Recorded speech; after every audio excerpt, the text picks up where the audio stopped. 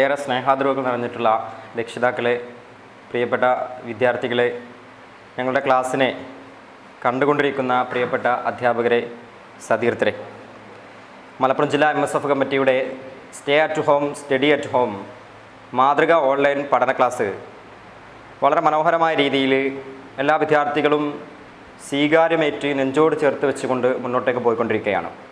നമ്മുടെ SLC മേഖലയും +1 മേഖലയും വളരെ മനോഹരമായ രീതിയിൽ ആ ദൗത്യം നമ്മൾ പൂർത്തീകരിച്ച് +2 നമ്മൾ ഇന്ന് സുവോളജി ആ വിഷയത്തിലാണ് ഇന്ന് ക്ലാസ് എടുക്കുന്നത്. പ്രിയപ്പെട്ട നഹാസ് സാറാണ് ഇന്ന് ആ വിഷയത്തിൽ നമുക്ക് ക്ലാസ് എടുത്ത് മുന്നോട്ടേക്ക് കടന്നു പോകുന്നത്. കഴിഞ്ഞ എല്ലാ ദിവസങ്ങളിലും ഓരോ വിഷയങ്ങൾ കഴിയുമ്പോൾ അവരുടെ വിദ്യാർത്ഥികളും രക്ഷിതാക്കളും ഈ മാതൃക ഓൺലൈൻ പഠന ക്ലാസ്സിനെ കുറിച്ചിട്ടുള്ള ധാരാളമായ അഭിപ്രായങ്ങൾ ഞങ്ങളെ അറിയിക്കുകയുണ്ടായിട്ടുണ്ട്. ഏതായാലും ഈ ഒരു സംരംഭത്തെ ഏറ്റെടുത്തിട്ടുള്ള എൻ്റെ പ്രിയപ്പെട്ട വിദ്യാർത്ഥികളെയും സംഘടനാ ഭാരവാഹികളെയും രക്ഷിതാക്കളെയും എല്ലാ ആളുകളെയും മലപ്പുറം ജില്ലാ MSF കമ്മിറ്റിക്ക് വേണ്ടി ഞാൻ ആമുഖമായി അഭിനന്ദിക്കുകയാണ്.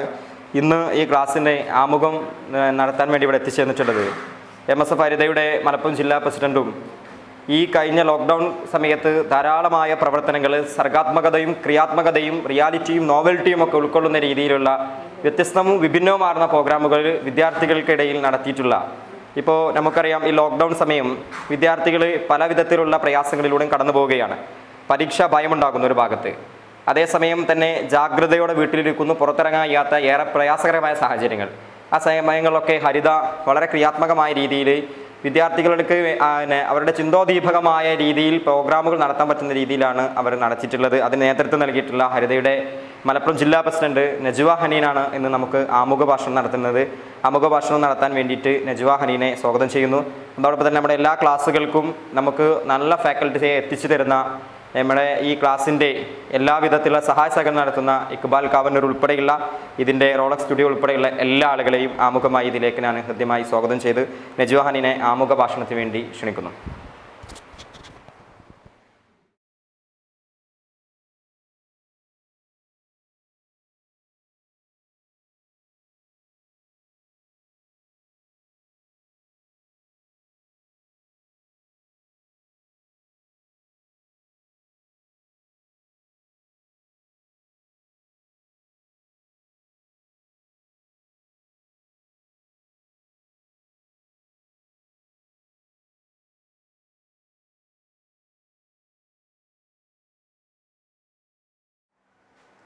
പ്രിയപ്പെട്ട വിദ്യാർത്ഥി സുഹൃത്തുക്കളെ, രക്ഷിതാക്കളെ, ഏവർക്കും ഹൃദ്യമായ നമസ്കാരം. അസ്സലാമു അലൈക്കും വറഹ്മത്തുള്ളാഹി. ഈ ലോക്ക്ഡൗൺ കാലഘട്ടത്തിൽ കേരളത്തിലെ വിദ്യാർത്ഥി പ്രസ്ഥാനങ്ങൾക്ക് ഏറെ മാതൃകയായിട്ടുള്ള പരിപാടികളാണ്, പ്രവർത്തനങ്ങളാണ് MSFൻ്റെ മലപ്പുറം ജില്ലാ കമ്മിറ്റി സംഘടിപ്പിച്ചുകൊണ്ടിരിക്കുന്നത്. Stay at home study at home എന്ന പേരിൽ വിദ്യാർത്ഥികൾക്കായിട്ട് ക്ലാസ്സുകൾ ഇപ്പോൾ നഷ്ടപ്പെട്ടുകൊണ്ടിരിക്കുന്ന നമ്മൾ വിദ്യാർത്ഥികളെ സംബന്ധിച്ചിടത്തോളം നമ്മൾ ഒരുപാട് പ്രശ്നങ്ങൾ നേരിട്ടുകൊണ്ടിരിക്കുകയാണ്. ഇന്ന് പൊതുസമൂഹം മൊത്തത്തിൽ സമൂഹത്തിൻ്റെ വിവിധ ഭാഗങ്ങളിലുള്ള ആളുകളൊക്കെ ബുദ്ധിമുട്ടുകളും പ്രയാസങ്ങളും അനുഭവിക്കുന്നുവെങ്കിലും അതിലേറ്റവും കൂടുതൽ ഒരു പടി മുന്നിലായിട്ട് വിദ്യാർത്ഥികളാണ് പ്രയാസം അനുഭവിച്ചുകൊണ്ടിരിക്കുന്നത്. തങ്ങൾ പരീക്ഷയ്ക്കൊക്കെ തയ്യാറെടുത്ത് പഠിച്ചിട്ട് പരീക്ഷ എഴുതാൻ പോകുന്ന സമയത്താണ് ലോക്ക്ഡൗൺ പ്രഖ്യാപിക്കുന്നതും പരീക്ഷകൾ സസ്പെൻഡ് ചെയ്യുന്നതും പരീക്ഷകൾ നീട്ടിവെക്കുന്നതുമൊക്കെ ആയിട്ടുള്ള പ്രശ്നങ്ങൾ വന്നിട്ടുള്ളത്. ആ ഒരു സാഹചര്യത്തിൽ വളരെ മാനസികമായിട്ടൊക്കെ പ്രയാസപ്പെടുന്ന വിദ്യാർത്ഥികൾക്കും അധ്യാപകർക്കും അവരുടെ രക്ഷിതാക്കൾക്കുമൊക്കെ ഒരുപാട് ആശ്വാസം നൽകുന്ന പരിപാടിയാണ് MSF സംഘടിപ്പിക്കുന്ന ഓൺലൈൻ ക്ലാസ്സുകൾ. 10ാം ക്ലാസ്സിലെയും +2ലെയും +1ലെയും ഒക്കെ വിദ്യാർത്ഥികൾക്ക് അവർ പഠിച്ചിട്ടുള്ള കാര്യങ്ങൾ ഒന്നുകൂടി റിവൈസ് ചെയ്യുന്നതിന് വേണ്ടിയിട്ടുള്ള ഒരു അവസരമാണ് MSF ഇവിടെ ഒരുക്കിക്കൊണ്ടിരിക്കുന്നത്. നമുക്കറിയാം, പുതിയ കാലഘട്ടത്തിൽ നമ്മൾ പൂർണ്ണമായിട്ടും ഓൺലൈൻ രീതിയിലേക്ക് മാറിയിരിക്കുന്നൊരു സമയമാണ്. ഈ ഒരു സമയത്ത് പഠനവും വിദ്യാഭ്യാസവും ഒക്കെ തന്നെ ഓൺലൈനായിട്ട് മാറിയിട്ടുണ്ട്. ഭാഗികമായിട്ട് ഇന്ന് ഈ ഒരു കാലഘട്ടത്തിൽ മാറിയിട്ടുണ്ട്. ഒരു പക്ഷേ സമീപ ഭാവിയിൽ തന്നെ പൂർണ്ണമായിട്ടും ഇനി ഇത് ഓൺലൈനായി മാറിയേക്കാം വിദ്യാഭ്യാസ മേഖലയൊക്കെ തന്നെ. ഇന്ന് നമുക്ക് വീട്ടിലിരുന്നുകൊണ്ട് തന്നെ ലോകത്തിൻ്റെ വിവിധ ഭാഗങ്ങളിലുള്ള ഫോറിൻ യൂണിവേഴ്സിറ്റികളായിരിക്കട്ടെ, അല്ലെങ്കിൽ രാജ്യത്തിൻ്റെ വിവിധ ഭാഗങ്ങളിലുള്ള കലാലയങ്ങളിലെയൊക്കെ അധ്യാപകരുമായിട്ട് ഓൺലൈനായി സംവദിക്കാനുള്ള അവസരങ്ങളുണ്ട്. അങ്ങനെയുള്ള ഒരു കാലഘട്ടത്തിൽ ഇനി വരുന്ന ഒരു സമീപ ഭാവിയിൽ തന്നെ നമുക്ക് ാവുന്നത് വിദ്യാഭ്യാസ മേഖല മുഴുവനായിട്ടും ഇനി ഒരുപക്ഷെ ഓൺലൈൻ സംവിധാനത്തിലേക്ക് മാറിയേക്കാം. അതിനൊക്കെയുള്ള ആദ്യത്തെ ഒരു പടിയായിട്ടാണ് MSFൻ്റെ ജില്ലാ കമ്മിറ്റി ഇത്തരത്തിലൊരു പരിപാടി നടത്തുന്നത്. ഞാൻ പറയാൻ ആഗ്രഹിക്കുന്നത്, പ്രിയപ്പെട്ട CH മുഹമ്മദ് കോയ സാഹിബിനെ പോലുള്ള KM സീതി സാഹിബിനെ പോലുള്ള ദീർഘദൈക്ഷണികരായിട്ടുള്ള ഒരുപാട് നേതാക്കന്മാർ മാർഗനിർദ്ദേശം നൽകിയിട്ടുള്ള ഒരു സംഘടനയാണ്, വിദ്യാർത്ഥി പ്രസ്ഥാനമാണ് MSF എന്ന് പറയുന്നത്. ആ വിദ്യാർത്ഥി പ്രസ്ഥാനത്തിന് ഈ ഒരു കാലഘട്ടത്തിൽ ആ നേതാക്കന്മാരുടെ ഒക്കെയും തന്നെ സ്വപ്നങ്ങൾക്കും അപ്പുറത്തേക്ക് പ്രവർത്തിക്കാനുള്ള കഴിവും തൻ്റെ ഇടവും പ്രാപ്തിയും ഇന്ന് എത്തിയിട്ടുണ്ട്. അവർ ഈ പ്രതീക്ഷകൾക്കൊക്കെയും അപ്പുറമായിട്ട് വിദ്യാർത്ഥികളുടെ വിദ്യാഭ്യാസ പ്രശ്നങ്ങളിൽ വ്യക്തമായിട്ടുള്ള ഇടപെടലുകൾ നടത്തുന്നു എന്നത് തന്നെ MSFന് ഏറ്റവും കൂടുതൽ അഭിമാനിക്കാവുന്ന ഒരു കാര്യമാണ്. ഈ ഒരു പരിപാടിക്ക് മലപ്പുറം ജില്ലാ MSF ഹരിതയുടെ പേരിലും എല്ലാവിധ അഭിവാദ്യങ്ങളും എല്ലാവിധ ആശംസകളും അറിയിക്കാൻ കൂടി ഞാൻ ആഗ്രഹിക്കുകയാണ്. അതോടൊപ്പം പറയാനുള്ളത്, പ്രിയപ്പെട്ട വിദ്യാർത്ഥികളോടും പറയാനുള്ളത്, നിങ്ങൾ ഈ ഒരു സംവിധാനത്തെ ഏറ്റവും നല്ല രീതിയിൽ ഉപയോഗപ്പെടുത്തണം. എന്താണെന്ന് വെച്ചാൽ, നിങ്ങളിപ്പോൾ പഠിച്ചുകൊണ്ടിരിക്കുമ്പോൾ പാഠപുസ്തകങ്ങളൊക്കെ തന്നെ 2-3 തവണ നമ്മൾ വായിക്കാറുണ്ട്. അതുപോലെ തന്നെ 3-4 തവണ നിങ്ങൾക്ക് എപ്പോഴാണോ പഠിക്കുന്നത് അത്രയും തവണ നിങ്ങൾ ആവർത്തിച്ച് കേട്ടുകൊണ്ട് ഈ ഒരു സംരംഭത്തെ വിനിയോഗപ്പെടുത്തണം എന്നാണ് നിങ്ങളുടെ അടുത്ത് എനിക്ക് പറയാനുള്ളത്. ഇന്ന് നമ്മൾക്ക് ക്ലാസ് എടുക്കാമെന്ന് ഏറ്റിട്ടുള്ളത് സുവോളജി ക്ലാസ്സാണ് ഇന്ന് ഇവിടെ നടക്കാൻ പോകുന്നത്. നഹാസ് MK എന്ന സാറാണ് ഇന്ന് നിങ്ങൾക്ക് ക്ലാസ് എടുക്കുന്നത്. ഒരുപാട് അധ്യാപകർ, പ്രഗത്ഭരായിട്ടുള്ള കേരളത്തിൻ്റെ വിവിധ ഭാഗങ്ങളിലുള്ള ഏറ്റവും മികച്ച ഫാക്കൽറ്റികളെ തന്നെയാണ് MSF ഇക്കാലം അത്രയും നടത്തി വന്നിട്ടുള്ള ഈ ഓൺലൈൻ ക്ലാസ്സുകളിൽ ഒരുക്കിയിട്ടുള്ളത്. ഈ അധ്യാപകരൊക്കെയും തന്നെ നമുക്ക് ഏറ്റവും പ്രിയപ്പെട്ട കൊണ്ടോട്ടി നിയോജക മണ്ഡലത്തിൻ്റെ MLA അടക്കമുള്ള TV ഇബ്രാഹിം സാഹിബ് അടക്കമുള്ള ആളുകളൊക്കെ ഇതിൽ മുന്നേ ക്ലാസ് എടുത്ത് പോയിട്ടുണ്ട്. അപ്പോൾ ഇന്ന് നമുക്ക് ക്ലാസ് എടുക്കാൻ വരുന്നത് നഹാസ് MK എന്ന സാറാണ്. മെഡിക്കൽ എൻട്രൻസ് എക്സ്പേർട്ടാണ് അദ്ദേഹം ഇന്ന് സുവോളജി +2 സുവോളജി ക്ലാസ്സാണ് എടുക്കുന്നത്. അപ്പോൾ സാറിനെ MSF മലപ്പുറം ജില്ലാ കമ്മിറ്റിക്ക് വേണ്ടിയിട്ടും ഹരിതയുടെ പേരിലും എല്ലാ വിദ്യാർത്ഥികളുടെ പേരിലും ഞാൻ ഈ പരിപാടിയിലേക്ക് ക്ലാസ് എടുക്കുന്നതിന് വേണ്ടിയിട്ട് ക്ഷണിക്കുന്നു.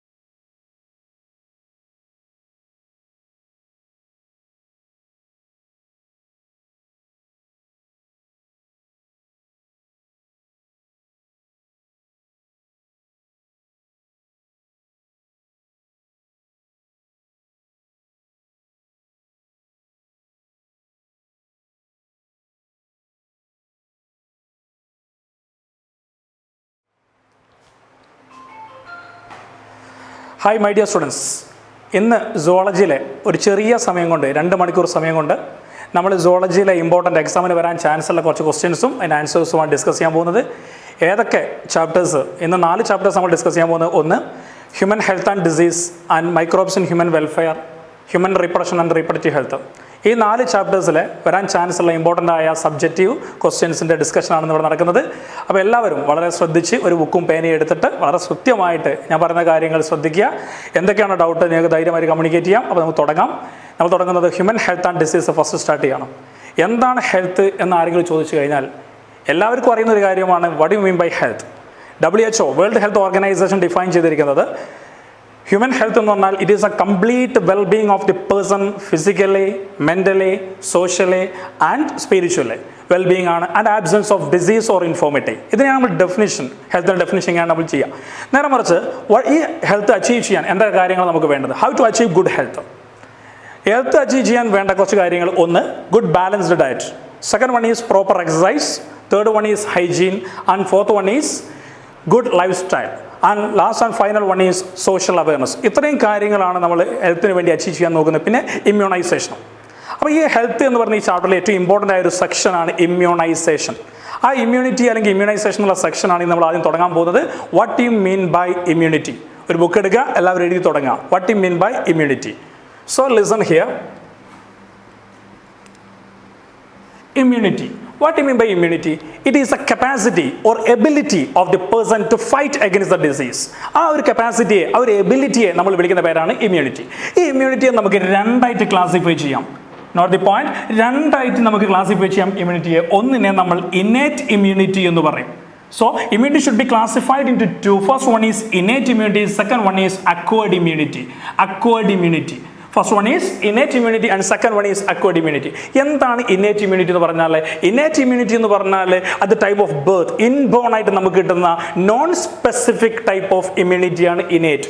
നോൺ സ്പെസിഫിക് ടൈപ്പ് എന്ന് പറഞ്ഞാൽ ഇൻബോൺ ആയി നമുക്ക് കിട്ടുന്ന ഇമ്മ്യൂണിറ്റി. ഇപ്പോൾ എക്സാമ്പിൾ സ്കിന്ന്, ഐബ്രോസ്, ഐലിഡ്സ്, ഇങ്ങനെ നമ്മുടെ സ്ട്രക്ചർ കൊണ്ട് നമുക്ക് കിട്ടുന്ന ഇമ്മ്യൂണിറ്റി ഉണ്ട്. ജനിക്കുമ്പോൾ തന്നെ ഒരു കുഞ്ഞിന് കിട്ടുന്ന ഇമ്മ്യൂണിറ്റി, അതിനെ നമ്മൾ ഇന്നേറ്റ് ഇമ്മ്യൂണിറ്റി എന്ന് പറയുന്നത്. അത് ഇൻബോൺ ആയിരിക്കും, അത് നോൺ സ്പെസിഫിക്. ഇപ്പോൾ എക്സാമ്പിൾ സ്കിന്ന് നമ്മുടെ ബോഡിയിലുണ്ട്.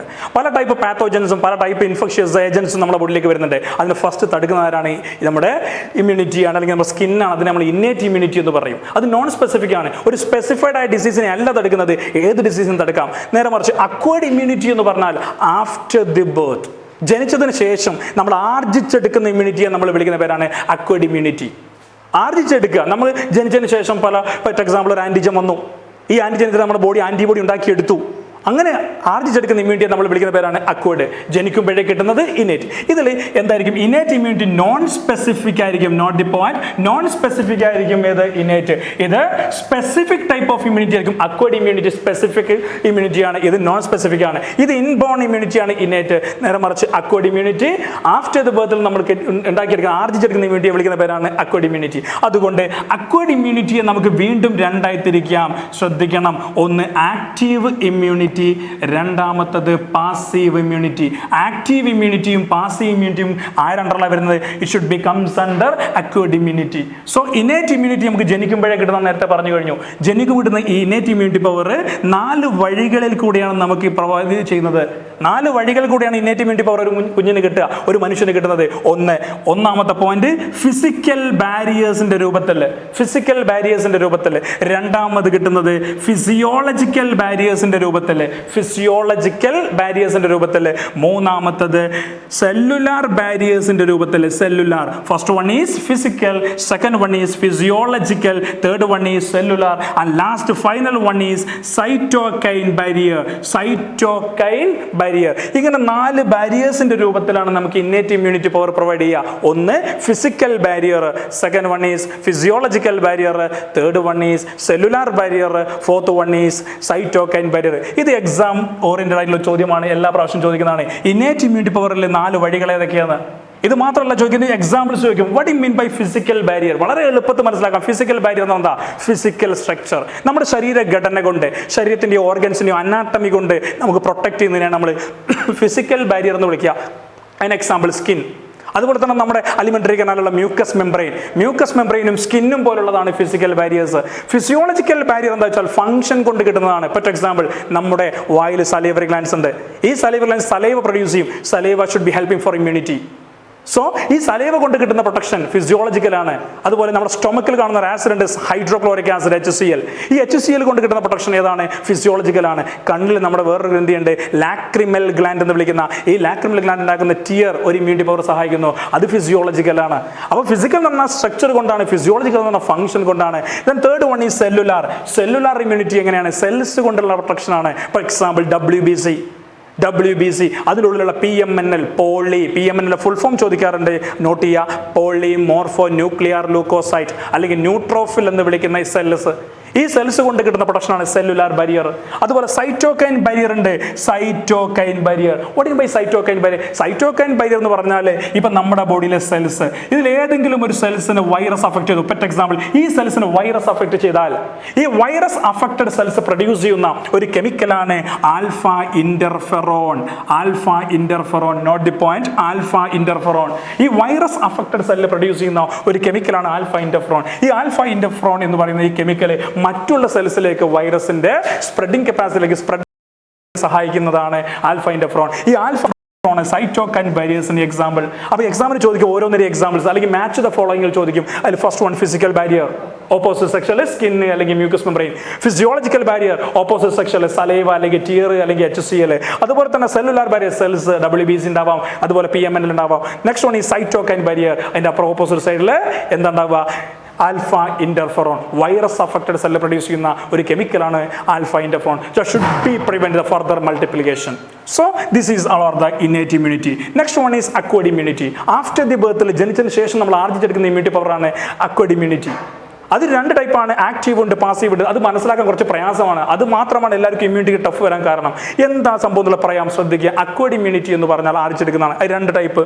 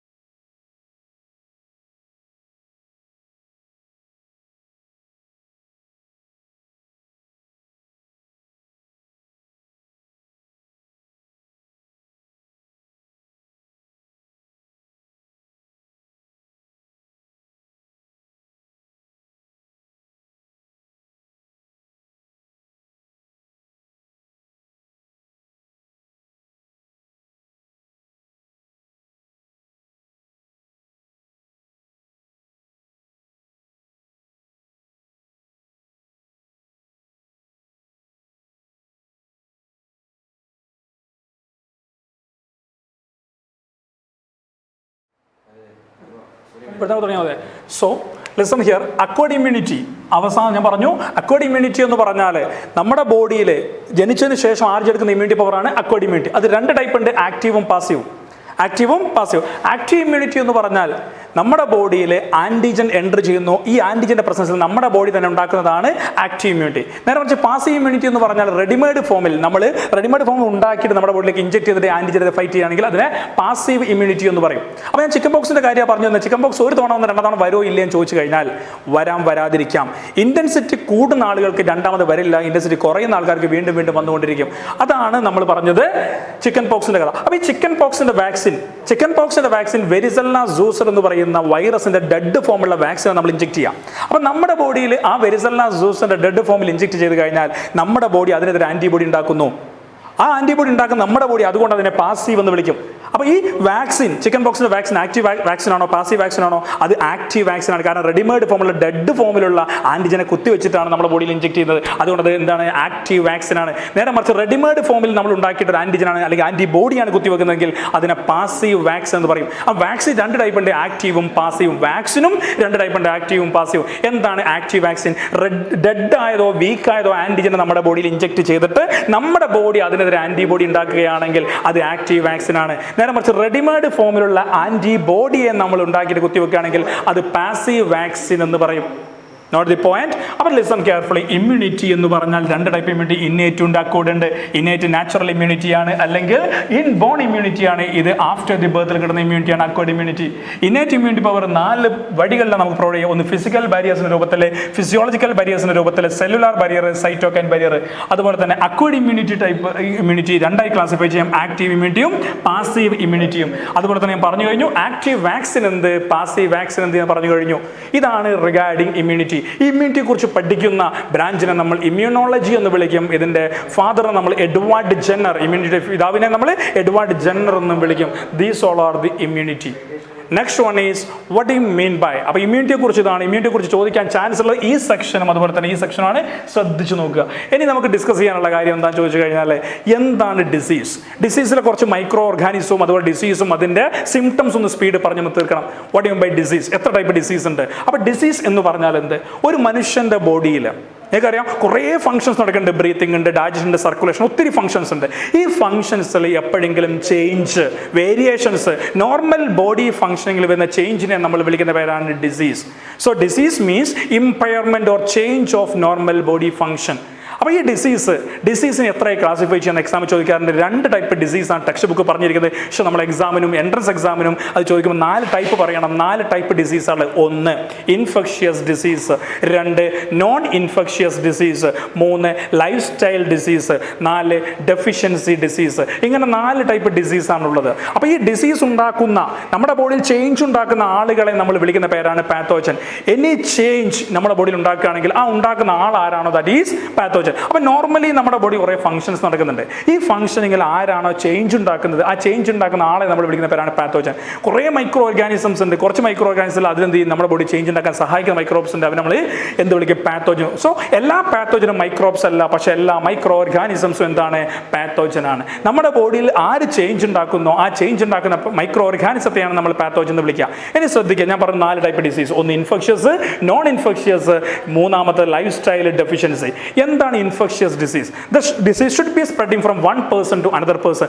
That is infectious disease. എന്താണ് നോൺ ഇൻഫെക്ഷ്യസ്? ആ disease, the disease will not spreading from one person to another. ഒരിക്കലും മറ്റുള്ള പേഴ്സണിലേക്ക് സ്പ്രെഡ് ചെയ്യാത്തതാണ് നോൺ ഇൻഫെക്ഷ്യസ്. അതുപോലെ ലൈഫ് സ്റ്റൈൽ ഡിസീസ് എന്ന് പറഞ്ഞാൽ നമ്മുടെ ലൈഫ് സ്റ്റൈൽ കൊണ്ട്, ബാഡ് ഹാബിറ്റ്സ് കൊണ്ട്, അല്ലെങ്കിൽ നന്നായിട്ട് നമ്മൾ കഴിക്കുന്നത് കൊണ്ടോ, അല്ലെങ്കിൽ ഫുഡ് അമിതമായി കഴിക്കുന്നത് കൊണ്ടോ നമുക്ക് ഒബീസിറ്റി പോലുള്ള അമിതവണ്ണം പോലുള്ള അസുഖങ്ങൾ വരാറുണ്ട്. അതിനെയാണ് ലൈഫ് സ്റ്റൈൽ ഡിസീസ് എന്ന് പറയുക. ഇനി ഡെഫിഷ്യൻസി ഡിസീസ് എന്ന് പറയുന്നത് എന്താണ്? എന്തെങ്കിലും എലമെന്റ്സിൻ്റെയോ വൈറ്റമിൻസിൻ്റെയോ ന്യൂട്രിയൻസിൻ്റെയോ അല്ലെങ്കിൽ ഹോർമോൺസിൻ്റെയോ ഡെഫിഷ്യൻസി കൊണ്ട് നമുക്ക് ഉണ്ടാകുന്ന ഡിസീസാണ് ഡെഫിഷ്യൻസി ഡിസീസ് എന്ന് പറഞ്ഞാൽ. For example scurvy, vitamin C deficiency, pellagra, vitamin B3 deficiency, അതുപോലെ തന്നെ ബെറിബറി, വൈറ്റമിൻ B1 ഡെഫിഷ്യൻസി, അതുപോലെ തന്നെ അനീമിയ, വൈറ്റമിൻ B6 ഡെഫിഷ്യൻസി. അങ്ങനെ ഡെഫിഷ്യൻസി കൊണ്ടാണ് ഉണ്ടാകുന്നതെങ്കിൽ അതിന് ഡെഫിഷ്യൻസി ഡിസീസ് എന്നും ലൈഫ് സ്റ്റൈൽ ഡിസീസ് എന്നും മറ്റും പറഞ്ഞു കഴിഞ്ഞു. അതുപോലെ എന്താണ് ഇൻഫെക്ഷ്യസ്? ഒരു മനുഷ്യരിൽ നിന്ന് മറ്റൊരു മനുഷ്യരിലേക്ക് സ്പ്രെഡ് ചെയ്യുന്നതാണ് infectious disease. For example chicken pox, malaria, filaria, typhoid, pneumonia, അങ്ങനത്തെ ഡിസീസ് ഉണ്ട്. അതിനെ നമ്മൾ ഇൻഫെക്ഷ്യസ് ഡിസീസ് എന്ന് പറയും. നേരെ മറിച്ച് നമ്മുടെ ബോഡിയിൽ നിന്ന് സ്പ്രെഡ് ചെയ്യാത്ത ഡിസീസിനെ നമ്മൾ നോൺ ഇൻഫെക്ഷ്യസ് എന്നാണ് വിളിക്കുക. ഇപ്പോൾ ഫോർ എക്സാമ്പിൾ ക്യാൻസർ, അതുപോലെ ഡയബറ്റിക് മെലിറ്റസ്, ഹൈപ്പർ ടെൻഷൻ, ഇതൊന്നും ഒരു മനുഷ്യൻ അടുത്ത മനുഷ്യർക്ക് സ്പ്രെഡ് ചെയ്യില്ല. അതുകൊണ്ട് അതിനെ നോൺ ഇൻഫെക്ഷ്യസ് ഡിസീസ് എന്ന് വിളിക്കും. അപ്പോൾ എക്സാമിൽ ചോദിക്കും എത്ര ടൈപ്പ് ഡിസീസോ. അപ്പോൾ പബ്ലിക് എക്സാമിനാണെങ്കിൽ 2 ടൈപ്പ് ഡിസീസ്, ഇൻഫെക്ഷ്യസും നോൺ ഇൻഫെക്ഷ്യസും. എൻട്രൻസ് എക്സാമിനാണെങ്കിൽ 4 പഠിച്ചിരിക്കണം നിങ്ങൾ. ഇൻഫെക്ഷ്യസ് എക്സാമ്പിൾ എന്താണ്? ടൈഫോയിഡ്, അത് ഇൻഫെക്ഷ്യസ് ആണ്. ക്യാൻസർ നോൺ ഇൻഫെക്ഷ്യസ് ആണ്. പെല്ലഗ്ര ഡെഫിഷ്യൻസി ഡിസീസാണ്. ഒബെസിറ്റി ലൈഫ് സ്റ്റൈൽ ഡിസീസാണ്. ഇതാണ് ഡിസീസിനെ കുറിച്ചുള്ള ഒരു ക്ലാസിഫിക്കേഷൻ. സോ ഡിസീസ് പറഞ്ഞു, അതിൻ്റെ ക്ലാസിഫിക്കേഷൻ പറഞ്ഞു. ഇനി ശ്രദ്ധിക്കേണ്ടത് എക്സാമിന് വരാൻ ഏറ്റവും ഇമ്പോർട്ടൻ്റ് ആയ ഒരു ഭാഗമാണ് ഇനി പറയാൻ പോകുന്നത്. എന്താണെന്ന് ചോദിച്ചു കഴിഞ്ഞാൽ, ഇപ്പോൾ എക്സാമ്പിൾ ബാക്ടീരിയ കൊണ്ട്, ഞാൻ പറഞ്ഞു പാത്തോജൻ എന്ന് പറഞ്ഞാൽ നമ്മുടെ ബോഡിയിൽ ഡിസീസ് ഉണ്ടാക്കാൻ സഹായിക്കുന്ന അല്ലെങ്കിൽ ഉണ്ടാക്കുന്ന, ഇൻഡ്യൂസ് ചെയ്യുന്ന മൈക്രോ ഓർഗാനിസത്തെയാണ് നമ്മളെന്ന് വിളിക്കുക, പാത്തോജൻ എന്ന് വിളിക്കുക. അപ്പം നോർമലി നമ്മുടെ ബോഡിയിൽ ഫംഗ്ഷൻ നടന്നുകൊണ്ടിരിക്കുന്നു. അപ്പോൾ ആരായാലും ഇൻ്റർഫിയർ ചെയ്തോ, ദാറ്റ് ഈസ് പാത്തോജൻ. അങ്ങനെ നമ്മുടെ ബോഡിയിൽ ഒരുപാട് ഡിസീസ് ഉണ്ടെന്ന് പറഞ്ഞു. ആ ഡിസീസിൽ ബാക്ടീരിയ കൊണ്ടുണ്ടാവാം, ബാക്ടീരിയ പാത്തോജനാണ്. ബാക്ടീരിയ കൊണ്ടുണ്ടാവാം, വൈറസ് കൊണ്ടുണ്ടാവാം, ഫംഗസ് കൊണ്ടുണ്ടാവാം, പ്രോട്ടോസോവ കൊണ്ടുണ്ടാവാം, ഹെൽമിന്തസ് കൊണ്ടുണ്ടാവാം. ഇങ്ങനെ ഉണ്ടാകുന്ന ഡിസീസ്. ഇപ്പോൾ എക്സാമ്പിൾ വൈറസ് കൊണ്ടാണ് ഉണ്ടാകുന്നതെങ്കിൽ വൈറൽ ഡിസീസ് എന്ന് പറയും. ഫംഗസ് കൊണ്ടാണ് ഉണ്ടാകുന്നതെങ്കിലോ ഫംഗൽ ഡിസീസ് എന്ന് പറയും. അതുപോലെ തന്നെ പാരസൈറ്റ് കൊണ്ടാണെങ്കിലോ പാരസൈറ്റിക് ഡിസീസ് എന്ന് പറയും. അതുപോലെ തന്നെ എന്തെങ്കിലും ഹെൽമിന്തിക് ആണെങ്കിലോ ഹെൽമിന്തിക് ഡിസീസ് എന്ന് പറയും. അങ്ങനത്തെ കുറേ ഡിസീസ് നമ്മുടെ ബോഡിയിലുണ്ട്. അപ്പം നമ്മൾ ആദ്യം ഡിസ്കസ് ചെയ്യാൻ പോകുന്ന ചാപ്റ്റർ വൈസിൽ ഫസ്റ്റ് ടൈഫോയിഡ് ഫീവറാണ്. ടൈഫോയിഡ് ഫീവർ എന്ന് പറഞ്ഞാൽ ഏത് ഡിസീസാണ്? ബാക്ടീരിയൽ ഡിസീസാണ്. ഈ ബാക്ടീരിയ, ടൈഫോയിഡ് ഉണ്ടാക്കുന്ന ബാക്ടീരിയയുടെ പേര് സാൽമണല്ല ടൈഫി എന്ന് പറയും. സാൽമണല്ല ടൈഫി എന്ന ബാക്ടീരിയ കൊണ്ടുണ്ടാകുന്ന അസുഖത്തിൻ്റെ പേരാണ് ടൈഫോയിഡ് ഫീവർ. ടൈഫോയിഡ് ഫീവറിൻ്റെ മറ്റൊരു പേരെന്താണ്? Enteric fever. സ്മോൾ ഇൻഡസ്ട്രിയിൽ ബാധിക്കുന്ന ഒരു അസുഖമാണ് എൻട്രിക് ഫീവർ അല്ലെങ്കിൽ ടൈഫോയിഡ് ഫീവർ. ബാക്ടീരിയയുടെ പേര് സാൽമണല്ല ടൈഫി. ഇത് നമ്മുടെ ബോഡിയിലേക്ക് എൻ്റർ ചെയ്യുന്നത് ത്രൂ കണ്ടാമിനേറ്റഡ് ഫുഡ് ആൻഡ് വാട്ടറാണ്. വൃത്തിയില്ലാത്ത വെള്ളത്തിൽ കൂടി, ഭക്ഷണത്തിൽ കൂടിയാണ് ഈ സാൽമണൽ ടൈഫി നമ്മുടെ ബോഡിയിലേക്ക് എൻ്റർ ചെയ്യുക. അത് സ്മോൾ ഇൻഡസ്ട്രിയൻ വഴി അല്ലെങ്കിൽ നമ്മുടെ അലിമെൻ്ററി കനാൽ വഴി സ്മോൾ ഇൻഡസ്ട്രിയിലേക്ക് എത്തുകയും സ്മോൾ ഇൻഡസ്ട്രിയുടെ ഫംഗ്ഷൻ ഡിസ്റ്റർബ്ഡ് ആക്കുകയും ചെയ്യുന്ന ഒരു അസുഖമാണ് ടൈഫോയിഡ് ഫീവർ. ഈ ടൈഫോയിഡ് ഫീവറിൻ്റെ സിംറ്റംസ് എന്തൊക്കെയാണ് ചോദിക്കാറുണ്ട് ചില എക്സാമിന്. അങ്ങനെ ചോദിച്ചാൽ പെട്ടെന്ന് പറയാൻ പറ്റും. സ്മോൾ ഇൻഡസ്ട്രിയാണ് ബാധിച്ചത്. സ്മോൾ ഇൻഡസ്ട്രിനെ ബാധിച്ചുകൊണ്ട് ആദ്യം കാണിക്കുന്ന ലക്ഷണം ഏതൊരു വൈറസോ ബാക്ടീരിയ നമ്മുടെ ബോഡിയിലേക്ക് എൻ്റർ ചെയ്യുമ്പോൾ ആദ്യം കാണിക്കുന്ന ലക്ഷണം ഫീവറാണ്. പക്ഷേ ടൈഫോയിഡ് ഫീവറിൻ്റെ ഏറ്റവും വലിയ പ്രത്യേകത അതിൻ്റെ ടെമ്പറേച്ചർ എപ്പോഴും 39 to 40 ഡിഗ്രി സെൽഷ്യസ് ആയിരിക്കും. അതുപോലെ നല്ല ഹെഡ് ഏക്ക് ഉണ്ടാവും, നല്ല തലവേദന ഉണ്ടാവും. അതുപോലെ stomach pain, lower abdominal pain സംഭവിക്കാറുണ്ട്. അതുപോലെ തന്നെ നന്നായിട്ട് നമുക്ക് മസിൽ ക്രാമ്പ്, വയറിൽ നിന്ന് മസിൽ ക്രാമ്പ് സംഭവിക്കാറുണ്ട്. Muscle cramp കോച്ചിപ്പിടുത്തുണ്ടാവാറുണ്ട്.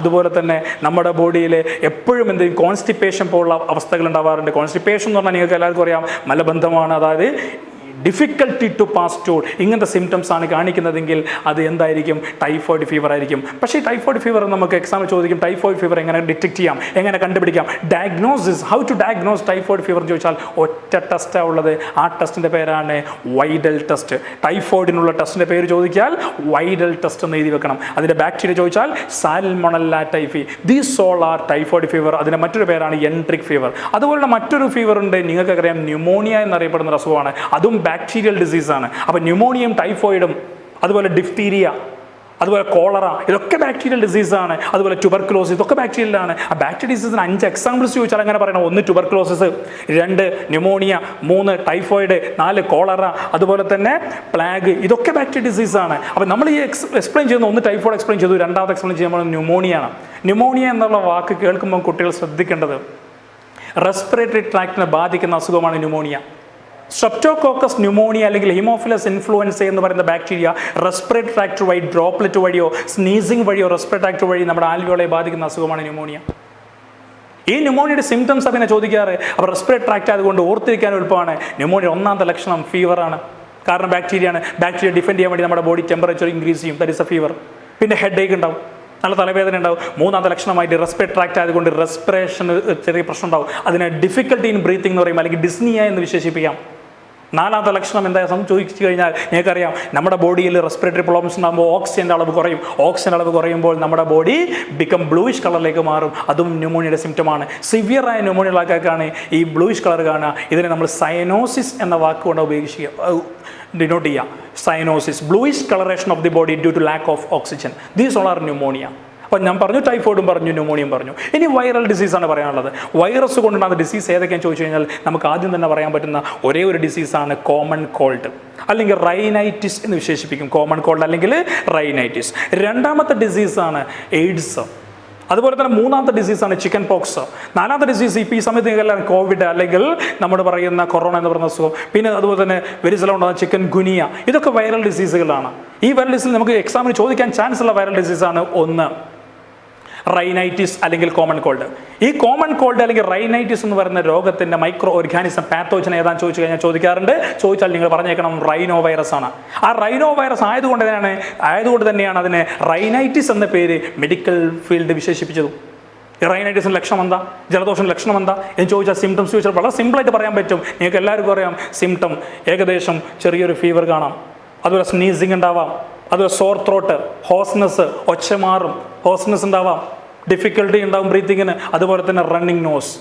3 to 5 ഡേയ്സ് ആണ് ഈ റൈനോ വൈറസ് എന്ന് പറഞ്ഞ വൈറസ് നമ്മുടെ ബോഡിയിൽ പ്രസന്റ് ആവുള്ളൂ. 3 to 5 ഡേയ്സ് കഴിഞ്ഞാൽ അത് ഡിസപ്പിയർ ആവും. ഇതാണ് നമ്മൾ കോമൺ കോൾഡ് എന്ന് പറയുന്നത്. അതുപോലെ തന്നെ എയ്ഡ്സിൻ്റെ വൈറസ് നിങ്ങൾക്ക് എല്ലാവർക്കും അറിയാം, റെട്രോ വൈറസ്, RNA വൈറസായ റെട്രോ വൈറസ്. RNA വൈറസായ റെട്രോ വൈറസ് അല്ലെങ്കിൽ നിങ്ങളെല്ലാവരും വിശേഷിപ്പിക്കുന്ന HIV വൈറസ് എന്ന് പറയുന്ന വൈറസാണ് ഈ എയ്ഡ്സ് ഉണ്ടാക്കുന്നത്. അപ്പോൾ വൈറൽ ഡിസീസ് ഏതൊക്കെ ചോദിച്ചാൽ പറഞ്ഞു കഴിഞ്ഞു. അതുപോലെ ബാക്ടീരിയ ഡിസീസ് പറഞ്ഞു കഴിഞ്ഞു. ഇനി നമുക്ക് പറയാനുള്ളത് ഫംഗസ് കൊണ്ടുണ്ടാകുന്ന ഡിസീസ് ഏതൊക്കെയാണ്. ഫംഗസ് കൊണ്ടുണ്ടാകുന്ന ഡിസീസോ നിങ്ങൾക്കറിയാം. ഇപ്പോൾ example Epidermophyton, note the point, Epidermophyton and Trichophyton. കുട്ടികൾക്ക് മനസ്സിലാവുമെന്ന് വിചാരിക്കുന്നു. കുറച്ച് സ്പീഡ് എടുക്കുന്നത് പെട്ടെന്ന് തീരാൻ വേണ്ടിയിട്ടാണ്. അപ്പോൾ എപ്പിഡെമോഫൈറ്റൻ ആൻഡ് ട്രൈക്കോഫൈറ്റൻ, ഇങ്ങനത്തെ 2 ഫംഗസ് ഉണ്ട്. വൃത്തിയില്ലാത്തതും അതുപോലെ ഫോൾഡഡും അതുപോലെ സ്വെറ്റും നീരും അതുപോലെ തന്നെ നമ്മുടെ വെള്ളം നനവുള്ള ഭാഗത്തും കാണുന്ന 2 ഫംഗസുകളാണ് എപ്പിഡെമോഫൈറ്റനും ട്രൈക്കോഫൈറ്റനും. അതുവഴിയാണ് നമ്മുടെ ബോഡിയിലെ ജോയിൻസിലും അതുപോലെ തന്നെ ഫോൾഡഡ് ഏരിയാസിലും ഇച്ചിങ്ങും റാഷസും അതുപോലെ തന്നെ എനിക്കറിയാം റൗണ്ട് വേം ഇൻഫെസ്റ്റേഷൻ, അങ്ങനത്തെ അസുഖങ്ങളൊക്കെ വരുന്ന അത്ലസ് ഫുഡ്സ്, ഇതൊക്കെ വരുന്നത് എന്തുകൊണ്ടാണ്? ഈ 2 ഫംഗസ് കൊണ്ടാണ്. ആ ഫംഗൽ ഡിസീസ് ചോദിച്ചാൽ ഇത്ര മാത്രം പറഞ്ഞാൽ മതി. അപ്പോൾ എക്സാം ഓറിയൻറ്റഡ് ആയിട്ട് ഈ 2 ഫംഗസിൻ്റെ പേര് പഠിച്ചു നോക്കുക, എപ്പിഡെമോഫൈറ്റൻ ആൻഡ് ട്രൈക്കോഫൈറ്റൻ. ഇനി നമുക്ക് ഡിസ്കസ് ചെയ്യാനുള്ളത് ഫംഗൽ ഡിസീസ് കഴിഞ്ഞു. ഇനി പാരസൈറ്റിക് ഡിസീസ് ഉണ്ട്, അല്ലെങ്കിൽ നമുക്കറിയാം അസ്കാരിയാസിസ് എന്ന അസുഖമുണ്ട്. നിങ്ങൾ കേട്ടിട്ടുണ്ടാവും. അസ്കാരിസ് എന്ന് പറയുന്ന മൈക്രോ ഓർഗാനിസം കൊണ്ട് ഇൻഡസ്ട്രിയിൽ വരുന്ന അസുഖമാണ് അസ്കാരിയാസിസ്. അപ്പോൾ അസ്കാരിയാസിൻ്റെ പാത്തോജൻ ഏതാണെന്ന് ചോദിക്കുക. അപ്പോൾ നിങ്ങൾ പറയണം Ascaris lumbricoides. Note the point. ഇനി നെക്സ്റ്റ് വൺ, ഫംഗസ് പറഞ്ഞു, ബാക്ടീരിയ പറഞ്ഞു, വൈറസ് പറഞ്ഞു. ഇനി നമ്മൾ ശ്രദ്ധിക്കേണ്ട കാര്യം എന്താണെന്ന് ചോദിച്ചു കഴിഞ്ഞാൽ ചില സമയത്ത് ചോദിക്കാറുണ്ട് പല ഡിസീസിൻ്റെ പേര് പറയും. ഇപ്പോൾ typhoid fever, pneumonia, AIDS, common called, അതുപോലെ തന്നെ പല ഡിസീസ് പറയും. ഈ ഡിസീസിൻ്റെ ഒക്കെ കോസേറ്റീവ് ഓർഗാനിസം ഏതാണെന്ന് മാച്ച് ദ ഫോളോയിങ് ചോദിക്കും. അപ്പോൾ ടൈഫോയിഡ് ഫീവർ ആണെങ്കിൽ അവിടെ പറഞ്ഞേക്കണം സാൽമണല്ല ടൈഫി. കോമൺ കോൾഡ് ആണെങ്കിൽ റൈനോ വൈറസ്. ചിക്കൻ പോക്സ് ആണെങ്കിൽ വെരിസെല്ല സൂസർ. ഡിഫ്തീരിയ ഒരു ബാക്ടീരിയ ഡിസീസാണ്, അതിൻ്റെ കോസേറ്റീവ് ഓർഗാനിസം മൈക്കോ ബാക്ടീരിയം ഡിഫ്തീരിയ. അല്ലെങ്കിൽ കോറിൻ ബാക്ടീരിയം ഡിഫ്തീരിയ, ട്യൂബർക്കുലോസിസ് ആണെങ്കിൽ മൈക്കോബാക്ടീരിയം ട്യൂബർക്കുലൈ. അപ്പോൾ ഇവിടെ ഡിസീസ് പറയും, അപ്പുറ സൈഡിൽ അതിൻ്റെ മൈക്രോ ഓർഗാനിസിൻ്റെ പേര് മാച്ച് ദ ഫോളോയിങ് ഉണ്ടാകും. വളരെ കൃത്യമായിട്ട് ശ്രദ്ധിക്കുക, കൃത്യമായിട്ട് എഴുതിയെടുക്കുക. അപ്പോൾ ശ്രദ്ധിക്കേണ്ട 2-3 കാര്യങ്ങൾ ഇനി പറയാം. അപ്പോൾ ഡിസീസ് ഞാൻ പറഞ്ഞു, അതിൻ്റെ ക്ലാസിഫിക്കേഷൻ പറഞ്ഞു. ഇനി ഓരോ കുട്ടികളും നോട്ട് എടുത്തിട്ട് അടുത്ത സെക്ഷനിലേക്ക് പോവുക. ക്യാൻസർ എന്നൊരു ടോപ്പിക്കിൻ്റെ ഡിസീസിൽ തന്നെ. എന്താണ് ക്യാൻസർ? എന്താണ് ക്യാൻസർ എന്ന് ചോദിച്ചാൽ അൺകൺട്രോൾഡ് ഗ്രോത്ത് അല്ലെങ്കിൽ multiplication of cells, that is cancer. അപ്പോൾ ക്യാൻസറെ കുറിച്ച് എക്സാമിന് ചോദിക്കുന്ന പോർഷൻസ് മാത്രം ഒന്ന് കൂടുതൽ എക്സ്പ്ലെയിൻ ചെയ്യാം. 2, ക്യാൻസർ എന്ന് പറഞ്ഞാൽ അൺകൺട്രോൾഡ് ഗ്രോത്ത് അല്ലെങ്കിൽ proliferation of cells, that is cancer. ഈ ക്യാൻസറിനെ കുറിച്ച് പഠിക്കുന്ന ബ്രാഞ്ചിനെ, മെഡിക്കൽ സയൻസിനെ നമ്മൾ വിളിക്കുന്ന പേരാണ് ഓങ്കോളജി. എത്ര ടൈപ്പ് ക്യാൻസർ ഉണ്ട്?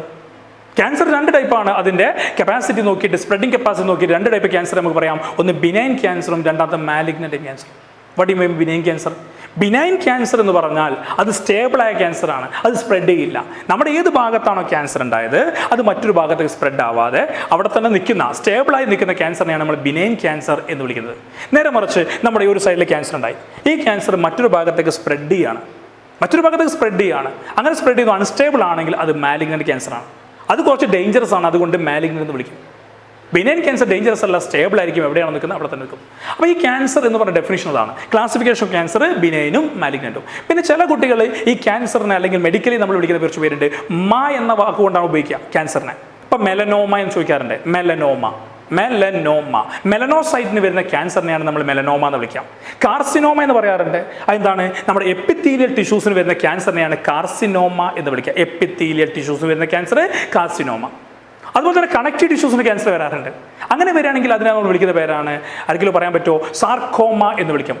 Sarcoma means cancer of the connective tissue. അതുപോലെ തന്നെ നമ്മുടെ മറ്റുള്ള ഓർഗൻസ് ഉണ്ടാകാറുണ്ട്. അതുപോലെ തന്നെ മെലനോസൈറ്റ്, ലിംഫിന് വരുന്ന ഓർഗൻ ക്യാൻസറിനെ നമ്മൾ ലിംഫോമ എന്ന് വിളിക്കും. അപ്പോൾ എന്നുള്ള വാക്ക് അവസാനിക്കുമ്പോൾ അത് ക്യാൻസർ ആയിരിക്കാം. So melanoma, cancer of the melanocyte. Glioma, ganglion, ന്യൂറോൺസിന് വരുന്ന ക്യാൻസറാണ്, ന്യൂറോട്ടിക് സെൽസിന് വരുന്ന ക്യാൻസറാണ് ഗ്ലിയോമ. മെലനോമ, മെലനോസൈറ്റിന് വരുന്ന ക്യാൻസർ. കാർസിനോമ, എപ്പിത്തീലിയൽ ടിഷ്യൂസിന് വരുന്ന ക്യാൻസർ. സാർക്കോമ, കണക്റ്റീവ് ടിഷ്യൂസിന് വരുന്ന ക്യാൻസർ. ഇതാണ് ക്യാൻസർ. ഇനി ഈ ക്യാൻസർ വരാനുള്ള കാരണങ്ങൾ, what is the causes of cancer എന്ന് ചോദ്യം വന്നാൽ 4 കോസസ് ആണ് എളുപ്പത്തിൽ പഠിക്കാം. 1 ഫിസിക്സ് അല്ലെങ്കിൽ ഫിസിക്കൽ, 2 കെമിസ്ട്രി അല്ലെങ്കിൽ കെമിക്കൽ, 3 ബയോളജി അല്ലെങ്കിൽ ബയോളജിക്കൽ, 4 അൺവാണ്ടഡ് മെറ്റീരിയൽസ്, അതായത് ഫുഡ് ഐറ്റംസ്. ഇങ്ങനെ 4 കോസസ് ആണ് ക്യാൻസർ വരാറ്. അപ്പോൾ നമുക്ക് പഠിക്കാൻ 3 ടൈപ്പേ ഉള്ളൂ. 1 ഫിസിക്കലി, കെമിക്കലി, ബയോളജിക്കലി. അപ്പോൾ ഈ 3 കാര്യത്തെ നമ്മൾ ഓങ്കോജൻസ് എന്ന് വിളിക്കും, അല്ലെങ്കിൽ കാർസിനോജൻസ് എന്ന് വിളിക്കും. ക്യാൻസർ കോസിങ് ഏജന്റിനെ വിളിക്കുന്ന പേരാണ് ഓങ്കോജൻ. Physical, chemical, biological. അപ്പോൾ ഫിസിക്കലിന് example sunlight, X-rays, gamma rays, ഇങ്ങനത്തെ റേഡിയേഷൻസ് ആണ് ഫിസിക്കൽ എക്സാമ്പിൾ. കെമിക്കൽ എക്സാമ്പിൾസ് ആയിട്ട് പറയാം nicotine, alcohol, asbestos, acids, enzymes, ഇങ്ങനത്തെ കാര്യങ്ങളാണ് കെമിക്കൽ എക്സാമ്പിൾ. അതുപോലെ ബയോളജിക്കൽ എക്സാമ്പിൾ എന്ന് ചോദിച്ചു കഴിഞ്ഞാലോ oncogenes, proto oncogenes, oncogenic virus, ഇങ്ങനത്തെ കാരണങ്ങളാണ് ക്യാൻസർ ഉണ്ടാക്കാനുള്ള കാരണങ്ങൾ. ഇനി ക്യാൻസറിൻ്റെ കോസസ് പഠിച്ചു. ഇനി ട്രീറ്റ്മെൻറ്റ് ഓഫ് ക്യാൻസർ ചോദിച്ചാൽ, അതുപോലെ diagnose, how to diagnose the cancer എന്ന് ചോദിച്ചു കഴിഞ്ഞാൽ, ക്യാൻസറിൻ്റെ diagnose first one is physical examination. Physically ഒന്ന് എക്സാമിൻ ചെയ്യാം. Second one is blood test ചെയ്യാം. Third one is X-ray. Fourth one is MRI, magnetic resonance image. Next one is CT scan, computerised tomography. പിന്നെ വരുന്ന ടെസ്റ്റാണ് biopsy. Note the point, biopsy. ഇത്രയും ടെസ്റ്റുകളാണ് ക്യാൻസറിനെ diagnose ചെയ്യാൻ നമ്മൾ കണ്ടുപിടിച്ചിരിക്കുന്നത്. ഇനി ക്യാൻസർ ഡിറ്റക്ട് ചെയ്തു, ഇങ്ങനെയാണ് ക്യാൻസർ എങ്കിൽ ഈ ക്യാൻസർ എങ്ങനെ ട്രീറ്റ് ചെയ്യാം? ട്രീറ്റ്മെൻറ്റ് ഓഫ് ക്യാൻസർ എന്ന് ചോദിക്കാറുണ്ട്. അങ്ങനെ ചോദിച്ചാൽ 4 ട്രീറ്റ്മെൻറ്റാണ് ഉള്ളത്. 1 കീമോതെറാപ്പി, മെഡിസിൻസ് ഉപയോഗിച്ചുകൊണ്ട് അഫക്റ്റഡ് ആയ സെൽസിനെ ഡിസ്ട്രോയ് ചെയ്യുന്ന പ്രോസസ്സിനെ നമ്മൾ വിളിക്കുന്ന പേരാണ് chemotherapy. Second one is radiation therapy. എവിടെയാണ് അഫക്റ്റ് ചെയ്തത് അത് റേഡിയേഷൻ വഴി ഡിസ്ട്രോയ് ചെയ്യുന്നതിനാണ് നമ്മൾ റേഡിയേഷൻ തെറാപ്പി എന്ന് പറയാം. 3ാമത്തതിനെ നമ്മൾ വിളിക്കുന്ന പേരാണ് immuno therapy. Immunity power increase ചെയ്തിട്ട് അതിനെ ഡിഫെൻഡ് ചെയ്യാൻ കഴിയുന്നതിനെ നമ്മൾ ഇമ്മ്യൂണോ തെറാപ്പി എന്ന് വിളിക്കും. Last and final one is surgical therapy. എവിടെയാണോ ക്യാൻസർ അഫക്റ്റ് ചെയ്തിരിക്കുന്നത് അത് അഫക്റ്റ് ചെയ്ത ഭാഗത്തെയോ അല്ലെങ്കിൽ അഫക്റ്റ് ചെയ്ത ഓർഗനെയോ പാർഷ്യലിയോ അല്ലെ കംപ്ലീറ്റ്ലിയോ റിമൂവ് ചെയ്യുന്ന പ്രോസസ്സിനെയാണ് നമ്മൾ സർജിക്കൽ തെറാപ്പി എന്ന് പറയാം. അപ്പോൾ ക്യാൻസറിന് 4 treatment. 1 chemotherapy, second one is radiation therapy, 3ാമത്തത് ഇമ്മ്യൂണോതെറാപ്പി, 4ാമത്തത് surgical therapy. Affected organ removed by partially or completely ഇത്രയും ട്രീറ്റ്മെൻറ്റാണ് ക്യാൻസറിനുള്ളത്. അപ്പോൾ ക്യാൻസറിനെ കുറിച്ച് ചോദിക്കാൻ ചാൻസ് ഉള്ളത് 1 detection, 2 treatment of cancer, 3 causes of cancer, 4 types of cancer, അതായത് ബിനൈനും മാലിഗ്നൻറ്റും. ഇനി നമ്മൾ ഡിസ്കസ് ചെയ്യാൻ പോകുന്ന ടോപ്പിക്ക് ക്യാൻസർ കഴിഞ്ഞു, അതുപോലെ ഡിസീസ് കഴിഞ്ഞു. ഇനി ഡിസ്കസ് ചെയ്യാൻ പോകുന്നത് മലേറിയയും ഫൈലേറിയയും. മലേറിയയെക്കുറിച്ച് ചോദിക്കാൻ ചാൻസ് ഉള്ള ചോദ്യം എന്താണെന്ന് ചോദിച്ചാൽ മലേറിയ ഉണ്ടാക്കുന്ന കോസേറ്റീവ് ഓർഗാനിസം ഏത്? മലേറിയ ഉണ്ടാക്കുന്ന കോസേറ്റീവ് ഓർഗാനിസം എല്ലാവർക്കും അറിയാം. 9ാം ക്ലാസ് കഴിഞ്ഞ കുട്ടികൾക്ക് അറിയാം. മലേറിയ ഉണ്ടാക്കുന്ന കോസേറ്റീവ് ഓർഗാനിസം പ്ലാസ്മോഡിയമാണ്. ഈ പ്ലാസ്മോഡിയത്തിൽ തന്നെ മലേറിയ ഉണ്ടാക്കുന്നത്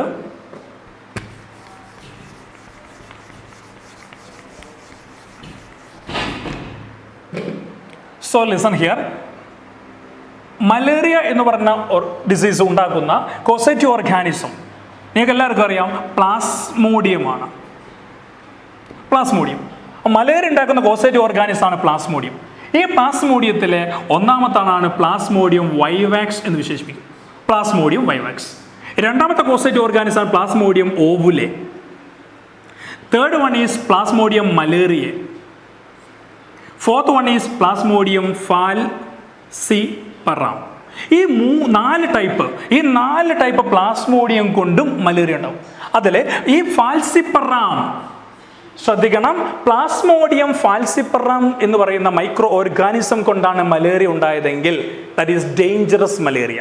ആ ഡേഞ്ചറസ് മലേറിയ നമ്മുടെ ടെക്സ്റ്റ് ബുക്ക് വിശേഷിപ്പിക്കുന്നത് മാലിഗ്നന്റ് മലേറിയ എന്നാണ്. So malignant malaria is caused by Plasmodium falciparum. ഈ 4 മൈക്രോ ഓർഗാനിസം കൊണ്ട് മലേറിയ ഉണ്ടാവും. പക്ഷേ ഡേഞ്ചറസ് ആയതുണ്ടാവുന്നത് പ്ലാസ്മോഡിയം ഫാൽസിപ്പറാം എന്ന് പറയുന്ന കോസേറ്റീവ് ഓർഗാനിസം കൊണ്ടാണ്. അപ്പോൾ മലേറിയയെ കുറിച്ച് ചോദിക്കും. മലേറിയയുടെ കോസേറ്റീവ് ഓർഗാനിസം ഏതാണ്? പ്ലാസ്മോഡിയം. മാത്രമല്ല അതിൻ്റെ ഓർഗാനിസംസ് ഏതൊക്കെയാണെന്നും അതുപോലെ ഫാൽസിപ്പറാമിൻ്റെ ഇമ്പോർട്ടൻസും ചോദിക്കും എക്സാമിന്. അതുകൊണ്ട് ഫാൽസിപ്പറാം നോട്ട് ചെയ്ത് വെക്കാം. Next one is filaria. Filariasis എന്ന് പറഞ്ഞ രോഗമാണ് filariasis. What you mean by filariasis? Filariasis നിങ്ങൾ മന്ത് എന്ന് വിശേഷിപ്പിക്കുന്ന രോഗമാണ് ഫൈലേറിയാസ്. അതിനെക്കുറിച്ച് ചോദിക്കുന്നത് ഫൈലേറിയാസ് ആരാ ഉണ്ടാക്കുന്നത്? കോസേറ്റീവ് ഓർഗാനിസിന്റെ പേരെന്താണ്? ഫൈലേറിയാസിസ് ഉണ്ടാക്കുന്ന കോസേറ്റീവ് ഓർഗാനിസിന്റെ പേരാണ് വുച്ചറേരിയ ബാങ്ക്രോഫ്റ്റി ആൻഡ് വുച്ചറേരിയ മലായ്. ഈ 2 മൈക്രോ ഓർഗാനിസംസ് ആണ് ഫൈലേറിയ. രണ്ടും ഫൈലേറിയൽ വേംസ് ആണ്, മൈക്രോ ഫൈലേറിയൽ വേംസ് ആണ്. അതാണ് ഫൈലേറിയാസിസ് എന്ന് പറയുന്നത്. ആ ഫൈലേറിയാസിസ് ഉണ്ടാക്കുന്ന കോസേറ്റീവ് ഓർഗാനിസിന്റെ പേര് വുച്ചറേരിയ ബാങ്ക്രോഫ്റ്റി ആൻഡ് വുച്ചറേരിയ മലായ്. ഈ 2 വേമും വുച്ചറേരിയ ബാങ്ക്രോഫ്റ്റിയും വുച്ചറേരിയ ബാങ്ക്രോഫ്റ്റി അതുപോലെ തന്നെ വുച്ചറേരിയ മലായ്, ഇത് 2 ചെറിയ മൈക്രോ ഫൈലേറിയൽ വേംസ് ആണ്. ഈ വേംസ് നമ്മുടെ ബോഡിയിലെ ലിംഫിൻ്റെ വെസൽ, ബ്ലഡ് വെസൽ അല്ല, ലിംഫിൻ്റെ വെസൽസിലേക്ക് ഈ 2 വേംസിനെ മോസ്കിറ്റോസ് ഇഞ്ചെക്ട് ചെയ്യും. ക്യൂലെക്സ് ഇനത്തിൽപ്പെട്ട നിങ്ങൾക്കറിയാം മലേറിയ ഉണ്ടാക്കുന്നത് ആരാണ്? അനോഫിലസ് മോസ്കിറ്റോ ആണ്. നേരെ മറിച്ച് ഫൈലേറിയയുടേത് ക്യൂലെക്സ് എന്ന് പറയുന്ന മോസ്കിറ്റോ ആണ്. ഈ ക്യൂലെക്സ് എന്ന മോസ്കിറ്റോ ഈ വേംസിനെ, മൈക്രോ ഫൈലേറിയൽ വേംസിനെ നമ്മുടെ ലിംഫിൻ്റെ വെസൽസിലേക്ക് ഇഞ്ചെക്ട് ചെയ്യും. ഇഞ്ചെക്ട് ചെയ്ത് കഴിഞ്ഞാൽ ഇത് മൈക്രോ ഫൈലേറിയൽ വേംസ് ആയതുകൊണ്ട് ഒരിക്കലും ലിംഫിൻ്റെ ഫ്ലോയെ അത് ബ്ലോക്ക് ആക്കില്ല, ഒരു രീതിയിലും തകരാറായില്ല. പക്ഷേ പ്രൊലോങ്ഡ് ഇയേഴ്സ് ഏകദേശം 8 വർഷങ്ങൾക്കുള്ളിൽ ഈ മൈക്രോ ഫൈലേറിയൽ വേംസ് അത് മാക്രോ ആവുകയും വലുതാവുകയും ചെയ്യും. ഈ സമയത്ത് ലിംഫിൻ്റെ ഫ്ലോയുടെ ബ്ലോക്ക് ആവുകയും ഈ ലിംഫ് വെസൽസ് എൻലാർജ് ചെയ്ത് വരികയും ചെയ്യും. ഇങ്ങനെ എൻലാർജ് ചെയ്ത് വരുന്ന അസുഖത്തെ നമ്മൾ വിളിക്കുന്ന പേരാണ് ഫൈലേറിയാസിസ് അല്ലെങ്കിൽ എലിഫന്റിയാസിസ്. കാലോ അല്ലെ കയ്യോ, സാധാരണ കാണുന്നത് നമ്മുടെ കാലിൻ്റെ ആംഗിൾ ജോയിന്റിലാണ്. അവിടെ ആ ലിംഫിൻ്റെ വെസൽ എൻലാർജ് ചെയ്ത് വരും. ആനയുടെ കാല് പോലെ ഉണ്ടാവും, എലിഫന്റിയാസിസ് എന്ന് വിളിക്കും. അതുപോലെ തന്നെ ആൺകുട്ടികൾക്കാണെങ്കിൽ സ്ക്രോട്ടത്തിൽ എൻലാർജ് ചെയ്യും, സ്ക്രോട്ടം എൻലാർജ് ചെയ്യും. പെൺകുട്ടികൾക്ക് ബ്രസ്റ്റിൽ എൻലാർജ് ചെയ്യാറുണ്ട്. ഇങ്ങനെ വരുന്ന അസുഖമാണ് ഫൈലേറിയാസ്. അത് ആരാണ്? ഈ മൈക്രോ ഫൈലേറിയൽ വേംസ് വഴി ഉണ്ടാകുന്ന അസുഖമാണ്. ഇതിനെ സ്പ്രെഡ് ചെയ്യുന്ന ഒരു മോസ്കിറ്റോ വെക്ടറാണ് ആര്? ക്യൂലെക്സ് മോസ്കിറ്റോ ആണ് അതിൻ്റെ വെക്ടർ. മലേറിയയുടെ വെക്ടർ ആരാണ്? അത് ഫീമെയിൽ അനോഫിലസ് മോസ്കിറ്റോ ആണ്. ഇതാണ് ഫൈലേറിയയും മലേറിയയും. Next one is listen here. നമ്മൾ പറയാൻ പോകുന്നത് ഡ്രഗ്സിനെ കുറിച്ചാണ്. ആ ഡ്രഗ് എന്ന് പറയുന്ന ഭാഗം ഉണ്ടാവും, നിങ്ങൾ കേട്ടിട്ടുണ്ടാവും, ഡ്രഗ് അഡിക്ഷൻ. ആ ഡ്രഗ് അഡിക്ഷനിൽ നിന്ന് എക്സാമിന് വരാൻ ചാൻസ് ഉള്ള 3 ക്വസ്റ്റ്യൻസ്. 1 ആൽക്കലോയിഡ്സ്, കൊക്ക ആൽക്കലോയിഡ്സ് എന്ന ഡ്രഗ്സ് ഉണ്ട്, അതുപോലെ ഓപ്പിയോയിഡ്സ് എന്ന ഡ്രഗ്സ് ഉണ്ട്, കെനബിനോയിഡ്. അതൊന്ന് നോട്ട് ചെയ്യുക, എല്ലാവരും ശ്രദ്ധിക്കുക. ഒന്നാമത്തത് ഓപ്പിയോയിഡ്സിനെ കുറിച്ച് ചോദിക്കാൻ ചാൻസ് ഉള്ള ക്വസ്റ്റ്യൻ. കോമൺലി വിളിക്കുന്ന പേരെന്താ? ഓപ്പിയോയിഡ്സിന്റെ കോമൺ നെയിം എന്ത്? സ്മാക്ക് എന്നാണ് നമ്മൾ വിശേഷിപ്പിക്കുക. സ്മാക്ക് എന്ന് വിളിക്കുന്ന ഒരു കോമൺ ഡ്രഗാണ് ഓപ്പിയോയിഡ്സ്. ഈ ഓപ്പിയോയിഡ്സിന്റെ ഏറ്റവും വലിയ പ്രത്യേകത, അതിൽ നിന്ന് നിങ്ങൾക്കറിയാം അസറ്റിലേഷൻ വഴി ഉണ്ടാക്കിയെടുക്കുന്ന ഒരു സാധനമുണ്ട്, ഹെറോയിൻ എന്ന് പറയുന്ന, നമ്മൾ കറുപ്പ് എന്ന് മലയാളത്തിൽ വിളിക്കുന്ന വൈറ്റ് കളറുള്ള ഓർഡർലെസ് ആയ ഒരു പൗഡർ ഉണ്ട്. അത് ഉണ്ടാക്കിയെടുത്തിട്ട് നമുക്ക് സ്നോട്ടിങ് ചെയ്തിട്ട് സ്നോട്ടിങ് വഴി ഇഞ്ചക്ഷൻ വഴി നമ്മുടെ ബോഡിയിലേക്ക് ഇഞ്ചെക്ട് ചെയ്യുന്ന മരുന്നാണ് ഓപ്പിയോയിഡ്സ്. അത് സാധാരണ സൈക്കോളജിക്കലി അല്ലെങ്കിൽ മെൻ്റലി ഡിസ്റ്റർബ്ഡ് ആയ മെൻ്റൽ ഡിസീസുള്ള ആളുകൾക്ക് കൊടുക്കുന്ന മരുന്നാണ് നമ്മൾ ഓപ്പിയോയിഡ് എന്ന് പറയുന്ന അല്ലെങ്കിൽ ഹെറോയിൻ എന്ന് പറയുന്ന പൗഡർ. അത് സാധാരണ ചില ആളുകൾ അഡിക്ഷനുമായിട്ട് ഉപയോഗിക്കാറുണ്ട്. ഡ്രഗ് അഡിക്ഷൻ ആൾക്കാർ ഉപയോഗിക്കുന്ന മരുന്നാണ് ഓപ്പിയോയിഡ്സ്. പക്ഷെ അത് ഉപയോഗിക്കാൻ പാടില്ല, ലീഗലി തെറ്റായ കാര്യമാണ്. പക്ഷേ മെൻ്റൽ പേഷ്യൻസ് ഡോക്ടേഴ്സ് പ്രിസ്ക്രൈബ് ചെയ്യുന്ന മരുന്നാണ് ഏത്? നമ്മുടെ ഓപ്പിയോയിഡ്സ് അല്ലെങ്കിൽ ഹെറോയിൻ. വൈറ്റ് ക്രിസ്റ്റലൈൻ ഓർഡർലെസ് ആയിട്ടുള്ള ഒരു വൈറ്റ് പൗഡറാണ് ഈ ഹെറോയിൻ എന്ന് പറയുന്നത്. നമ്മൾ മലയാളത്തിൽ കറുപ്പ് എന്ന് പറയും. അവിടെ എക്സാം ചോദിക്കാൻ ചാൻസ് ഉള്ള ചോദ്യം ഈ കറുപ്പ് അല്ലെങ്കിൽ ഓപ്പിയോയിഡ്സ് എക്സ്ട്രാക്ട് ചെയ്യുന്ന അല്ലെങ്കിൽ ഒബ്റ്റെയിൻ ചെയ്തെടുക്കുന്ന പ്ലാന്റിൻ്റെ പേരേതാണെന്നാണ്. ആ പ്ലാന്റിൻ്റെ ടിപ്സിൽ നിന്നും, പ്ലാന്റിൻ്റെ ലീഫിൻ്റെ ടിപ്സ് ഫ്ലവറിൻ്റെ ടിപ്സിൽ നിന്ന് ഉണ്ടാക്കിയെടുക്കുന്നതാണ്. ഫ്ലവറിൻ്റെയും അതുപോലെ തന്നെ ലീഫിൻ്റെയും ടിപ്സിൽ ഉണ്ടാക്കിയെടുക്കുന്ന ആ ഫ്ലവറിൻ്റെ അല്ലെങ്കിൽ ആ ലീഫിൻ്റെ അല്ലെങ്കിൽ ആ മരത്തിൻ്റെ പേരെന്ന് ചോദിച്ചാൽ നിങ്ങൾ പറയാം പെപ്പവർ സൊമിനിഫറം എന്നാണ് ആ പ്ലാന്റിൻ്റെ പേര്.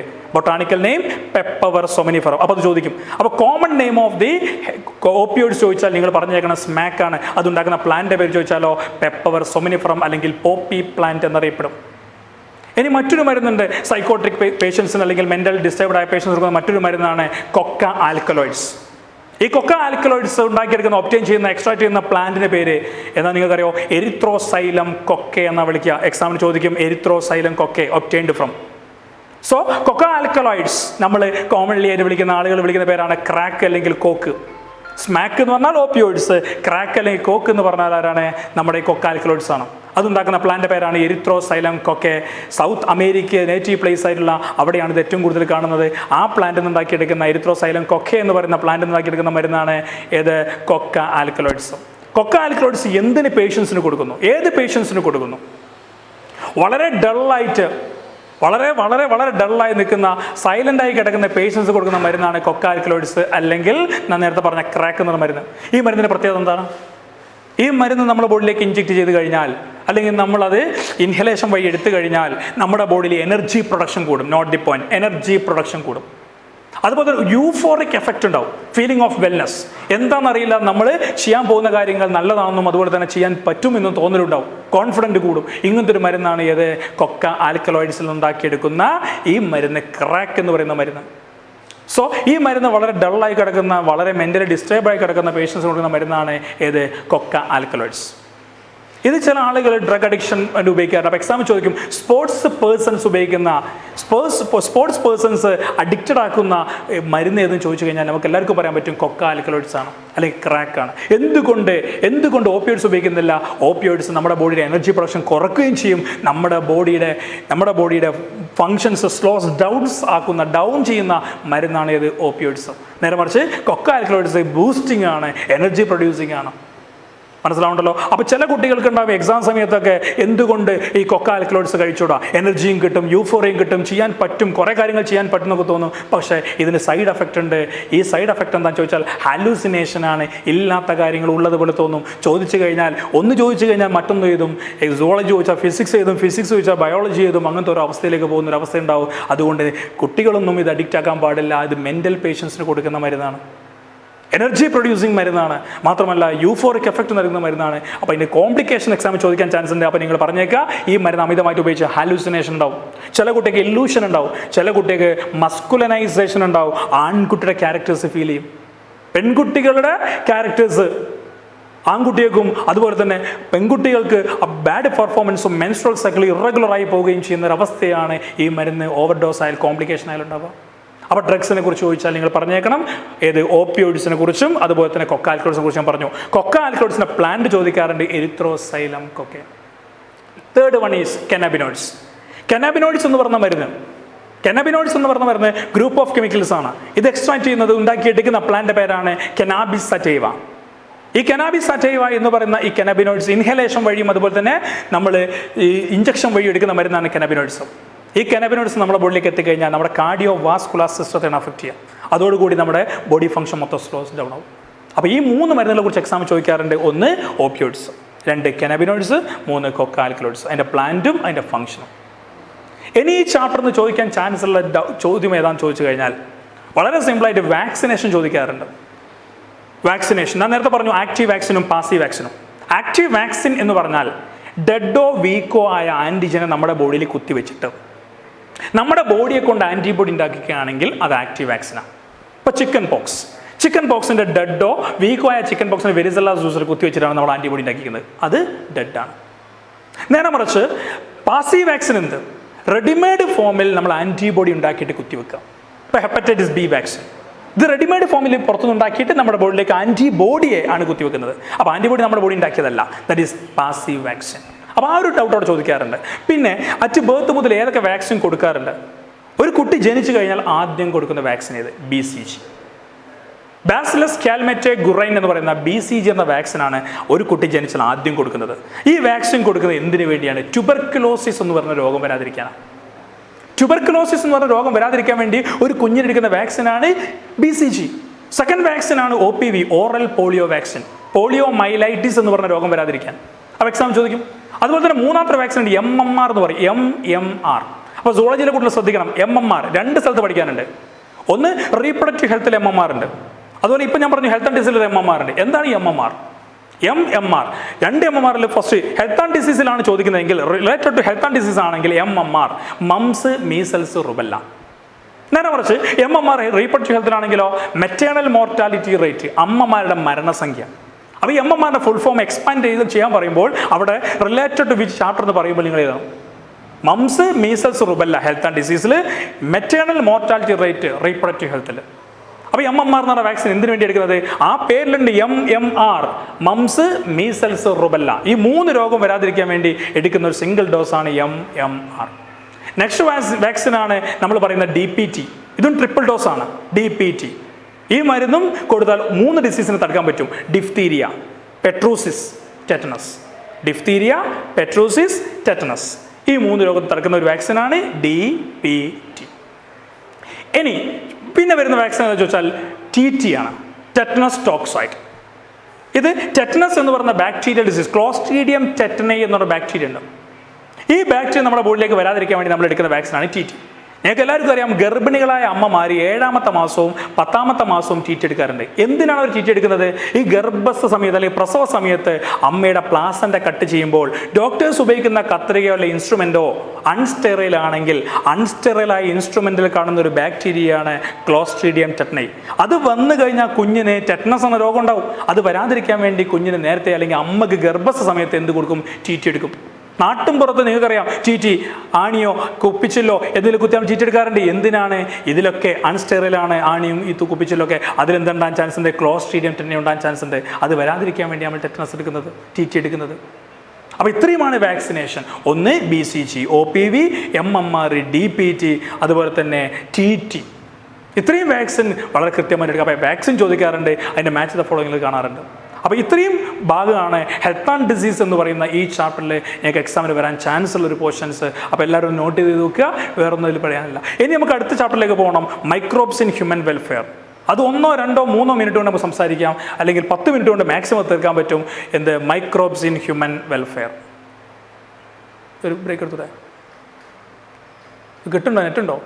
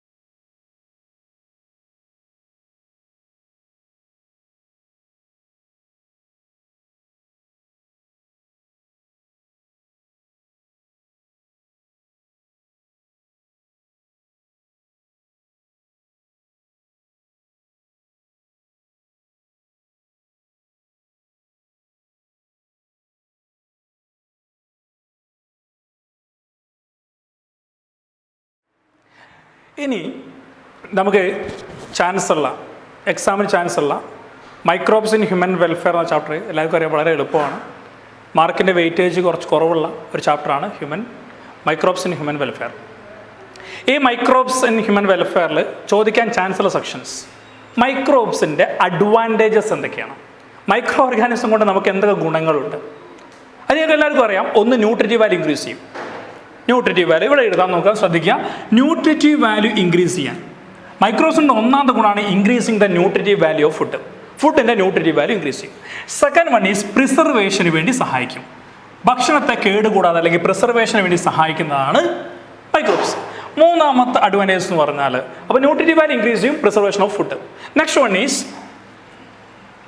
Diagnostic purpose. ഡയഗ്നോസ്റ്റിക് പർപ്പസ്, രോഗനിർണയത്തിനും ഉപയോഗിക്കുന്നത് മൈക്രോബ്സിനെയാണ്. ചില ബാക്ടീരിയ ഡിസീസിനെ ഫൈൻഡ് ഔട്ട് ചെയ്യാൻ നമുക്ക് മൈക്രോബ്സിനെ യൂസ് ചെയ്യാം. അപ്പോൾ ഒന്നാമത്തെ കാര്യം ന്യൂട്രിറ്റീവ് വാല്യൂ ഇൻക്രീസ് ചെയ്യും. Second one is preservation of the food. Third one is diagnostic purpose. And fourth one is puff food. ഫുഡിൻ്റെ പഫ്നെസ് കൂട്ടാൻ വേണ്ടി മൈക്രോബ്സിനെ യൂസ് ചെയ്യാറുണ്ട്. അതുപോലെ തന്നെ നാലാമത്തെ പോയിന്റാണ് ഇമ്പോർട്ടൻറ്റ്. നാലാമത്തെ പോയിന്റാണ് വളരെ ഇമ്പോർട്ടൻറ്റ്. Acid preparation. ആസിഡ്സിനെ പ്രിപ്പയർ ചെയ്യാൻ മൈക്രോബ്സിനെ യൂസ് ചെയ്യാം. ഇത് എക്സാമിന് ചോദിക്കാറുണ്ട്. അതുപോലെ തന്നെ അഞ്ചാമത്തെ പോയിന്റ് ഇമ്പോർട്ടൻ്റ് ആണ്, എൻസൈംസിനെ പ്രിപ്പയർ ചെയ്യാം. എൻസൈംസ്, ആസിഡ്സും പ്രിപ്പയർ ചെയ്യും, എൻസൈംസും പ്രിപ്പയർ ചെയ്യും. അപ്പോൾ ഇതിന് രണ്ടും വളരെ important. Third one is microbes used for sewage treatment. നെ ട്രീറ്റ് ചെയ്യാൻ മൈക്രോബ്സിനെ യൂസ് ചെയ്യാം. So what are the purpose of the microbes in daily life എന്ന് ചോദിച്ചാൽ increasing the nutritive value of food. Second one is preservation of the food. Third one is diagnostic purpose. And fourth one is puffiness, increasing the puffiness of the food. And fourth one is preparation of acids. And next one is preparation of enzymes. And next one is sewage treatment. അതുപോലെ തന്നെ bio control ഏജൻ്റായിട്ട് മൈക്രോബ്സിനെ use ചെയ്യാം. For example,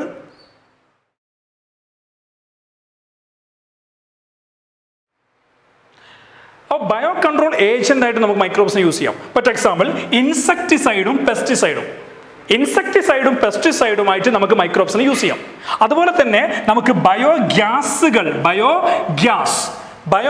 prepare ചെയ്യാൻ മൈക്രോബ്സിനെ use ചെയ്യാം. വളരെ സിമ്പിളായ പോയിന്റുകളാണ്, കൂടുതൽ ശ്രദ്ധിക്കൊന്നും വേണ്ട, ജസ്റ്റ് ഒന്ന് ഓർത്തിരിക്കുക, പെട്ടെന്ന് ഓടിച്ചു പോവാം. Biogas preparation. അപ്പോൾ ഇമ്പോർട്ടൻ്റ് ആസിഡ്സും അതുപോലെ തന്നെ എൻസൈംസും ആണ്. ഇനി ഇവിടെ വെക്കുക, ബയോഗ്യാസ് പ്രിപ്പറേഷൻ മൈക്രോബ്സിനെ യൂസ് ചെയ്യാം. അതുപോലെ തന്നെ ബയോ ഫെർട്ടിലൈസർ, ജൈവവളം, ബയോ ഫെർട്ടിലൈസർ ഉണ്ടാക്കാൻ വേണ്ടി മൈക്രോബ്സിനെ യൂസ് ചെയ്യാം. അപ്പോൾ ഇത്രയുമാണ് മൈക്രോബ്സ് കൊണ്ടുള്ള ഗുണങ്ങൾ. What are the advantages of the microbes എന്ന് ചോദിച്ചാൽ ഇത്രയും അഡ്വാൻറ്റേജസ് പറയാം. അതിൽ ഹൗസ് ഹോൾഡ് ഉണ്ട്, ഇൻഡസ്ട്രിയൽ പ്രൊഡക്ട്സ് ഉണ്ട്. അപ്പോൾ ഈ പ്രിപ്പറേഷനൊക്കെ മൈക്രോബ്സ് നമുക്ക് യൂസ് ചെയ്യാം. അപ്പോൾ increase in the nutritive value of food. ഇതിൽ ചോദിക്കാൻ ചാൻസ് ഉണ്ട്, nutritive value of food. For example, നിങ്ങൾക്ക് എല്ലാവർക്കും അറിയുന്നൊരു കാര്യമുണ്ട്, മിൽക്ക്, പാല്. ഈ പാല് എന്ന് പറയുന്ന ഐറ്റം നമ്മൾ ചിലപ്പോൾ കേടാക്കി മാറ്റാറുണ്ട്, തൈരാക്കി മാറ്റാറുണ്ട്. ഈ പാലിനെ വൃത്തികേടല്ല കേട്ടോ, ഈ പാലിനെ കേടാക്കി മാറ്റാം. പാലിനെ കേടാക്കി മാറ്റുക എന്ന് പറഞ്ഞാൽ milk converted to curd or lactogen. മിൽക്കിനെ ലാക്ടോജൻ എന്ന് പറയും, lactogen converted to lactic acid with the help of bacteria. അപ്പം മിൽക്കിനെ ലാക്ടോജൻ ആക്കി അല്ലെങ്കിൽ ലാക്റ്റിക് ആസിഡ് ആക്കി അല്ലെങ്കിൽ കേടാക്കി മാറ്റുന്ന ബാക്ടീരിയ എന്ന് ചോദിച്ചു കഴിഞ്ഞാൽ നമുക്ക് എല്ലാവർക്കും പറയാം ലാക്റ്റിക് ആസിഡ് ബാസിലസ്, അല്ലെങ്കിൽ LAB എന്ന് പറയും. LAB എക്സാമിന് ചോദിക്കും. സോ ഇവിടെ ഇങ്ങനെ നോക്കുക, lactogen converted into lactic acid. So lactogen converted lactic acid with the help of LAB. അപ്പോൾ ഇവിടെ നോട്ട് ചെയ്യാം. അതുപോലെ തന്നെ milk converted to curds, same enzyme. ഈ LAB എന്ന് പറയുന്ന ഈ ബാക്ടീരിയ തന്നെയാണ് മിൽക്കിനെ കേടാക്കി മാറ്റുന്നത്. കാരണം മിൽക്ക് തന്നെയാണ് ലാക്ടോജൻ. എന്തിനാണ് ലാക്ടോജനെ ലാക്റ്റിക് ആസിഡാക്കി മാറ്റുന്നത്? അതെങ്ങനെ ഇൻക്രീസ് ചെയ്യുന്ന ന്യൂട്രിറ്റീവ് വാല്യൂ ഫുഡാവും?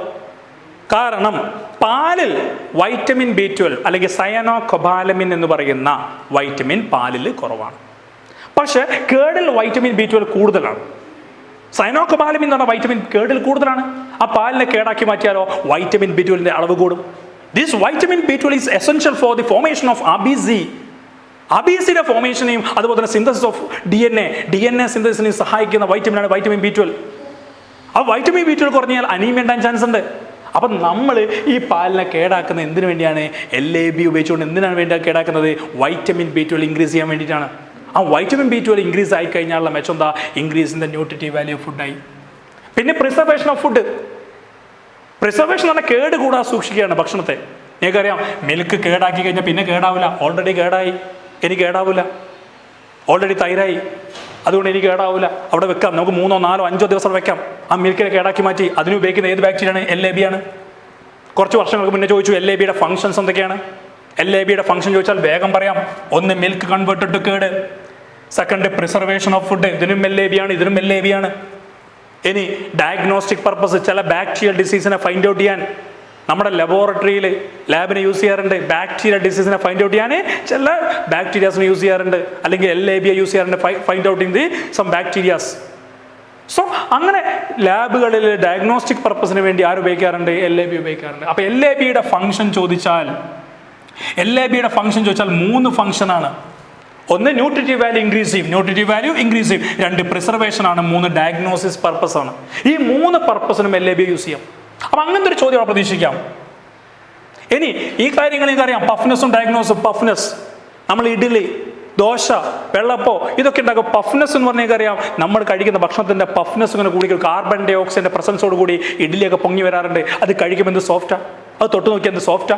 ചില ആളുകൾ ഇഡ്ഡലി ഉണ്ടാക്കിയാൽ ദൊഡലി പോലെ നിൽക്കും, പൊങ്ങില്ല, അതിങ്ങനെ നിൽക്കും. പക്ഷെ അത് സോഫ്റ്റ് ആവണമെങ്കിൽ carbon dioxide gas presence വേണം.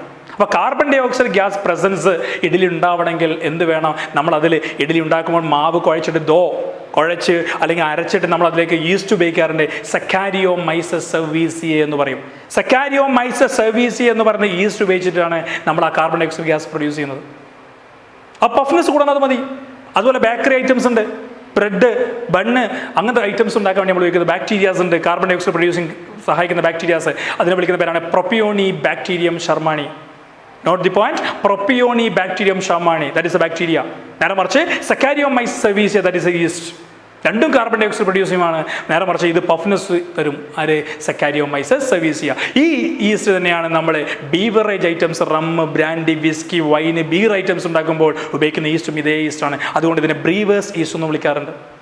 ഇനി ഇവിടേക്ക് നോക്കിയാൽ ഏറ്റവും ഇമ്പോർട്ടൻ്റ്, ഈ ചാപ്റ്ററിൽ ഏറ്റവും ഇമ്പോർട്ടൻ്റ് ആയ കാര്യമാണ് ആസിഡ്സും എൻസൈംസും.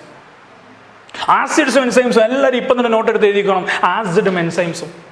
മൈക്രോബിൽ നിന്ന് ആസിഡ് ഉണ്ടാക്കാം. ഏത് മൈക്രോബിൽ നിന്ന്? ആസിഡുകൾ മൈക്രോബിൽ നിന്ന് മാത്രമാണ് ഉണ്ടാക്കുന്നത്, ഞാൻ പറഞ്ഞിട്ടില്ല. പക്ഷേ some microbes helping for production of acids. ഒറ്റ എക്സാമ്പിൾ എഴുതിക്കോളൂ, സിട്രിക് ആസിഡ്. ഈ സിട്രിക് ആസിഡ് എന്ന് പറഞ്ഞ ആസിഡ് ഉണ്ടാക്കുന്നത് എവിടെ നിന്നാണ്? ഒരു ഫംഗസിൽ നിന്നാണ്. ആസ്പെർഗില്ലസ് നൈഗർ എന്ന് പറയും. ആസ്പെർഗില്ലസ് നൈഗർ എന്ന് പറയുന്ന ഫംഗസിൽ നിന്നുണ്ടാക്കുന്ന ആസിഡാണ് സിട്രിക് ആസിഡ്. അതുപോലെ അസറ്റിക് ആസിഡ്, അതൊന്നും മറക്കൂല. അസറ്റിക് ആസിഡ്, ആ പേരിൽ എൻ്റെ പേരുണ്ട്, മൈക്രോബിൻ്റെ പേരുണ്ട്. Acetic acid, Acetobacter. ബാക്ടീരിയയുടെ പേര് അസറ്റോ ബാക്ടർ, ആസിഡിൻ്റെ പേര് അസറ്റിക് ആസിഡ്. അതുപോലെ മറ്റു മൂന്നാമത്തെ ആസിഡാണ് ലാക്റ്റിക് ആസിഡ്.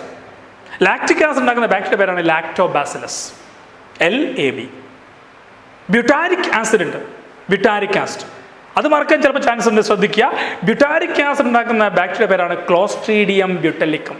ക്ലോസ്ട്രീഡിയം ബ്യൂട്ടലിക്കം. അപ്പോൾ 4 ആസിഡിൻ്റെ പേര് പറഞ്ഞു. അപ്പോൾ എക്സാമിന് ചോദിക്കല് എങ്ങനെ ചോദിച്ചു കഴിഞ്ഞാൽ, എക്സാമിന് ഒരു ബോക്സിൽ ഇങ്ങനെ ഒരു ബോക്സ് ഉണ്ടാവും. ഈ ബോക്സ് ഇങ്ങനെ വരച്ചിട്ട് ഇതിൽ ആസിഡിൻ്റെ പേര് ചോദിക്കും, ഇതിൽ മൈക്രോബിൻ്റെ പേര് ചോദിക്കും. അപ്പോൾ ഇവിടെ സിട്രിക് ആസിഡ് ആണെങ്കിൽ ഫില്ല് ചെയ്യാം. അസറ്റിക് ആസിഡ് ആണെങ്കിൽ ഫില്ല് ചെയ്യാം, അസറ്റിക് ആസിഡ്. അതുപോലെ തന്നെ ലാക്റ്റിക് ആസിഡ്. അതുപോലെ തന്നെ ബ്യൂട്ടാരിക് ആസിഡ്. ഇങ്ങനെയാണെങ്കിൽ ഇവിടെ ഫില്ല് ചെയ്യണം നിങ്ങൾ. അപ്പോൾ സിട്രിക് ആസിഡ് ഏതാണ്? Aspergillus niger. അസറ്റിക് ആസിഡ് ഏതാണ്? അസറ്റോബാക്ടർ. ലാക്റ്റിക് ആസിഡ് ഏതാണ്? LAB. ബ്യൂട്ടാരിക് ആസിഡ് ഉണ്ടാക്കുന്ന മൈക്രോബിന്റെ പേര് ക്ലോസ്ട്രീഡിയം ബ്യൂട്ടലിക്കം. അപ്പോൾ ഈ ഒരു പോയിന്റ് ശ്രദ്ധിച്ചോണം, എക്സാമിന് എന്താണ് ചോദിക്കും. ഇതാണ് acids. Next point is enzymes. എൻസൈംസിനെ കുറിച്ച് എന്താ ചോദിക്കാം? ഏതൊക്കെ എൻസൈംസ് ആണ് നമുക്ക് പഠിക്കാനുള്ളത്? ഏകദേശം 5 എൻസൈംസിന്റെ കാര്യം ഞാൻ ഇവിടെ പറഞ്ഞുതരാം, ശ്രദ്ധിച്ചിരുന്നോണം. 5 എൻസൈംസ്. അതിൽ ഫസ്റ്റ് എൻസൈം ലിപ്പേസ് ആണ്. So lipase produced from microbes. Lipase നമുക്ക് മൈക്രോബ് ഉണ്ടാക്കാം. അതുപോലെ തന്നെ രണ്ടാമത്തെ എൻസൈംസിന്റെ പെക്റ്റിനേസ് എന്ന് പറയും. ഇത് രണ്ടും ആദ്യം പറയാം. ഒന്ന് ലിപ്പേസ്, രണ്ടാമത്തെ pectinase. What is the lipase? എന്തിനാണ് ലിപ്പേസ് ഉപയോഗിക്കുന്നത്? നിങ്ങൾക്കറിയാം, ഓയിലി ആയ ഭാഗങ്ങളുണ്ട്. ഓയിലി ആയ ഭാഗം, പെറ്റ് എക്സാമ്പിൾ നമ്മൾ കുളിക്കുന്നു, അല്ലെങ്കിൽ വെളിച്ചെണ്ണയുടെ ഭാഗം നമ്മൾ സോപ്പിട്ട് കഴുകാറുണ്ട്. എന്തിനാണ്? ഓയിലായ ഭാഗം, സർഫസ് സ്റ്റെയിൻസ് റിമൂവ് ചെയ്യാൻ വേണ്ടി ഉപയോഗിക്കുന്ന എൻസൈമാണ് ലിപ്പേസ്. ഈ ലിപ്പേസ് എന്ന എൻസൈം നമ്മൾ +1 പഠിച്ചിട്ടുണ്ട് ഫാറ്റ് ഡൈജഷന് വേണ്ടിയിട്ട്. അതുകൊണ്ട് വളരെ എളുപ്പത്തിൽ പഠിക്കാൻ ഓയിലി ഫാറ്റ് സർഫസ് ഇത് റിമൂവ് ചെയ്യാൻ, ആ ഓയിലി നാച്ചർ റിമൂവ് ചെയ്യാൻ ഉപയോഗിക്കുന്ന എൻസൈമാണ് lipase. That's why the lipase also used for detergent preparation. ഡിറ്റർജൻറ്റുകൾ ഉണ്ടാക്കുമ്പോൾ അത് ലിപ്പേസ് ഉപയോഗിക്കാനുള്ള കാരണം എന്താണ്? നമ്മുടെ ഓയിലി നാച്ചർ റിമൂവ് ചെയ്യാൻ കഴിയും. അതുകൊണ്ട് എക്സാമിന് ചോദിക്കും ലിപ്പേസിൻ്റെ function. It should be removing the oily nature. Next one is pectinase. Pectinase എന്താ ഉപയോഗിക്കുന്നത്? അത് ഒരിക്കലും ചെറിയ കുട്ടിക്ക് വരെ 5ാം ക്ലാസ് 6ാം ക്ലാസ് 7ാം ക്ലാസ്സിലെ കുട്ടിക്ക് വരെ അറിയാം പെക്ടിനേസ് എന്താ ഉപയോഗിക്കുന്നത്. നമ്മൾ ഫ്രൂട്ട് ജ്യൂസുകൾ, സ്ലൈസ്, ഫ്രൂട്ടി പോലുള്ള ഫ്രൂട്ട് ജ്യൂസുകൾ കേട് വരാതിരിക്കാൻ വേണ്ടി കമ്പനികൾ അതിലേക്ക് ഉപയോഗിക്കുന്ന മാനുഫാക്ചറിങ് യൂണിറ്റ് അത് കേടാവാതിരിക്കാൻ പ്രിസർവ് ആക്കാൻ വേണ്ടിയിട്ട് ഉപയോഗിക്കുന്ന ഒരു എൻസൈമാണ് പെക്ടിനേസ്. മനസ്സിലാവുണ്ടോ? ആ പെക്ടിനേസ് ഉപയോഗിച്ച് കഴിഞ്ഞാൽ പ്രിസർവ്ഡ് ആയി കഴിഞ്ഞു, ആ ജ്യൂസ് പിന്നെ കേട് വരില്ല. നമ്മുടെ വീട്ടിൽ നമ്മൾ ഓറഞ്ചോ അല്ലെങ്കിൽ ആപ്പിളോ അല്ലെങ്കിൽ പഴമോ ജ്യൂസ് അടിച്ച് കുപ്പിയിലാക്കി നാളെ കുടിക്കാൻ വെച്ചാൽ കേട് വന്നു പോകും. പക്ഷെ അത് കേട് വരില്ല. എന്തുകൊണ്ടാണ്? ഇവരുടെ സ്ലൈസ് ഫ്രൂട്ട് കേട് വരാത്തത് അതിൽ പെക്ടിനേസ് എന്ന് പറയുന്ന എൻസൈം ഉപയോഗിക്കുന്നതുകൊണ്ടാണ്. ഇത് രണ്ടും മാറിപ്പോയത്. പെക്ടിനേസ് കൊണ്ടുപോയിട്ട് നമ്മൾ ഓയിൽ റിമൂവ് ചെയ്യാൻ വേണ്ടി ക്ലോസറ്റിലേക്കും അതുപോലെ ലിപ്പേസ് കൊണ്ടുപോയിട്ട് നമ്മൾ വേറെ അച്ചാറിലേക്ക് ഒഴിച്ച് വെക്കരുത്. അത് മാറിപ്പോവുകയും ചെയ്യരുത്. Lipase should be helping for removing the oily nature. Pectinase should be helping for the preservation of the fruit juices. എന്തെളുപ്പം. ഇനി മൂന്നാമത്തെ എൻസൈമാണ് വളരെ ഇമ്പോർട്ടൻ്റ് ആയ എൻസൈം. എല്ലാവരും ശ്രദ്ധിക്കണം. മൂന്നാമത്തെ enzyme, this enzyme also produce from microbes. ഏതാണ് എൻസൈം? ശ്രദ്ധിച്ചോളൂ, വളരെ കൃത്യമായിട്ട് എഴുതാം. Streptokinase. This is A enzyme. Streptokinase എന്ന് പറയുന്ന എൻസൈം നമ്മൾ പ്രൊഡ്യൂസ് ചെയ്യുന്ന മൈക്രോബിന്റെ പേരാണ് സ്ട്രെപ്റ്റോകോക്കസ്. സ്ട്രെപ്റ്റോകോക്കസ് എന്ന് പറയുന്ന ബാക്ടീരിയയിൽ നിന്ന് ഉണ്ടാക്കിയെടുക്കുന്ന എൻസൈമിന്റെ പേരാണ് streptokinase. What is the function of streptokinase? What is the function of streptokinase? ഇതറിയാത്തൊരു കുട്ടികളുണ്ടാവില്ല. സ്ട്രെപ്റ്റോകൈനേസ് എന്ന് പറഞ്ഞാൽ എല്ലാവരും ഇവിടെ ശ്രദ്ധിക്കുക. നമ്മുടെ ഹാർട്ട്, ഒരു ഹ്യൂമൻ ഹാർട്ട്, ഇതാണ് മനുഷ്യൻ്റെ ഹാർട്ടെങ്കിൽ ഈ ഹാർട്ടിൽ നിങ്ങൾക്കറിയാം പൾമിനറി സർക്കുലേഷൻ ഉണ്ട്, സിസ്റ്റമിക് സർക്കുലേഷൻ ഉണ്ട്. 2 സർക്കുലേഷൻ ഉണ്ട്. ഹാർട്ടിൽ നിന്ന് ലങ്സിലേക്കും പോകുന്നുണ്ട്, അതുപോലെ തന്നെ സെൽസിലേക്കും പോകുന്നുണ്ട്. പക്ഷേ നമ്മുടെ ഹാർട്ട് വർക്ക് ചെയ്യാൻ, നമ്മുടെ ഹാർട്ട് മയോജനിക്കായി റിതമിക്കായിട്ട് കോൺട്രാക്ട് ചെയ്യാൻ ഹാർട്ടിലേക്ക് ബ്ലഡ് വേണം. ഈ ഹാർട്ടിലേക്ക് ബ്ലഡ് കൊടുക്കുന്ന ആർട്ടറിയുടെ പേരാണ് കൊറോണറി ആർട്ടറി. ഈ കൊറോണറി ആർട്ടറിയാണ് ഹാർട്ടിലേക്ക് ബ്ലഡ് പമ്പ് ചെയ്യുന്നത്.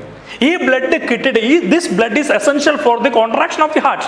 ഈ ബ്ലഡ് ആണ് ഹാർട്ടിനെ വർക്ക് ചെയ്യാൻ സഹായിക്കുന്നത്. നേരെ മറിച്ച് ഈ കൊറോണറി ആർട്ടറിയിൽ ചിലപ്പോൾ ബ്ലഡ് ക്ലോട്ട് ആവും, രക്തത്തിൻ്റെ കട്ട ക്ലോട്ടായി നിൽക്കും. ഇങ്ങനെ ബ്ലഡ് ക്ലോട്ടായി കഴിഞ്ഞാൽ ഇവിടേക്ക് ബ്ലഡ് ക്ലോട്ടായി കഴിഞ്ഞാൽ സഫീഷ്യൻറ്റ് ബ്ലഡ് ഒരിക്കലും കൊറോണറി ആർട്ടറി വഴി ഹാർട്ടിലേക്ക് എത്തൂല. ഹാർട്ടിൻ്റെ മയോകാർഡിയം, ഹാർട്ടിന് 3 കവറിങ്ങുകളിൽ ഏറ്റവും പുറമെ pericardium, second one is myocardium, ഏറ്റവും ഉള്ളത് എൻഡോകാർഡിയം. അപ്പോൾ ഈ മയോകാർഡിയം വർക്ക് ചെയ്യില്ല. മയോകാർഡിയം വർക്ക് ചെയ്തില്ലെങ്കിൽ അത് ഹാർട്ട് അറ്റാക്കിലേക്കോ അല്ലെങ്കിൽ മയോകാർഡിയൽ ഇൻഫാക്ഷൻ എന്ന് പറയും. Myocardial note the point, myocardial infarction, ഈ അസുഖത്തിലേക്ക് പോകും. ഇവിടെ ബ്ലോക്ക് വന്നു കഴിഞ്ഞാൽ അപ്പോൾ ഹാർട്ടിൽ കൂടെ ബ്ലഡ് സഫീഷ്യൻ്റ് ആയി ഹാർട്ടിലേക്ക് എത്തൂല. ഈ കൊറോണറി ആർട്ടറിയിൽ ബ്ലോക്ക് വരും. ഇങ്ങനെ വരുമ്പോൾ ഏതൊരു മെഡിക്കൽ ഡോക്ടർ, കാർഡിയോളജിസ്റ്റും ചെയ്യുന്ന പരിപാടി എന്താണ്? ഈ ബ്ലോക്ക് റിമൂവ് ചെയ്യണം. ഈ ബ്ലോക്ക് റിമൂവ് ചെയ്യാൻ നമ്മുടെ മുന്നിൽ 2 വഴികളോ, ഒന്ന് ആൻജിയോപ്ലാസ്റ്റി അല്ലെങ്കിൽ ബൈപ്പാസ് സർജറി. ഇത് രണ്ടും അല്ലാതെ നമുക്കിത് റിമൂവ് ചെയ്യാം. എങ്ങനെ? ഈ സ്ട്രെപ്റ്റോകൈനേസ് എന്ന് പറഞ്ഞ എൻസൈം, ഈ സ്ട്രെപ്റ്റോകൈനേസ് എന്ന് പറഞ്ഞ എൻസൈം ഇതിലേക്ക് ഇഞ്ചെക്ട് ചെയ്താൽ ഈ സ്ട്രെപ്റ്റോകൈനേസ് ബ്ലഡിന്റെ ക്ലോട്ടിനെ റിമൂവ് ചെയ്യും. Should be removing the blood clot from the coronary artery. അങ്ങനെ സഫീഷ്യൻ്റ് ബ്ലഡ് ഹാർട്ടിലേക്ക് ഇടും, ഹാർട്ട് വർക്ക് ചെയ്യും. ഈ അസുഖം മാറി ഹാർട്ട് അറ്റാക്ക് പോലുള്ള അസുഖത്തിനെ പ്രിവെന്റ് ചെയ്യാൻ പറ്റുന്ന എൻസൈമാണ് ഇത് സ്ട്രെപ്റ്റോകൈനേസ്, പ്രൊഡ്യൂസർ ഫ്രം സ്ട്രെപ്റ്റോകോക്കസ്. അതുകൊണ്ട് എക്സാമിന് ചോദിക്കും streptokinase is called as clot buster. എന്തുകൊണ്ടാണ് സ്ട്രെപ്റ്റോകൈനേസിനെ ക്ലോട്ട് ബസ്റ്റർ എന്ന് വിളിക്കുന്നത് ചോദിച്ചാൽ it should be removing blood clot from coronary artery. Note the point. Next enzyme that is cyclosporin A. Next enzyme that is cyclosporin A. ഈ cyclosporin A എന്ന് പറയുന്ന enzyme എല്ലാവരോടും ചോദിക്കാൻ ചാൻസ് ഉണ്ട്. സൈക്ലോസ്പോറിൻ എ എന്ന് പറയുന്ന എൻസൈംസ് പ്രൊഡ്യൂസ് ചെയ്യുന്ന ഒരു ഫംഗസിൽ നിന്നാണ്. ആ ഫംഗസിന്റെ പേരാണ് പതുക്കെ പറയാം, ട്രൈക്കോഡെർമ പോളിസ്പോറം.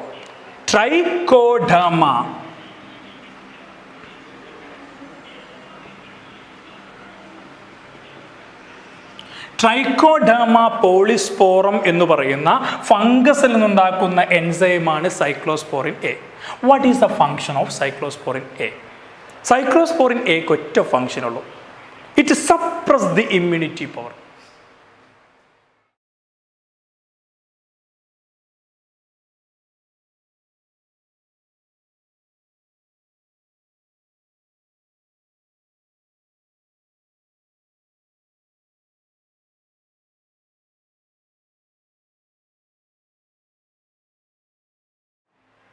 Okay, cyclosporin A.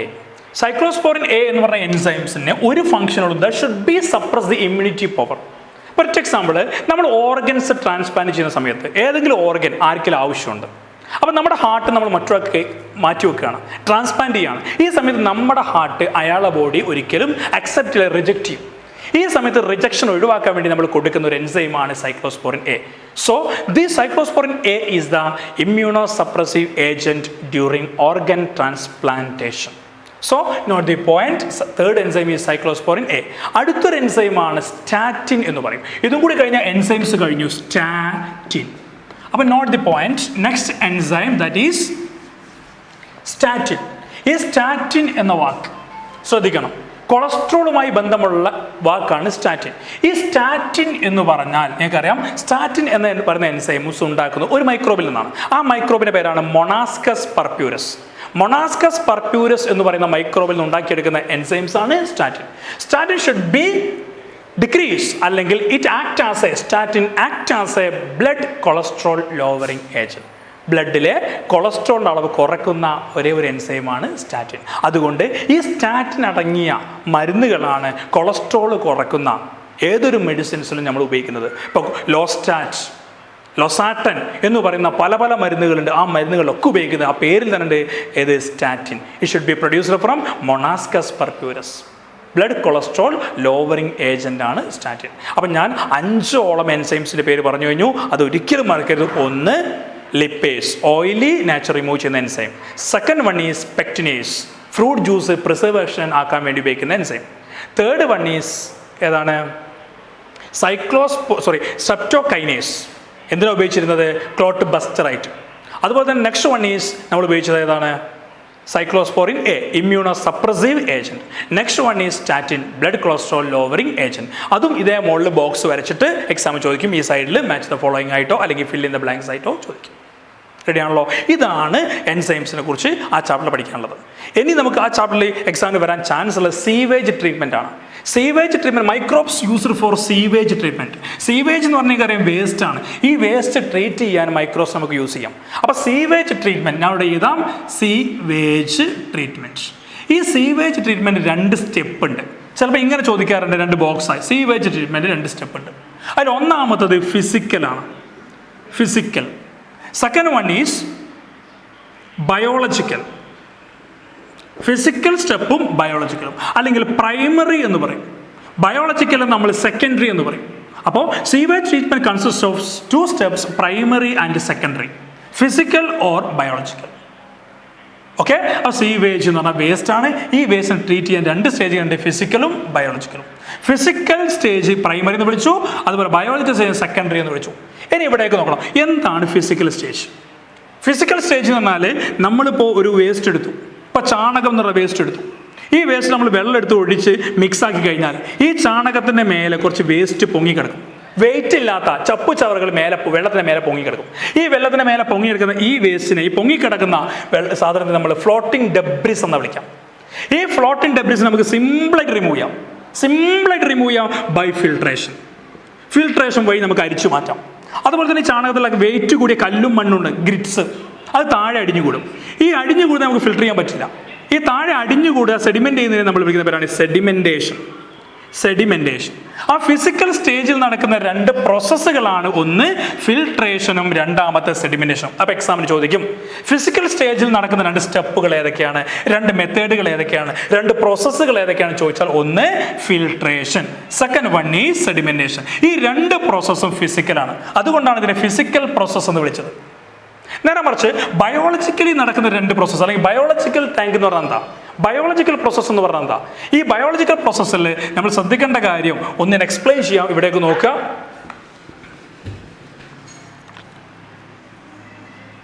ഇതൊരു ടാങ്ക്. ഈ ടാങ്കിലേക്ക് നമ്മൾ നേരത്തെ പറഞ്ഞു ചാണകം എടുത്തു, അതിൽ വെള്ളം നമ്മൾ മിക്സ് ചെയ്തു. മിക്സ് ചെയ്ത് കഴിഞ്ഞാൽ അതിൽ വെയിറ്റ് കുറഞ്ഞ സാധനങ്ങൾ മേലെ പൊങ്ങിയെടുക്കും. അതിന് നമ്മൾ ഫ്ലോട്ടിംഗ് ഡെബ്രിസ് എന്ന് വിളിച്ചു. വെയിറ്റ് കൂടിയ സാധനം നമ്മൾ താഴെ അടിഞ്ഞു കൂടി അതിന് നമ്മൾ ഗ്രിറ്റ് എന്ന് വിളിച്ചു. ഇതിന് രണ്ടിനും നമ്മൾ റിമൂവ് ചെയ്തു. ഫ്ലോട്ടിംഗ് ഡെബ്രിസിനെ റിമൂവ് ചെയ്ത് ഫിൽട്രേഷൻ വഴി, ഗ്രിറ്റിനെ റിമൂവ് ചെയ്ത് സെഡിമെൻറ്റേഷൻ വഴി. ഇത് രണ്ടും റിമൂവ് ചെയ്ത് കഴിഞ്ഞാൽ ബാക്കി കിടക്കുന്ന വെള്ളമുണ്ട് അവിടെ. അതിന് നമ്മൾ സൂപ്പർ നാച്ചുറൽ വാട്ടർ അല്ലെങ്കിൽ എഫ്ലുവൻറ്റ് എന്ന് പറയും. ഈ എഫ്ലുവൻറ്റ് നമ്മൾ അടുത്ത ടാങ്കിലേക്ക് എടുക്കും. ഈ ടാങ്ക് ഒരിക്കലും പ്രൈമറിയില്ല, പ്രൈമറി അവസാനിച്ചു. ഇനി അടുത്ത ടാങ്ക് സെക്കൻഡറിയിലെ ടാങ്കാണ്. ഇതാണ് സെക്കൻഡറിയിലെ ഫസ്റ്റ് ടാങ്ക്. ഈ സെക്കൻഡറി ടാങ്കിലേക്ക് നമ്മൾ എടുക്കുക. ഇത് ഇപ്പം എന്താണ്, ഈ ഫ്ലോട്ടിംഗ് ഡെബ്രിസും ഗ്രിറ്റും ഒഴിവാക്കിയുള്ള ഇതിനെ നമ്മൾ ഇഫ്ലുവൻറ്റ് എന്ന് വിളിക്കാം. ഈ ഇഫ്ലുവൻറ്റ് ഓർഗാനിക് മാറ്റർ അടങ്ങിയ ഇഫ്ലുവൻറ്റ് നമ്മൾ എടുത്തു. അപ്പോൾ അതിൽ ഫ്ലോട്ടിംഗ് ഡെബ്രിസും ഇല്ല, ഗ്രിറ്റും ഇല്ല. ഇത് നമ്മൾ എടുത്തു ഇഫ്ലുവൻറ്റിന്. ഈ ഇഫ്ലുവൻറ്റ് എടുത്ത് ഈ ടാങ്കിൽ കുറച്ച് മൈക്രോ ഓർഗാനിസംസ് മെഷ് ലൈക്ക് സ്ട്രക്ചറിൽ വളരും. ഇവിടെ ഈ ടാങ്കിൽ വളരുന്ന micro organism aerobic micro organisms ആണ്. എയറോബിക് മൈക്രോ ഓർഗാനിസം എയറിന്റെ പ്രസൻസിലാണ് വളരുന്നത്. ഈ മൈക്രോ ഓർഗാനിസം ഈ ഓർഗാനിക് മാറ്ററിന് എന്താ ചെയ്യുക, ഓക്സിഡൈസ് ചെയ്യും. ഈ ഓക്സിഡൈസ് ചെയ്യാൻ എത്രത്തോളം ഓക്സിജൻ ആവശ്യമുണ്ടോ അതൊക്കെ ഇവിടുന്ന് കൺസ്യൂം ചെയ്യും. അപ്പോൾ എത്രത്തോളം ഓക്സിജൻ ആവശ്യമുണ്ടോ അതിനെ നമ്മൾ BOD എന്നാണ് എക്സ്പ്ലെയിൻ ചെയ്യുക. ഈ 1 ലിറ്റർ വെള്ളത്തിൽ ഓക്സിജൻ ആവശ്യമായ എത്രത്തോളം കൺസ്യൂം ചെയ്യൂ, അല്ലെങ്കിൽ ഓർഗാനിക് മാറ്ററിന് ഓക്സിഡൈസ് ചെയ്യാൻ എത്രത്തോളം ഓക്സിജൻ ആവശ്യമുണ്ടോ ആ ഓക്സിജന്റെ ആവശ്യകതയെ നമ്മൾ വിളിക്കുന്ന പേരാണ് BOD. അപ്പോൾ ഇവിടെ നമ്മൾ ഓക്സിഡൈസേഷൻ നടന്നു. ഓക്സിഡൈസേഷൻ നടന്നു കഴിഞ്ഞാൽ ഇവിടെ വെയിറ്റ് കൂടിയ സാധനം വീണ്ടും താഴെ അടിഞ്ഞുകൂടും. അപ്പോൾ ഇവിടെയും അടിഞ്ഞുകൂടി, അതുപോലെ തന്നെ ഇവിടെ അടിഞ്ഞുകൂടി. ഇതിനെ നമ്മൾ വിളിക്കും പ്രൈമറി സ്ലഡ്ജ്. ഇതിനെ നമ്മൾ വിളിക്കും ആക്ടിവേറ്റഡ് സ്ലഡ്ജ്. അതിനുശേഷം ഈ ടാങ്കിൽ നിന്ന് വീണ്ടും എഫ്ലുവൻറ്റ് അടുത്ത ടാങ്കിലേക്ക് പോകും. ഇതാണ് സെക്കൻഡ് ടാങ്ക്. ഏതിലെ സെക്കൻഡറിയിലെ സെക്കൻഡ് ടാങ്ക്. ഇത് പ്രൈമറിയാണ്, ഇത് സെക്കൻഡറിയാണ്. ഈ സെക്കൻഡ് ടാങ്ക്, ഈ സെക്കൻഡ് ടാങ്കിലേക്ക് ആര് പോയി, ഓർഗാനിക് മാറ്റർ പോയി. അതുപോലെ ഇവിടെയും ഉണ്ട് കുറേ ബാക്ടീരിയാസ് വളരുന്നു. പക്ഷേ ഈ ബാക്ടീരിയാസ് എന്തല്ല, അനറോബിക് അല്ല, എയറോബിക് അല്ല, അത് അനറോബിക് ബാക്ടീരിയാസ് ആണ്. അതിന് എയറിൻ്റെ ആവശ്യമില്ല. അതുകൊണ്ട് ഈ എയറോബിക് ബാക്ടീരിയാസ് ഈ ഓർഗാനിക് മാറ്ററിനെ വീണ്ടും എന്താ ചെയ്യുക, ഓക്സിഡൈസ് ചെയ്യൂല. നോട്ട് ദി പോയിന്റ്, ഓക്സിഡൈസ് ചെയ്യില്ല, കാരണം ഓക്സിജൻ ഇല്ല. അവിടെ ചെയ്യാൻ പോകുന്ന പ്രോസസ്സ് എന്തായിരിക്കും, ഡൈജഷൻ ആയിരിക്കും. അപ്പോൾ ഈ ബാക്ടീരിയാസ് ഈ ഓർഗാനിക് മാറ്ററിനെ ഡൈജസ്റ്റ് ചെയ്യും. ഈ ഡൈജസ്റ്റ് ചെയ്യുമ്പോൾ മിക്സ്ചർ ഓഫ് ഗ്യാസസ് ഫോം ചെയ്യും. Mixture of gases. അപ്പോൾ നമ്മൾ എടുത്തത് ചാണകമായതുകൊണ്ട് ഈ മിക്സ്ചർ ഓഫ് ഗ്യാസിൽ ഏറ്റവും ഇമ്പോർട്ടൻ്റ് ആയ ഗ്യാസാണ് മീഥെയ്ൻ, CH4. രണ്ടാമത്തെ ഗ്യാസാണ് CO2, അതുപോലെ H2S. ഈ 3 ഗ്യാസുകളാണ് ഇവിടുന്ന് ഫോം ചെയ്യുക. ഈ ഗ്യാസുകളെ നമുക്ക് വേണമെങ്കിൽ ബയോഗ്യാസ് ആയിട്ട് യൂസ് ചെയ്യാം. അതുപോലെ തന്നെ ഇവിടെയുള്ള വെള്ളം നമുക്ക് പുറത്തേക്ക് ഒഴുക്കി വിടാം, കുഴപ്പങ്ങളൊന്നുമില്ല. ഇതാണ് സീവേജ് ട്രീറ്റ്മെൻറ്റ്, വളരെ സിമ്പിളായിട്ട് പറഞ്ഞു കഴിഞ്ഞാൽ. അപ്പോൾ സീവേജ് ട്രീറ്റ്മെൻറ്റ് ചോദിക്കാൻ ചാൻസ് ഉള്ള 2 സ്റ്റെപ്പാണ്. സീവേജ് ട്രീറ്റ്മെൻറ്റ് കാണുന്ന 2 സ്റ്റെപ്പുകൾ ഏതൊക്കെയാണ്, സ്റ്റേജുകൾ ഏതൊക്കെയാണ്? 1 ഫിസിക്കലും, 2 ബയോളജിക്കലും. ഈ ഫിസിക്കൽ അല്ലെങ്കിൽ പ്രൈമറി എന്ന് വിളിക്കും, ബയോളജിക്കൽ സെക്കൻഡറി എന്ന് വിളിക്കും. ഫിസിക്കലിൽ നടക്കുന്ന 2 പ്രോസസ്സാണ്, ഒന്ന് ഫിൽട്രേഷനും സെഡിമെൻറ്റേഷനും. ബയോളജിയിൽ നടക്കുന്ന പ്രോസസ്സ് ഏതാണെന്ന് ചോദിച്ചു കഴിഞ്ഞാൽ അവിടെ അത്രയൊന്നും വേണ്ട, വാക്ക് മാത്രം പറഞ്ഞാൽ മതി. ഒന്ന് ബയോളജിക്കൽ നടക്കുന്നത് എയറോബിക് സ്ലഡ്ജ് ഓക്സിഡൈസേഷനും, എനറോബിക് സ്ലഡ്ജ് ഡൈജഷനും എന്ന് പറഞ്ഞാൽ മതി. അപ്പോൾ എയറോബിക് സ്ലഡ്ജ് ഓക്സിഡൈസേഷനും എനറോബിക് സ്ലഡ്ജ് ഡൈജഷനുമാണ് ഇവിടെ നടക്കുന്ന process. These are the sewage treatment. ഇനി നമുക്ക് ഡിസ്കസ് ചെയ്യാനുള്ളത്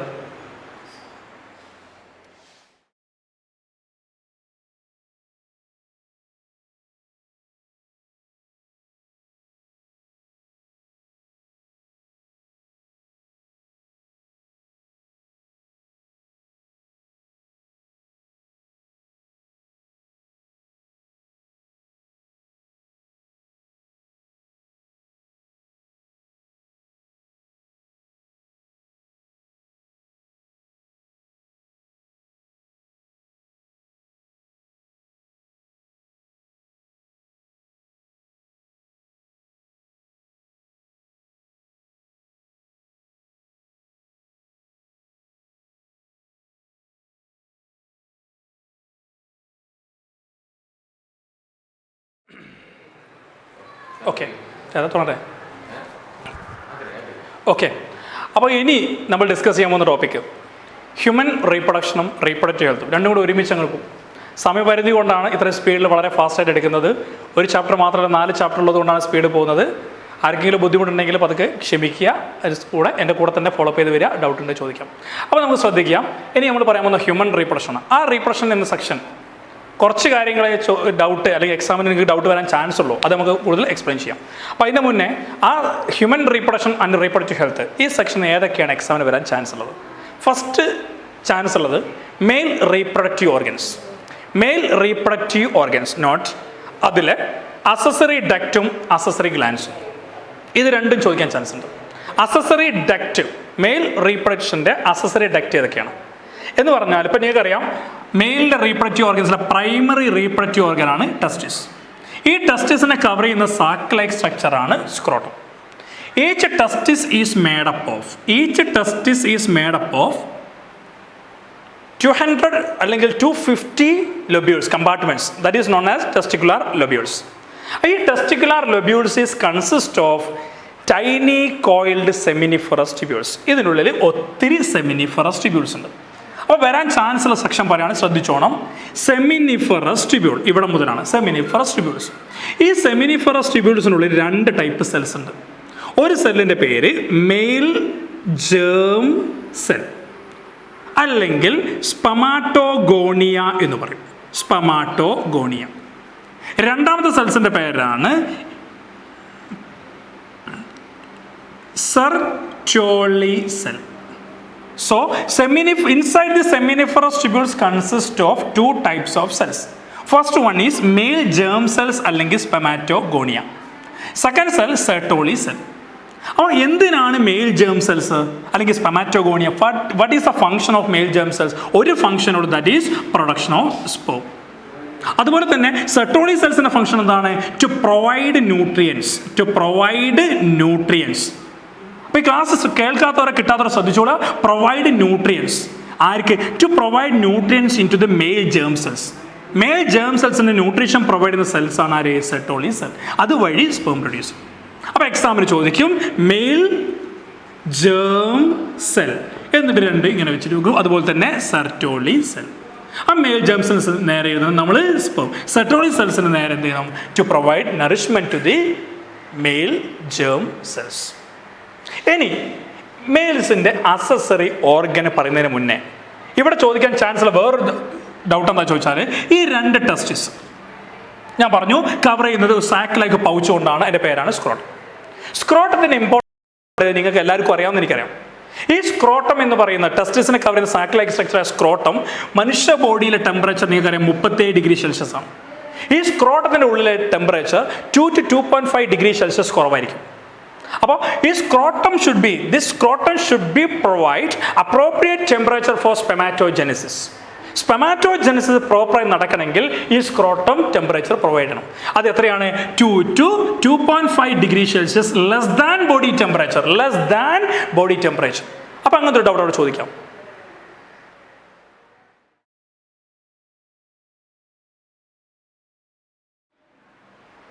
ഓക്കെ, അപ്പോൾ അതാണ് ടെസ്റ്റിസ്. ഇനി ചില കുട്ടികളിൽ ഈ ടെസ്റ്റിസ് സ്ക്രോട്ടത്തിലേക്ക് ഇറങ്ങി വരില്ല. ഇത് എംബ്രിയോ സ്റ്റേജിൽ 8th മന്തിലേക്ക് സ്ക്രോട്ടത്തിലേക്ക് ആരിറങ്ങി വരണം? ടെസ്റ്റിസ് ഇറങ്ങി വരണം. ചില കുട്ടികൾ അങ്ങനെ ഇറങ്ങി വരില്ല. പ്രസവം കഴിഞ്ഞു, ജനിച്ചു കഴിഞ്ഞു, 1-2 വയസ്സായി, ഈ ടെസ്റ്റിസ് സ്ക്രോട്ടത്തിലേക്ക് ഇറങ്ങി വരില്ല. അങ്ങനെ ഇറങ്ങി വന്നില്ലെങ്കിൽ ആ ടെമ്പറേച്ചർ പ്രൊവൈഡ് ചെയ്യാൻ കഴിയില്ല. മാത്രമല്ല അങ്ങനെ വരുന്ന അസുഖത്തെ നമ്മൾ വിളിക്കുന്ന പേരാണ് ക്രിപ്റ്റോർക്കിഡിസം. അങ്ങനത്തെ അസുഖത്തെ നമ്മൾ ടെസ്റ്റിസ് സ്ക്രോട്ടത്തിലേക്ക് വരാത്ത അസുഖത്തെ നമ്മൾ വിളിക്കുന്ന പേരാണ് ക്രിപ്റ്റോർക്കിഡിസം. ക്രിപ്റ്റോർക്കിഡിസം എന്ന് പറഞ്ഞാൽ undescended testis into the scrotum is called as cryptorchidism. ടെസ്റ്റിസിലേക്ക് ഇറങ്ങി വരാത്ത അസുഖത്തെ നമ്മൾ വിളിക്കുന്ന പേരാണ് ക്രിപ്റ്റോർക്കിഡിസം. ഇനി നിങ്ങൾ ശ്രദ്ധിക്കേണ്ട കാര്യം എന്താണെന്ന് ചോദിച്ചു കഴിഞ്ഞാൽ ഇവിടേക്ക് നോക്കണം. ആൺകുട്ടിയുടെ അസസറി ഡക്റ്റ് അല്ലെങ്കിൽ റീപ്രൊഡക്റ്റീവ് ഡക്റ്റ് ഏതൊക്കെയാണെന്ന് ചോദിച്ചു കഴിഞ്ഞാൽ ആദ്യം നമുക്ക് പറയാം rete testis. First one is rete testis. ഈ റേറ്റേ ടെസ്റ്റിസ് എന്ന് പറയുന്നത് ഞങ്ങൾക്കറിയാം ഇത് സെമിനിഫറസ് ട്യൂബ്യൂൾസ് ആണെങ്കിൽ എല്ലാ സെമിനിഫറസ് ട്യൂബ്യൂൾസിനുള്ളിൽ നിന്ന് പുറത്തേക്ക് ജോയിൻ ചെയ്യുന്ന നെറ്റ്വർക്ക് ലൈക്ക് സ്ട്രക്ചറാണ് റേറ്റേ ടെസ്റ്റിസ്. ഈ rete testis is followed by vasa efferentia. Rata test is followed by vasa efferentia.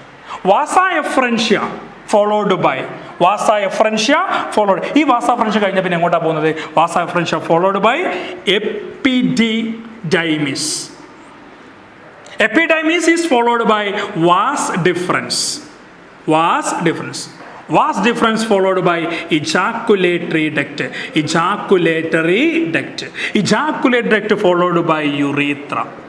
അപ്പോൾ എക്സാമിന് ചോദിക്കുന്നത് അസസറി ഡക്റ്റിൻ്റെ കറക്റ്റ് സീക്വൻഷ്യൽ ഓർഡർ ആണ്. അങ്ങനെ ചോദിക്കുമ്പോൾ first റേറ്റേ ടെസ്റ്റിസ്. Next one is vasa efferentium. Next one is epidermis. Next one is vas deferens. The next one is ejaculatory duct and urethra. ഇതാണ് correct sequential order. ചിലപ്പോൾ അത് അതിൻ്റെ അങ്ങോട്ടും ഇങ്ങോട്ടും മാറ്റി തരും. അൺസീക്വൻഷ്യൽ ഓർഡർ തന്നിട്ട് സീക്വൻഷ്യൽ ഓർഡർ ആക്കാൻ പറയും. അപ്പോൾ എഴുതിയേക്കണം. 2 മാർക്കിനാണ് ഇത് ചോദിക്കാറ്. ഇതാണ് മെയിൽസിൻ്റെ അസസറി ഡക്റ്റ്. ഇനി ചോദിക്കാറുണ്ട് അസസറി ഗ്ലാൻസ് ഏതൊക്കെയാണ്. മെയിൽസിൻ്റെ അസസറി ഗ്ലാൻസ് എന്ന് പറയുന്നത് നമ്മുടെ ഈ ടെസ്റ്റിസിൽ കഴിഞ്ഞാൽ, ടെസ്റ്റിസ് സ്പേം പോയി കഴിഞ്ഞാൽ ഇവിടെ കാണുന്ന 2 ചെറിയ ഗ്ലാൻഡ് ഉണ്ട്. അതിനെ നമ്മൾ വിളിക്കുന്ന പേരാണ്, ആർക്കെങ്കിലും പറയാൻ പറ്റുമോ, സെമിനൽ വെസിക്കിൾ അല്ലെങ്കിൽ സെമിനൽ വെസിക്കിൾ, അല്ലെങ്കിൽ ഇവിടെ വലിയൊരു ഗ്ലാൻഡ് കാണാം, അതിൻ്റെ പേരാണ് പ്രോസ്റ്റേറ്റ് ഗ്ലാൻഡ്. ഈ സിംഗിൾ 1 പെയർ അല്ലെങ്കിൽ ഒരു പെയറുള്ള ഗ്ലാൻഡ് സെമിനൽ വെസിക്കിൾ ആണ്. ഒരു പെയർ അല്ലെങ്കിൽ ഒരു ജോഡി അല്ലെങ്കിൽ 2 എണ്ണം ഉള്ളതാണ് സെമിനൽ വെസിക്കിൾ. നേരെ മറിച്ച് സിംഗിളായിട്ട് അൺപെയർഡായിട്ട് കാണുന്ന ഗ്ലാൻഡ് ഉണ്ട്, അതിൻ്റെ പേരാണ് പ്രോസ്റ്റേറ്റ് ഗ്ലാൻഡ്. ഇനി ഇവിടെ താഴെ ചെറിയ 2 ഗ്ലാൻഡ് കാണാം, അതിൻ്റെ പേരാണ് ബൾബോ യുറീത്രൽ ഗ്ലാൻഡ്. അപ്പോൾ 2 സെമിനൽ വെസിക്കിളും ഒരു പ്രോസ്റ്റേറ്റ് ഗ്ലാൻഡ്, പ്രോസ്റ്റേറ്റ് ഗ്ലാൻഡും 2 സെമിനൽ വെസിക്കിളും 2 ബൾബോ യുറീത്രൽ ഗ്ലാൻഡുമാണ് ഒരു മെയിൽസിനുണ്ടാവുക. ഈ ഗ്ലാൻഡിനെയാണ് നമ്മൾ അസസറി ഗ്ലാൻഡ് എന്ന് വിളിക്കുക. ഒന്നുകൂടെ വൺസ് അഗൈൻ, ഒരു മെയിലിൻ്റെ അസസറി ഗ്ലാൻഡ് എഴുതി വെക്കുക. 2 seminal vesicle, 2 bulbourethral gland, ഒരു പ്രോസ്റ്റേറ്റ് ഗ്ലാൻഡ്. ഈ 3 ഗ്ലാൻഡിനെയും കൂടെ കളക്റ്റീവ്ലി നമ്മൾ വിളിക്കുന്ന പേരാണ് ഏത്, അസസറി ഗ്ലാൻസ്. ഈ അസസറി ഗ്ലാൻസ് പ്രൊഡ്യൂസ് ചെയ്യുന്ന ഫ്ലൂയിഡിനെ നമ്മൾ വിളിക്കുന്ന പേരാണ് സെമിനൽ പ്ലാസ്മ. അപ്പോൾ എക്സാം ചോദിക്കും സെമിനൽ പ്ലാസ്മ എന്ന് പറഞ്ഞാൽ എന്ത്. അസസറി ഗ്ലാൻസ് പ്രൊഡ്യൂസ് ചെയ്യുന്ന കളക്റ്റീവ്ലി ആൽക്കലൈൻ ഫ്ലൂയിഡിനെ വിളിക്കുന്ന പേരാണ് seminal plasma. It consist of, എഴുതിയെടുക്കുക, ഇറ്റ് കൺസിസ്റ്റ് ഓഫ് എന്തൊക്കെ ഉണ്ടാവുക. ഒന്ന് ആർക്കെങ്കിലും പറയാൻ പറ്റുമോ, ഒന്ന് ന്യൂട്രിയൻസ്, അതുപോലെ തന്നെ എന്തൊക്കെ ഉണ്ടാവുക സെമിനൽ പ്ലാസ്മ കൺസിസ്റ്റ് ഓഫ്, ഒന്ന് ന്യൂട്രിയൻസ്, അതുപോലെ തന്നെ ഗാലക്ടോസ്, അതുപോലെ തന്നെ എസെൻഷ്യൽ എലമെന്റ്സ്, ഗ്രോത്ത് ഫാക്ടേഴ്സ് ഒക്കെ കാണുന്നതാണ് seminal plasma. So seminal plasma consist of fructose, nutrients, അതുപോലെ ഗ്രോത്ത് ഫാക്ടേഴ്സ്. അപ്പോൾ ഇതെല്ലാം കൊടുക്കുന്ന, സ്പീഡും കൊടുക്കുന്ന ഒരു ഫ്ലൂയിഡാണ്, കറക്റ്റ്ലി ഫ്ലൂയിഡാണ് seminal plasma producer from accessory glands. ഏതൊക്കെയാണ് accessory glands?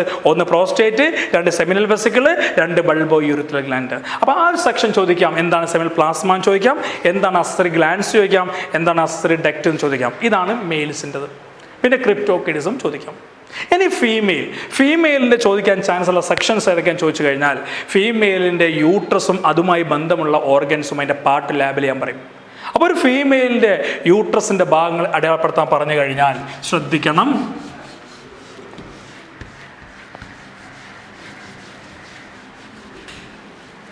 So listen, ഫീമെയിലിന് internal genitalia ഉണ്ട്, എക്സ്റ്റേണലുണ്ട്. ഇൻറ്റേർണൽ ജെനിറ്റാലിയ പറഞ്ഞാൽ ഇൻസൈഡ്, എക്സ്റ്റേണൽ എന്ന് പറഞ്ഞാൽ ഔട്ട്സൈഡ്.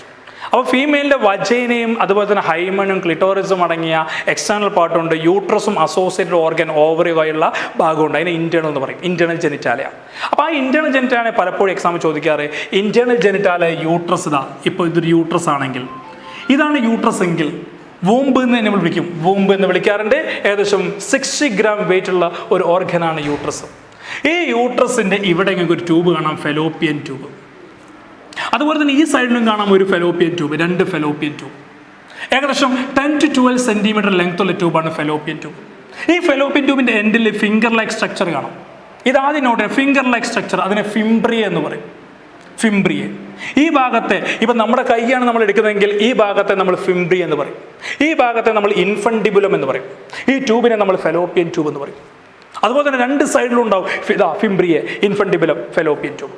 ഈ ഫെലോപ്പിയൻ ട്യൂബിൻ്റെ ഇവിടെ ഈ യൂട്രസിനോട് അടുപ്പിച്ചുകൊണ്ട് ഇവിടെ നാരോഡ് ഭാഗം കാണാം, അതിനെ നമ്മൾ ഇസ്തമസ് എന്ന് വിളിക്കും, ഇസ്തമസ്. നാരോ ട്യൂബിനെ വിളിക്കുന്നതാണ് ഇസ്തമസ്. ഇതാണ് യൂട്രസ്. ഈ യൂട്രസ് മേഡപ്പ് ഓഫ്, അല്ലെങ്കിൽ യൂട്രസ് ഉണ്ടാക്കിയത് 3 ടൈപ്പ് ലേസ് കൊണ്ടാണ്. അതിൽ ഏറ്റവും പുറമേ എന്നുള്ള വാക്കിൻ്റെ പേര് തന്നെയാണ് പെരിമെട്രിയം എന്ന് പറയും. ഈ ഏറ്റവും പുറമേ ലെയറിൻ്റെ പേരാണ് പെരിമെട്രിയം. ദെൻ മിഡിൽ ലെയറിനെ നമ്മൾ വിളിക്കുന്ന പേരാണ് മയോമെട്രിയം, മിഡിൽ, മസ്കുലാർ. ഏറ്റവും ഉള്ളിലത്തെ ലെയറിൻ്റെ അതിനെ വിളിക്കുന്ന പേരാണ് എൻഡോമെട്രിയം. Perimetrium, myometrium, endometrium. ഈ 3 ലെയർ കൊണ്ടാണ് യൂട്രസ് ഉണ്ടാക്കിയത്. മാത്രമല്ല യൂട്രസിന് 3 ഭാഗമുണ്ട്.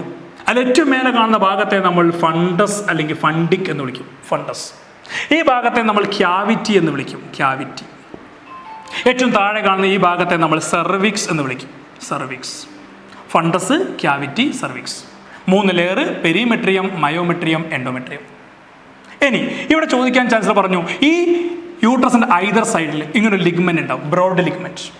ഇവിടെ നിന്ന് ഇങ്ങോട്ട് കണക്ട് ചെയ്തുകൊണ്ട് ഒരു ചെറിയൊരു പ്രൈമറി സെക്സ് ഓർഗൻ ഉണ്ട്. ആ പെൺകുട്ടിയുടെ പ്രൈമറി സെക്സ് ഓർഗൻ എന്ന് വിളിക്കുന്ന ഓർഗനാണ് ഇത് ഓവറി. അത് ഐദർ സൈഡിലായതുകൊണ്ട് ഇവിടെയും ഉണ്ടാവും ഓവറി. അപ്പം 2 ovary. Listen carefully, 2 ovary. It is A primary sex organ in female. This is the cervix. So ഇവിടെ നിങ്ങോട്ട് കനാലിൻ്റെ പേര് cervical canal, then anterior part vagina. ഇത്രയുമാണ് യൂട്രസും അതിൻ്റെ അനുബന്ധ പാർട്സും. അപ്പോൾ ഇത് എക്സാമിന് പാർട്ട് ചോദിച്ചാൽ സിമ്പിളായി വരയ്ക്കാം, 1 സെക്കൻഡ് കൊണ്ട് വരച്ചു കഴിയാം. അപ്പോൾ യൂട്രസ്, ഫിംബ്രിയെ നോട്ട് ചെയ്യണം. ഇത് എക്സാമിൽ ചോദിക്കാം. ഇനി ഫീമെയിലിൽ ചോദിക്കുന്ന സാധാരണ ചോദിച്ചു വരുന്ന ഡൗട്ട് എന്താ, ചോദ്യം എന്താണെന്ന് ചോദിച്ചു കഴിഞ്ഞാൽ നിങ്ങൾക്ക് എല്ലാവർക്കും അറിയാം, colostrum. What you mean by colostrum? Colostrum എന്ന് പറഞ്ഞാൽ അറിയാത്ത കുട്ടികൾ എൻ്റെ മുന്നിൽ ഉണ്ടാവില്ല. കൊളസ്ട്രം എന്ന് പറഞ്ഞാൽ it is A first breast milk of the mother. Yellowish in colour. Why? Because it contain sufficient amount of nutrients and antibodies. കൊളസ്ട്രോളിൽ കാണുന്ന ആൻറ്റിബോഡിയാണ് IgA, ഇമ്മ്യൂണോഗ്ലോബുലിൻ എ. കഴിഞ്ഞ എൻട്രൻസിന് വരെ ചോദിച്ച ചോദ്യമാണ് IgA, ഇമ്മ്യൂണോഗ്ലോബുലിൻ എ. കൊളസ്ട്രോളിൽ കാണുന്ന ആൻറ്റിബോഡി അല്ലെങ്കിൽ ഇമ്മ്യൂണോഗ്ലോബുലിൻ. അപ്പോൾ ഇതിൽ പറഞ്ഞപ്പോൾ ഞാൻ പറയാൻ പോകുന്ന ഒരു കാര്യം എന്താ വെച്ചാൽ, ഇമ്മ്യൂണോഗ്ലോബുലിൻ്റെ പിക്ചർ ചോദിക്കാറുണ്ട്, ആൻറ്റിബോഡിയുടെ പിക്ചർ ചോദിക്കാറുണ്ട്, ലാബിൽ ചെയ്യാൻ പറയാറുണ്ട്. വളരെ സിമ്പിളാണ്. നമ്മുടെ ഇമ്മ്യൂണോഗ്ലോബുലിൻസിൻ്റെ ഏറ്റവും വലിയ പ്രത്യേകത അതിനെ റെപ്രസെൻറ്റ് ചെയ്യൽ H2L2 എന്നാണ്.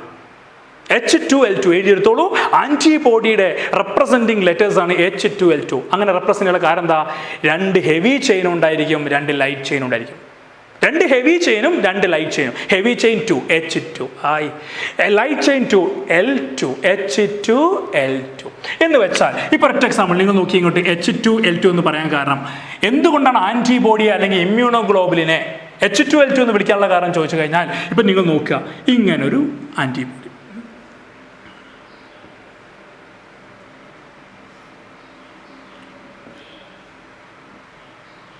വളരെ ഫാസ്റ്റായിട്ട് വരച്ചു. ഇതാണ് ആൻറ്റിബോഡി വിചാരിച്ചോളൂ. 2 വലിയ സാധനമുണ്ട്, 2 വലിയ ചെയിൻ, 4 പെപ്റ്റൈഡ് ചെയിൻസ് മൊത്തം ഉണ്ടാവും. 4 പെപ്റ്റൈഡ് ചെയിൻസ്, 1 2 3 4 പെപ്റ്റൈഡ് ചെയിൻസ്. ഈ 2 ചെറുതാണ്, 2 വലുതാണ്. ഈ വലുതിനെ നമ്മൾ H2 എന്ന് പറഞ്ഞു, ഈ ചെറുതിനെ നമ്മൾ L2 എന്നും പറഞ്ഞു. So H2L2. Heavy chain 2, light chain 2. ഇവിടെ നമുക്ക് ആൻറ്റിജൻ ബൈൻഡിങ് സൈറ്റ് കാണാം, ആൻറ്റിജൻ ബൈൻഡിങ് സൈറ്റ്. പിന്നെ ഇവിടെ സൾഫൈഡ് ബോണ്ട് കാണാം. ഈ ഒരു പിക്ചറാണ് ആൻറ്റിബോഡിയുടെ പിക്ചർ അല്ലെങ്കിൽ ഇമ്മ്യൂണോഗ്ലോബിൻ്റെ പിക്ചർ. അപ്പോൾ എക്സാമിൽ ചോദിച്ചാൽ ഇതാരാ ലൈറ്റ് ചെയിൻ, ഇതാരാ ഹെവി ചെയിൻ, ഇതാരാ ആൻറ്റിജൻ ബൈൻഡിങ് സൈറ്റ്, ഇതാരാ സൾഫൈഡ് ബോണ്ട്. എങ്ങനെ റെപ്രസെൻ്റ് ചെയ്യുക H2L2? അപ്പോൾ ഞാനിത് വിശേഷിപ്പിക്കാൻ കാരണം അമ്മയുടെ കൊളസ്ട്രം എന്ന് പറയുന്ന ഫസ്റ്റ് ബ്രസ്റ്റ് മിൽക്കിൽ കാണുന്ന ആൻറ്റിബോഡി ഏതാന്ന് ചോദിച്ചാൽ IgA.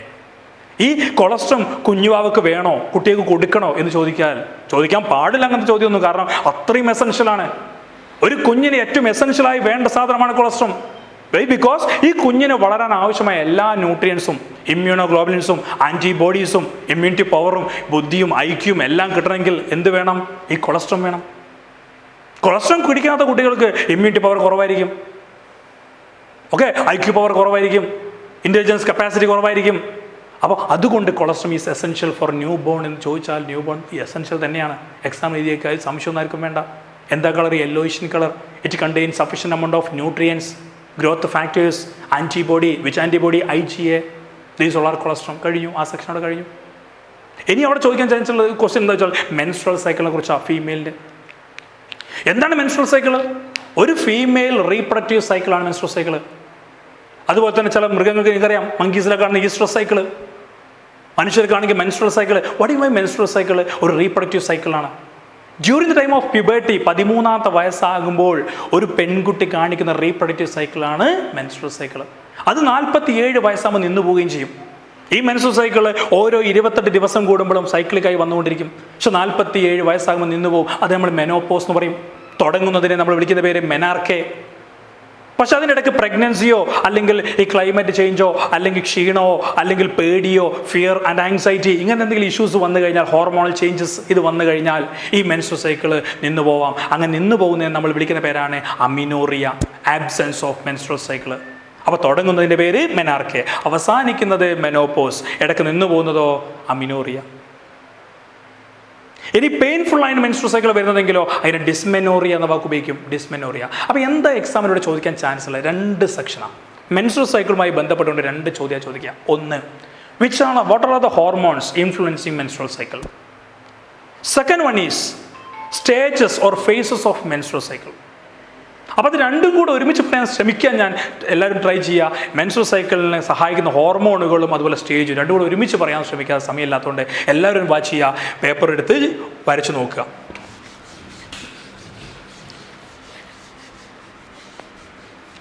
So listen here. ഒരു പെൺകുട്ടിയുടെ പ്രൈമറി സെക്സ് ഓർഗനാണ് ഓവറി. ഇതാണ് ഓവറി എന്ന് വിചാരിക്കുക. ഈ ഓവറിൻ്റെ ഉള്ളിൽ ഒരു ഫോളിക്കിൾസ് ഉണ്ടാവും. ഞങ്ങൾക്കറിയാം ഈ ഫോളിക്കിൾ ആവണമെങ്കിൽ അതിന് മുന്നേ ഞങ്ങൾക്കറിയാം oocyte ഫോം ചെയ്യുന്ന കാര്യമൊക്കെ അത് എക്സ്പ്ലെയിൻ ചെയ്യാം. ഇത് ഒരു ഫോളിക്കിളാണെന്ന് വിചാരിച്ചോളൂ. ഈ ഫോളിക്കിളിൽ അതിനുള്ളിൽ ഒരു oocyteും കുറച്ചും കൂടി കട്ടി ഗ്രാനുലാസ ലെയറിൻ്റെ കട്ടി കൂടി കയറിയും ചെയ്യുമ്പോൾ ഈ ഫോളിക്കിൾ നമ്മൾ ഗ്രാഫിയൻ ഫോളിക്കിൾ എന്ന് പറയും. ഈ ഗ്രാഫിയൻ ഈ ഫോളിക്കിൾ നമ്മൾ പ്രൈമറി ഫോളിക്കിൾ എന്ന് പറയും. അതിൻ്റെ ഉള്ളിൽ oocyte ഉണ്ട്. ഈ പ്രൈമറി ഫോളിക്കിൾ വീണ്ടും ഡെവലപ്പ് ഗ്രാനുലാസ ലെയറിൻ്റെ കട്ടി കൂടി വരും. അതിനെ നമ്മൾ വിളിക്കുന്ന പേരാണ് സെക്കൻഡറി ഫോളിക്കിൾ.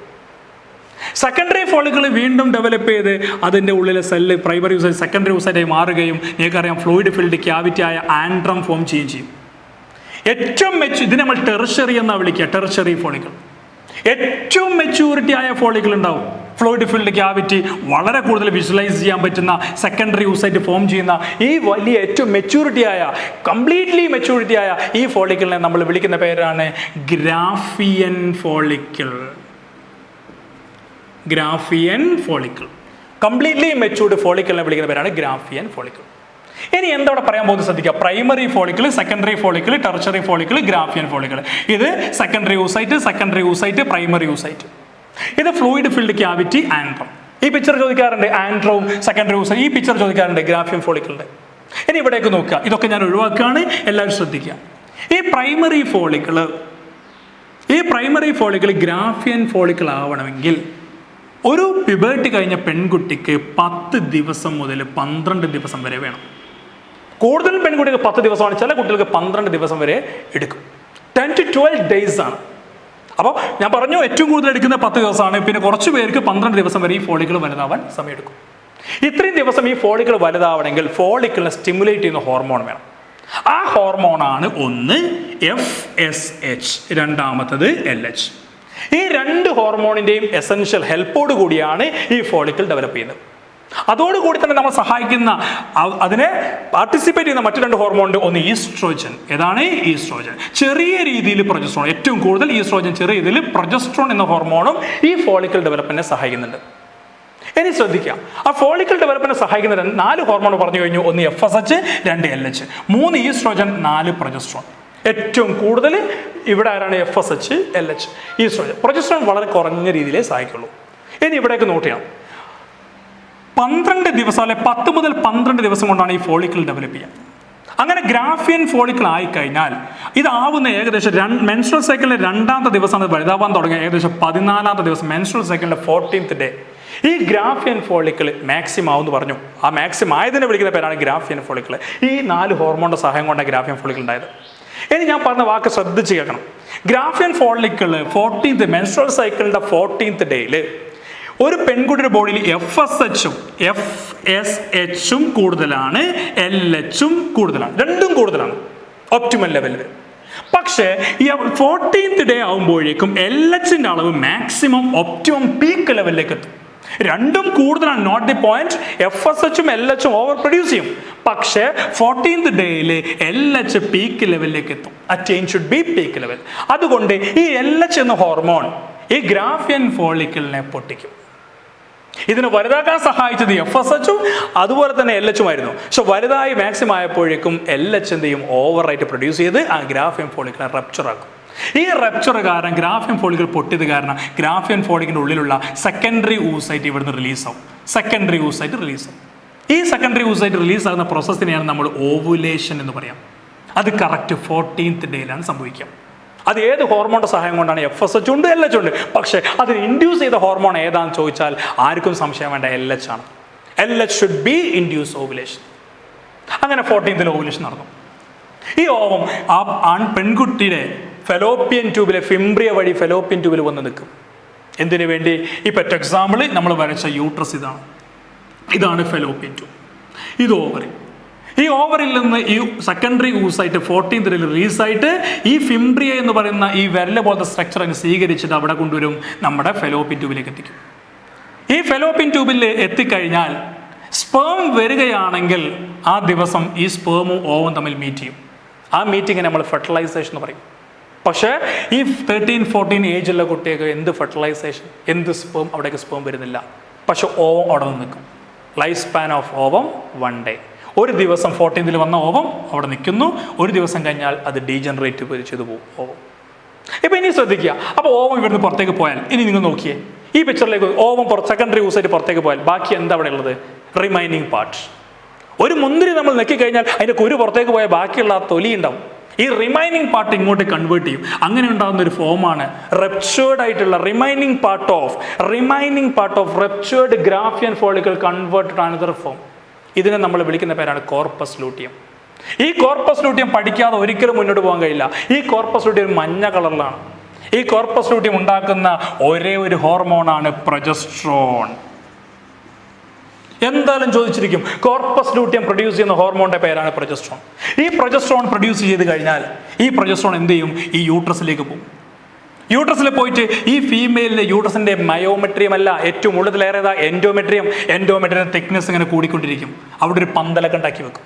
എന്തിനു വേണ്ടി? ഓവം പോയിട്ടുണ്ടെങ്കിൽ സ്പേമുമായി മീറ്റ് ചെയ്ത് കുഞ്ഞുവാവ ഉണ്ടാവും. ഈ കുഞ്ഞുവാവ യൂട്രസിലേക്ക് വരുമെന്ന് നേരത്തെ വീക്ഷിച്ചിട്ട് ഇവിടെ ഒരു പന്തലുണ്ടാക്കി വെക്കും. എൻഡോമെട്രിയം കൊണ്ട് തിക്നെസ് ആയിട്ട് വെക്കും.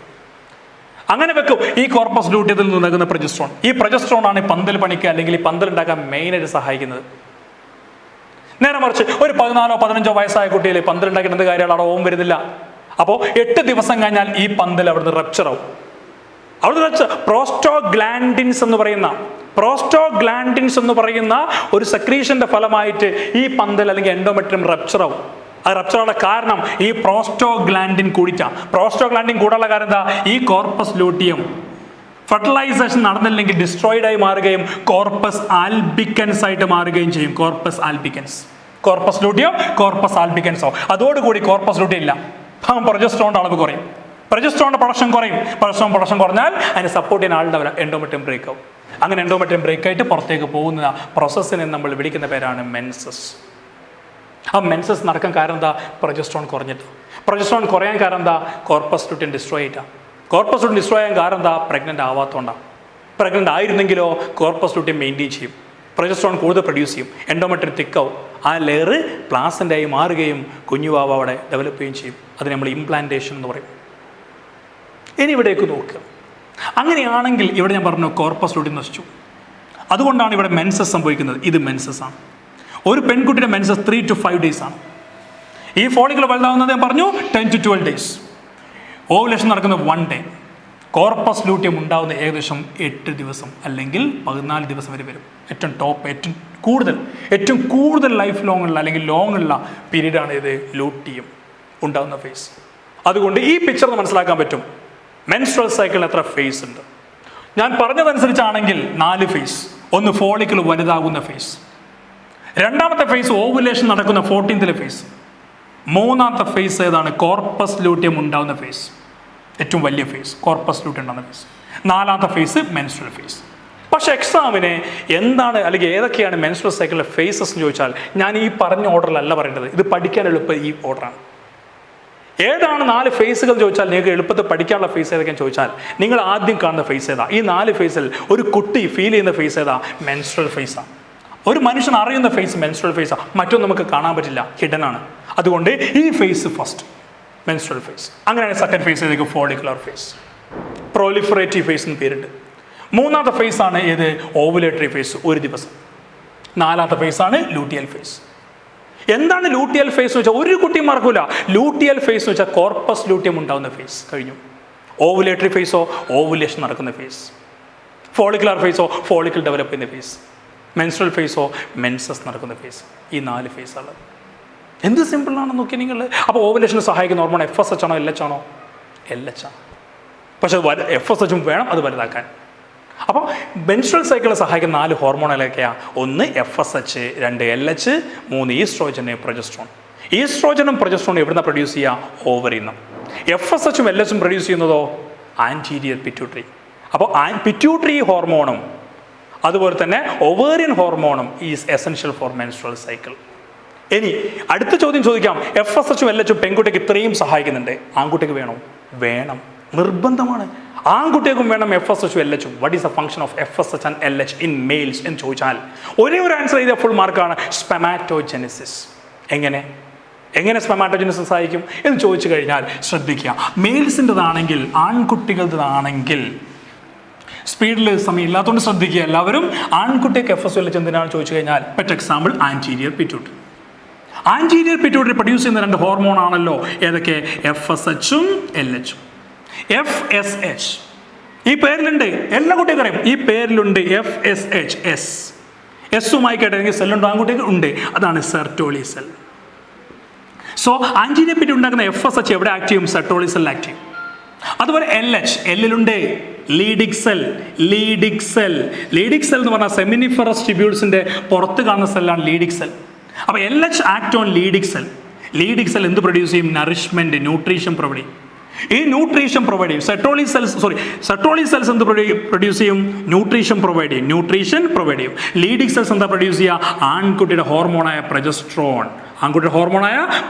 അപ്പോൾ ഈ പ്രൊജസ്ട്രോണും നറിഷ്മെന്റും ഉണ്ടെങ്കിൽ മാത്രമേ സ്പെമാറ്റോഗോണിയ ഫോം ചെയ്യുള്ളൂ. ഈ സ്പെമാറ്റോഗോണിയ ഫോം ചെയ്താൽ മാത്രമേ സ്പെമാറ്റോജെനിസ് നടക്കുള്ളൂ. അപ്പോൾ സ്പെമാറ്റോജെനിസ് നടക്കണമെങ്കിൽ ആര് വേണം? FSH-ഉം LH-ഉം വേണം. അപ്പോൾ എക്സാമിന് ചോദിക്കുമ്പോൾ ഇത്രയൊന്നും നിങ്ങൾ എക്സ്പ്ലെയിൻ ചെയ്യേണ്ട. നിങ്ങൾ ആകെ ചെയ്യേണ്ടത് ആൺകുട്ടിക്കും പെൺകുട്ടിക്കും എസെൻഷ്യലായ 2 ഹോർമോണാണ് FSH-ഉം LH-ഉം. ആൺകുട്ടിക്ക് സ്പെമാറ്റോജെനിസിസിനും പെൺകുട്ടിക്ക് ഓവുലേഷൻ പ്ലസ് മെൻസ്ട്രൽ സൈക്കിൾ നടക്കാൻ. ആ മെൻസ്ട്രൽ സൈക്കിളിനെ കുറിച്ച് ചോദിച്ചു കഴിഞ്ഞാൽ അതിൻ്റെ ഫേസ് വയ്ക്കും, ഹോർമോൺസ് വയ്ക്കും. ഇനി ആ സെക്ഷനിൽ ചോദിക്കാൻ ചാൻസ് ഉള്ളത് പെൺകുട്ടിയുടെ പ്ലാസൻ്റ പ്രൊഡ്യൂസ് ചെയ്യുന്ന ഹോർമോൺസ് ഏതൊക്കെയാണ്? 4 ഹോർമോണാണ് ഫീമെയിൽ പ്ലാസൻ്റ പ്രൊഡ്യൂസ് ചെയ്യുക. 1 പ്ലാസൻ്റ ടെമ്പററി എൻഡോക്രൈൻ ഗ്ലാൻഡ് എന്നാണ് വിശേഷിപ്പിക്കുക. എൻട്രൻസിലെ കുട്ടിയൊക്കെ അറിയാം, ടെമ്പററി എൻഡോക്രൈൻ, ടെമ്പറേറ്റ് മാത്രമേ നിൽക്കുള്ളൂ. അത് പ്രഗ്നൻസി കഴിഞ്ഞ് ഡെലിവറി കഴിഞ്ഞ് അത് പുറത്തേക്ക് പോകും. അപ്പോൾ ഈ പ്ലാസൻ്റ പ്രൊഡ്യൂസ് 1ാമത്തെ hormone HCG, note the point, HCG, human chorionic gonadotrophin എന്ന് പറയും. എല്ലാവർക്കും അറിയാം, ഞാൻ തന്നെ ഡിസ്കസ് ചെയ്തിട്ടുണ്ട്. Human chorionic ഗൊണാഡോട്രോഫിൻ. 2ാമത്തെ ഹോർമോണാണ് HPL, human placental Lactogen. 3rd ഹോർമോണാണ് ഈസ്ട്രോജൻ. 4ാമത്തെ hormone progesterone. അതുപോലെ തന്നെ ഓവറിയും പ്ലാസൻ്റയും പ്രൊഡ്യൂസ് ചെയ്യുന്ന വേറൊരു ഹോർമോൺ റിലാക്സിൻ എന്നറിയപ്പെടുന്ന ഡെലിവറി സമയത്ത് മാത്രം പ്രൊഡ്യൂസ് ചെയ്യുന്ന ഹോർമോണാണ് റിലാക്സിൻ. അങ്ങനത്തെ ഒരു ഹോർമോൺ അവിടെയുണ്ട്. അപ്പോൾ ഈ 4 ഹോർമോൺ ശ്രദ്ധിക്കണം പ്ലാസ് ഉണ്ടാക്കുന്നത്. അതുകൊണ്ട് ഈ HCG എന്ന ഹോർമോണിനെ നമ്മൾ ഗ്രാവിഡ ടെസ്റ്റിന് വേണ്ടി ഉപയോഗിക്കുന്ന ഹോർമോണാണ് HCG. ഗ്രാവിഡ എന്ന് പറഞ്ഞാൽ പ്രഗ്നൻസി ടെസ്റ്റിന് വേണ്ടി ഉപയോഗിക്കുന്ന ഹോർമോൺ ഏതാ? HCG ആണ്, ഹ്യൂമൻ കോറിയോണിക് ഗൊണാഡോട്രോഫിൻ. ആ പ്ലാസ് ഉണ്ടാക്കുന്ന ഹോർമോൺ. ചിലപ്പോൾ ഓഡ് ഔട്ടാണ് ചോദിക്കുക. ഓഡ് ഔട്ട് എങ്ങനെ ഓഡ് ഔട്ട് ആവുക എന്ന് വെച്ചാൽ ഈ FSH, LH, പ്രൊലാക്റ്റിൻ അങ്ങനെ 4-5 പേര് തരും. അല്ലെങ്കിൽ ഇങ്ങനെ പെട്ടെന്ന് തരും. നോക്കിയേ, വളരെ സിമ്പിളായിട്ട് HPL, HCG, ഈസ്ട്രോജൻ, പ്രൊലാക്റ്റിൻ, ഈ 4 തന്നു. എന്നിട്ട് ഓഡ് 1 ചോദിക്കും. അപ്പോൾ പ്രൊലാക്റ്റിനാണ്, കാരണം ബാക്കിയെല്ലാം പ്ലാസൻ്റ പ്രൊഡ്യൂസ് ചെയ്യുന്നതാണ്. അങ്ങനെ പലപ്പോഴും ചോദിച്ചിട്ടുണ്ട്. അപ്പോൾ അത് നോട്ട് ചെയ്യുക നിങ്ങളെല്ലാവരും. നെക്സ്റ്റ്, ഇനി അവിടെ ചോദിക്കാൻ ചാൻസ് ഉള്ള ചോദിക്കാൻ ചാൻസ് ഉള്ള ഒരു ചോദ്യം എന്താ ചോദിച്ചാൽ, ഒരു പിക്ചർ ബ്ലാസ്റ്റോസിസ്റ്റ്. നിങ്ങൾ ബ്ലാസ്റ്റുല കേട്ടിട്ടുണ്ടാവും. ഫെർട്ടിലൈസേഷൻ നടന്നിട്ട് ഫോം ചെയ്യുന്നതാണ് ബ്ലാസ്റ്റുല. ഈ ബ്ലാസ്റ്റുലയുടെ പാർട്സ് ചോദിക്കാറുണ്ട്. നോട്ട് ചെയ്യണം, ബ്ലാസ്റ്റുലയുടെ parts. For example, fertilisation male ഗ്യാമേറ്റും ഫീമെയിൽ ഗ്യാമേറ്റും തമ്മിൽ ഫെലോപ്പിയൻ ട്യൂബിൽ വെച്ച് മീറ്റ് ചെയ്യുന്നതാണല്ലോ ഫെർട്ടിലൈസേഷൻ. ഈ ഫെർട്ടിലൈസേഷൻ നടന്നു കഴിഞ്ഞാൽ ഉണ്ടാവുന്ന, ഇപ്പോൾ ഫെലോപ്പിയൻ ട്യൂബിൽ വെച്ചിട്ട് ഫെർട്ടിലൈസേഷൻ നടന്നു. ഈ ഫെർട്ടിലൈസേഷൻ നടന്നു കഴിഞ്ഞാൽ ഉണ്ടാകുന്ന ഫോമാണ് സൈഗോട്ട്. ഈ സൈഗോട്ടിലെ സെൽ ഡിവിഷൻ നടന്ന 2ആയി മാറി, ക്ലീവേജ് ആയി മാറി. ഈ 2 4ആയിട്ട് മാറും. അങ്ങനെ ബ്ലാസ്റ്റോമസിന് എണ്ണം കൂടി 8ആയി, അങ്ങനെ 16. അപ്പോഴേക്കും യൂട്ടസിലേക്ക് വരും. അപ്പോൾ 8 മുതൽ 16 വരെ ഈ പോയിന്റ് നോട്ട് ചെയ്യും. 8 മുതൽ 16. ഇപ്പോൾ നോക്കിയാൽ നിങ്ങൾ 1 സെല്ല്, 2 സെല്ല്, 4 സെല്ല്, അങ്ങനെ സെല്ലിന് എണ്ണം കൂടിക്കൊണ്ടിരിക്കുകയാണ്. ഫെർട്ടിലൈസേഷൻ അങ്ങനെയാണ് അവസാനം യൂട്ടസിലേക്ക് എത്താം. അപ്പോൾ ഈ സെൽസിൻ്റെ ഇതൊക്കെ നമ്മൾ ബ്ലാസ്റ്റോമേഴ്സ് എന്ന് വിളിക്കാം. ബ്ലാസ്റ്റോമേഴ്സ് അതിൽ 8 മുതൽ 16 വരെയുള്ള ബ്ലാസ്റ്റോമേഴ്സിനെ നമ്മൾ വിളിക്കുന്ന പേരാണ് മൊറുല. എക്സാം ചോദിക്കും, 8 മുതൽ 16 വരെയുള്ള ബ്ലാസ്റ്റോമേഴ്സിന്റെ പേരാണ് മൊറുല. ഇങ്ങനെ ബ്ലാസ്റ്റോമേഴ്സ് ഫോം ചെയ്യും. ഈ ബ്ലാസ്റ്റോമേഴ്സ് പിന്നെ എന്തായി മാറും? ബ്ലാസ്റ്റുല ആയിട്ട് മാറും. എല്ലാവരും നോക്കണം, ഇതാണ് ബ്ലാസ്റ്റുല എന്ന് വിചാരിക്കാം. ഒരു സപ്പോസ് പിക്ചറാണ് ബ്ലാസ്റ്റുല. ബ്ലാസ്റ്റുലയ്ക്ക് 2 ഭാഗമുണ്ട്. 2 ഭാഗം, ഒന്ന് തിക്കായ ഭാഗം, കുറച്ച് കട്ടിയുള്ള ഭാഗമുണ്ട്, ഒരു കട്ടിയുള്ള ഭാഗം. അതുപോലെ തന്നെ കട്ടി കുറഞ്ഞ ഒരു കനാല് പോലത്തെ ഭാഗം ഉണ്ടാവും ബ്ലാസ്റ്റുലയ്ക്ക്. ആർക്ക്? Blastula. So blastula have 2 parts. ഒന്ന് തിക്കായ പാർട്ട്, ഒന്ന് കനാൽ പോലത്തെ ഭാഗം. ഈ തിക്കായ പാർട്ടിനെ നമ്മൾ ബ്ലാസ്റ്റോസിസ്റ്റ് എന്ന് വിളിക്കും. ബ്ലാസ്റ്റോസിസ്റ്റ്. കനാൽ പോലിരിക്കുന്ന ഭാഗത്തെ നമ്മൾ ബ്ലാസ്റ്റോസീൽ എന്ന് വിളിക്കും. So blastocoel plus blastocyst equal to blastula. ഇനി നമുക്കിതൊന്നും പഠിക്കാനില്ല, നമുക്ക് പഠിക്കാൻ ആകെയുള്ളത് ബ്ലാസ്റ്റോസിസ്റ്റാണ്, ഈ തിക്കായ ഭാഗം. ഇപ്പം ഞാൻ ഇവിടെ വരയ്ക്കാം ബ്ലാസ്റ്റോ. ബുദ്ധിമുട്ടാണെന്ന് അറിയാം, എന്നാലും വരയ്ക്കാം. ഇതാണ് ബ്ലാസ്റ്റോസിസ്റ്റ്. ഈ കാണുന്ന സാധനം ബ്ലാസ്റ്റോസിസ്റ്റ്, കട്ടിയുള്ള ഭാഗം. ബ്ലാസ്റ്റോസീൽ നമ്മൾ ഒഴിവാക്കി, ഈ കനാൽ പോലുള്ള ഭാഗം നമ്മൾ ഒഴിവാക്കി. ഇതാണ് ബ്ലാസ്റ്റോസിസ്റ്റ്. ബ്ലാസ്റ്റോസിസ്റ്റിന് ഒരു കവറിങ് ഉണ്ട്, നല്ലൊരു അടിപൊളി തിക്കായൊരു കവറിങ് ഉണ്ട്. അതുപോലെ ഉള്ളിലൊരു ഇന്നർ സെൽ മാസ്, ഇങ്ങനെ ഒരു ഇറച്ചി കഷ്ണം പോലത്തെ ഒരു സാധനമുണ്ട്. ഇതിനെ നമ്മൾ ഇന്നർ സെൽ മാസ് എന്ന് പറയും. ഇതിനെ നമ്മൾ ട്രോഫോബ്ലാസ്റ്റ് എന്ന് പറയും. ട്രോഫോബ്ലാസ്റ്റ്. ഇപ്പോൾ എക്സാമിന് ഇങ്ങനത്തെ പിക്ചർ വന്നിട്ട് ഇതാരാന്ന് ഫൈൻഡ് ഔട്ട് ചെയ്യാൻ പറയും. ഈ പിക്ചർ ബ്ലാസ്റ്റോസിസ്റ്റ് ആണ്, കവറിങ് ട്രോഫോബ്ലാസ്റ്റ്, ഉള്ളിലുള്ളത് ഇന്നർ സെൽ മാസ്. ഈ ഇന്നർ സെൽ മാസ് ആണ് പിന്നീട് സൈഗോട്ടായിട്ട് മാറുന്നത്. ഈ ട്രോഫോബ്ലാസ്റ്റ് ആണ് പ്ലാസൻ്റായിട്ട് മാറുന്നത്. പഠിച്ച കാര്യമാണ്. അപ്പോൾ ശ്രദ്ധിക്കേണ്ട കാര്യം, ഈ പിക്ചർ ചോദിക്കും, ബ്ലാസ്റ്റോസിസ്റ്റും ചോദിക്കും, ബ്ലാസ്റ്റുലയുടെ പിക്ചറും ചോദിക്കും. അപ്പോൾ ഈ പിക്ചർ ഒന്ന് നോട്ട് ചെയ്ത് വെക്കുക. അതിൽ ട്രോഫോബ്ലാസ്റ്റ് എന്ന് പറയുന്നതാണ് അവസാനം എന്തായി കോറിയോണിക് വില്ലൈ പ്ലാസൻ്റായി മാറുന്നത്. Inner cell mass 3 layer, ectoderm, mesoderm, endoderm, ഈ 3 ലെയറായി മാറുകയും നമ്മുടെ ഡിഫറെൻറ്റ് ഓർഗൻസും സ്ട്രക്ചേഴ്സും മസിൽസും തന്നിട്ട് ഒരു സ്ട്രക്ചറായ ഓർഗനായ ഒരു ഓർഗാനിസം മനുഷ്യനായിട്ട് മാറുകയും ചെയ്യും ഇന്നർ സെൽ മാസ്. അതാണ് ആ സെക്ഷനിൽ ചോദിക്കാൻ. പിന്നെ ചോദിക്കാൻ ഏറ്റവും ഇമ്പോർട്ടൻ്റ് ആയ ഒരു സെക്ഷൻ, ആർക്കും മറന്നു പോകേണ്ട, എന്തായാലും ചോദിക്കുന്ന സെക്ഷനാണ് ഒന്ന് സ്പെമാറ്റോജെനിസിസ്, ഊജെനിസിസ്, ആ പോളാർ ബോഡിയുടെ സ്ട്രക്ചർ. അതുപോലെ തന്നെ പിന്നെ ചോദിക്കാൻ വളരെ ഇമ്പോർട്ടൻ്റ് ആയ ഒരു കാര്യമാണ്, എന്താണ് fetal ejection reflex, milk ejection reflex. രണ്ടും ഒന്ന് തന്നെയാണ്, വളരെ സിമ്പിളായിട്ട് പറയാം, രണ്ടിനും ഒരേ ഉത്തരം കൊടുത്താൽ മതി. ഫീറ്റൽ ഇജക്ഷൻ റിഫ്ലക്സും മിൽക്ക് ഇജക്ഷൻ റിഫ്ലക്സും. അപ്പോൾ ശ്രദ്ധിക്കേണ്ട കാര്യം, ഇവിടേക്ക് നോക്കുക. ഇത് അമ്മയുടെ സമയമില്ല നമുക്ക്, ഇതൊരു അമ്മയുടെ യൂട്രസ് ആണെന്ന് വിചാരിക്കാം. ഈ യൂട്രസിൻ്റെ ഉള്ളിൽ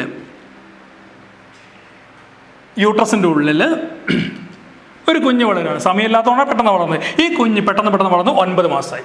ഈ ഫീറ്റസിൽ നിന്ന് നമുക്കറിയാം ഒരു അംബലിക്കൽ കോഡ് ഉണ്ടാവും, അതിന് കവറിങ് പ്ലാസൻ്റ ഉണ്ടാവും. ഏറ്റവും പുറമേയുള്ള കവറിങ് ആണ് പ്ലാസൻ്റ. ഇത് യൂട്രസ് ആണ്.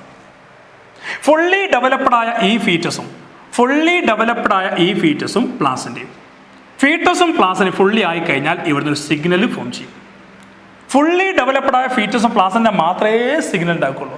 ഈ സിഗ്നൽ അമ്മയുടെ ഹൈപ്പോതലാമസ് പോകും. ഹൈപ്പോതലാമസിൽ നിന്ന് എന്ത് പ്രൊഡ്യൂസ് ചെയ്യും? ഒരു ഹോർമോൺ റിലീസ് ചെയ്യും. അതിൻ്റെ പേരാണ് GnRH.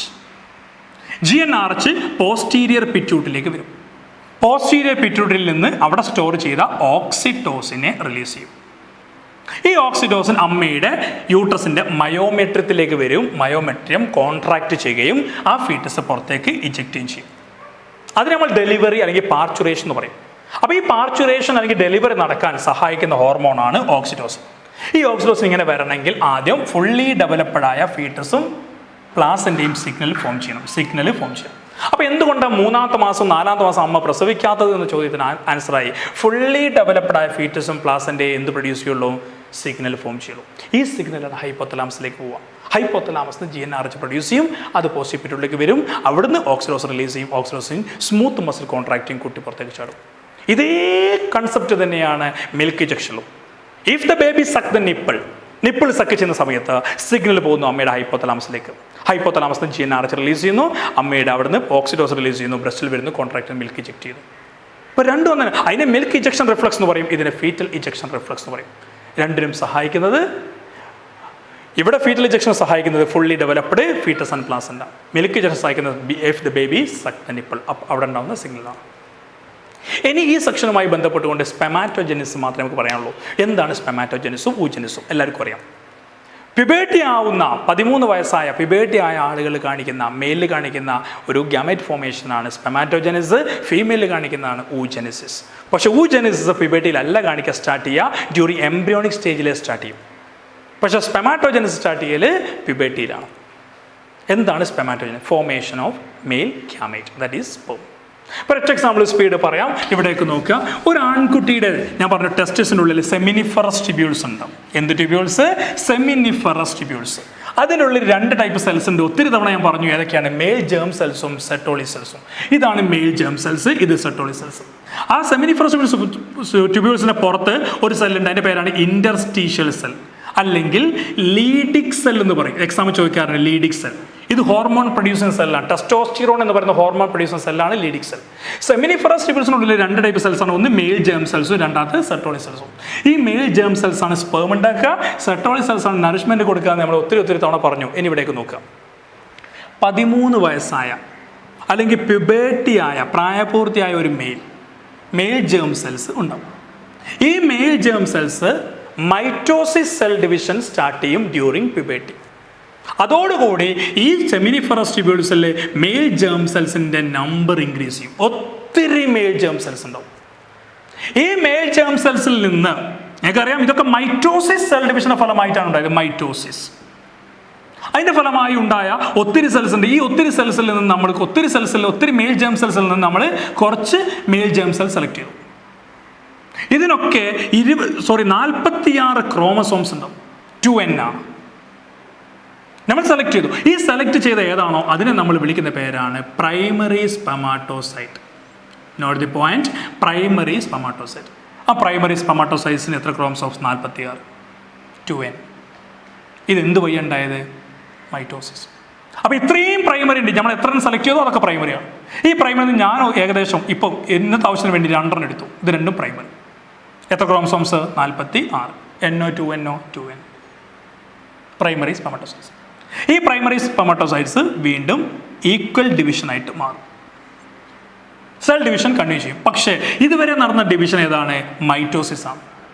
പക്ഷേ ഇവിടെ അങ്ങോട്ട് നടക്കുന്ന മിയോസിസ് സെൽ ഡിവിഷനാണ്, സെൽ റിഡക്ഷൻ ആണ്. അപ്പോൾ 46 ക്രോമസോംസിൽ എനിക്കറിയാം ഡിവൈഡ് ചെയ്താൽ 23ഉം 23, N-ഉം N-ഉം. ഇത് മിയോസാണ്. അപ്പോൾ പ്രൈമറി സ്പെമാറ്റോസൈറ്റ്സ് 2ആയിട്ട് മാറി. ഈ ഇങ്ങോട്ട് മാറി പ്രൈമറി സ്പെമാറ്റോസൈറ്റ്സ് കൺവേർട്ട് ചെയ്ത് ഇത് 2 സെല്ലായിട്ട് മാറി. ഇതിന് നമ്മൾ സെക്കൻഡറി സ്പെമാറ്റോസൈറ്റ് എന്ന് പറയും. Secondary spermatocytes. ആ primary spermatocyte convert to secondary by meiosis. പക്ഷേ 9ാം ക്ലാസ് പഠിച്ച എല്ലാവർക്കും അറിയാം, ഒരു പ്രൈമറി സ്പെമാറ്റോസൈറ്റ്സ് സെൽ ഡിവിഷൻ നടത്തി കഴിഞ്ഞാൽ മിയോസിസ് കംപ്ലീറ്റ് ആയി കഴിഞ്ഞാൽ 4 സെല്ല് കിട്ടണം.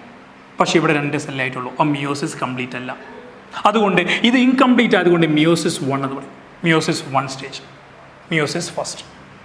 അതുകൊണ്ട് ഈ സെല്ല് വീണ്ടും സെൽ ഡിവിഷൻ നടത്തും, മിയോസിസ് കണ്ടിന്യൂ ചെയ്യും. അപ്പോഴേക്കും ഈ സെല്ല് 2ആയിട്ട് മാറും, ഇതും 2ആയിട്ട് മാറും. അപ്പോൾ 4 സെല്ലായി. ആ മിയോസിസ് കംപ്ലീറ്റ് ആയതുകൊണ്ട് N 23. അപ്പോൾ ഇത് നടക്കുന്നത് മിയോസിസ് വഴി കണ്ടിന്യൂഷൻ ആണ്. അതുകൊണ്ട് മിയോസിസ് 2. അപ്പോൾ എക്സാം ചോദിക്കും, ഈ സ്പെമാറ്റോജനസിൽ എത്ര മൈറ്റോസിസ് എത്ര മിയോസിസ്? ഒരു മൈറ്റോസിസ്. എത്ര മിയോസിസ്? 2 മിയോസിസ് എന്ന് പറയരുത്. കാരണം ഇത് ഇൻകണ്ടിന്യൂഷൻ, ഹാഫ് ഇവിടെ നടന്നുള്ളൂ, ഹാഫ് അവിടെ. അതുകൊണ്ട് മിയോസിസ് 1ഉം 2ഉം കൂടെ കൂടി ചേർന്ന മിയോസിസ്. അപ്പോൾ ഒരു മൈറ്റോസും ഒരു മിയോസേ ഉള്ളൂ സ്പെമാറ്റോജനസിൽ. ഇങ്ങനെ ഉണ്ടാവുന്ന ഏറ്റവും അവസാനം ഉണ്ടായ 4 കണ്ടല്ലോ, ഇതിനെ നമ്മൾ വിളിക്കുന്ന പേരാണ് സ്പെർമാറ്റിഡ്. അപ്പോൾ ഒരു പ്രൈമറി സ്പെമാറ്റോസൈറ്റ്സ് 4 സ്പെമാറ്റിഡ്സ് നൽകും. അപ്പോൾ നിങ്ങൾ നോക്കിയേ, ഈ സ്പെമാറ്റിഡ് പിന്നെ എന്തായി മാറും? ഒരു വാലുള്ള ഒരു സ്ട്രക്ചറായിട്ട് മാറും. മൂവിങ് കപ്പാസിറ്റി ഉള്ള സ്ട്രക്ചർ മാറും. ഇതിനെ നമ്മൾ സ്പെമാറ്റോസോവ എന്ന് പറയും. Spermatozoa. So spermatid converted to spermatozoa that is called as spermiogenesis. Spermatid converted to spermatozoa is called as spermiogenesis. ഈ സ്പെർമിയോജെനിസിസ് നടന്നതിന് ശേഷം ഈ സ്പേംസ് സെർട്ടോളി സെല്ലിൽ പോയി നറിഷ്മെന്റ് എംബഡഡ് ചെയ്ത് റിലീസ് ആവുന്ന ഒരു പ്രോസസ്സ് ഉണ്ട്. അതിനെ നമ്മൾ സ്പെർമിയേഷൻ എന്ന് പറയും. ഈ എൻ്റർ പ്രോസസ്സിനെ നമ്മൾ വിളിക്കുന്ന പേരാണ് സ്പെമാറ്റോജെനിസിസ്. എക്സാം ഇമ്പോർട്ടൻ്റ് ആണ്. അപ്പോൾ ഈ സ്പെമാറ്റോജെനിസിസ് ചിലപ്പോൾ ഞാൻ നോക്കിയാൽ ഇത് പ്രൈമറി. ഈ പ്രൈമറി സ്പെമാറ്റോസൈറ്റ് ഇങ്ങനെയായി മാറി. ഇത് സെക്കൻഡറി. ഈ സെക്കൻഡറി എന്തായി മാറി? സ്പെമാറ്റിഡ്സ് ആയിട്ട് മാറി. 4 സ്പെമാറ്റിഡ്സ്, ഒരു പ്രൈമറിയും 4 സ്പെമാറ്റിഡ്സ്. അപ്പോൾ എത്ര പ്രൈമറിയാണ് നമ്മൾ നൽകുന്നത്? ഇപ്പോൾ ഒരു 10 പ്രൈമറി തന്നാൽ എത്ര സ്പെമാറ്റിഡ്സ് ഉണ്ടാവും? 10 × 4 = 40 ഉണ്ടാവും. മനസ്സിലാവും? ഇതാണ് സ്പെമാറ്റോജെനിസിസ്. ഇപ്പോൾ സ്പെമാറ്റോജെനിസിൽ മൈറ്റോസ് ആണോ മിയോസ് ആണോ ഉള്ളത് ചോദിച്ചാൽ മൈറ്റോസും ഉണ്ട് മിയോസും ഉണ്ട്. എത്ര മൈറ്റോസ്? ഒരു മൈറ്റോസ്. എത്ര മിയോസ്? ഒരു മിയോസിസ്. പക്ഷേ മിയോസിസ് 1ഉം മിയോസിസ് 2 അവിടെ ഉണ്ട്. മനസ്സിലാവുണ്ടോ? നേരെ മറിച്ച് ഇത് പെൺകുട്ടിയുടെ കേസാണ് പറയുന്നതെങ്കിൽ അവരുടേത് ഇവിടെ ഒരു പോളാർ ബോഡി ഫോം ചെയ്യും. പ്രൈമറി ഊസൈറ്റിൽ നിന്ന് സെക്കൻഡറി ഊസൈറ്റ് ഫോം ചെയ്യുമ്പോൾ കൂടെ ഒരു പോളാർ ബോഡി ഉണ്ടാവും. ഈ സെക്കൻഡറി പിന്നെ ഓവായിട്ട് മാറും. ഇവിടെ പോളാർ ബോഡി.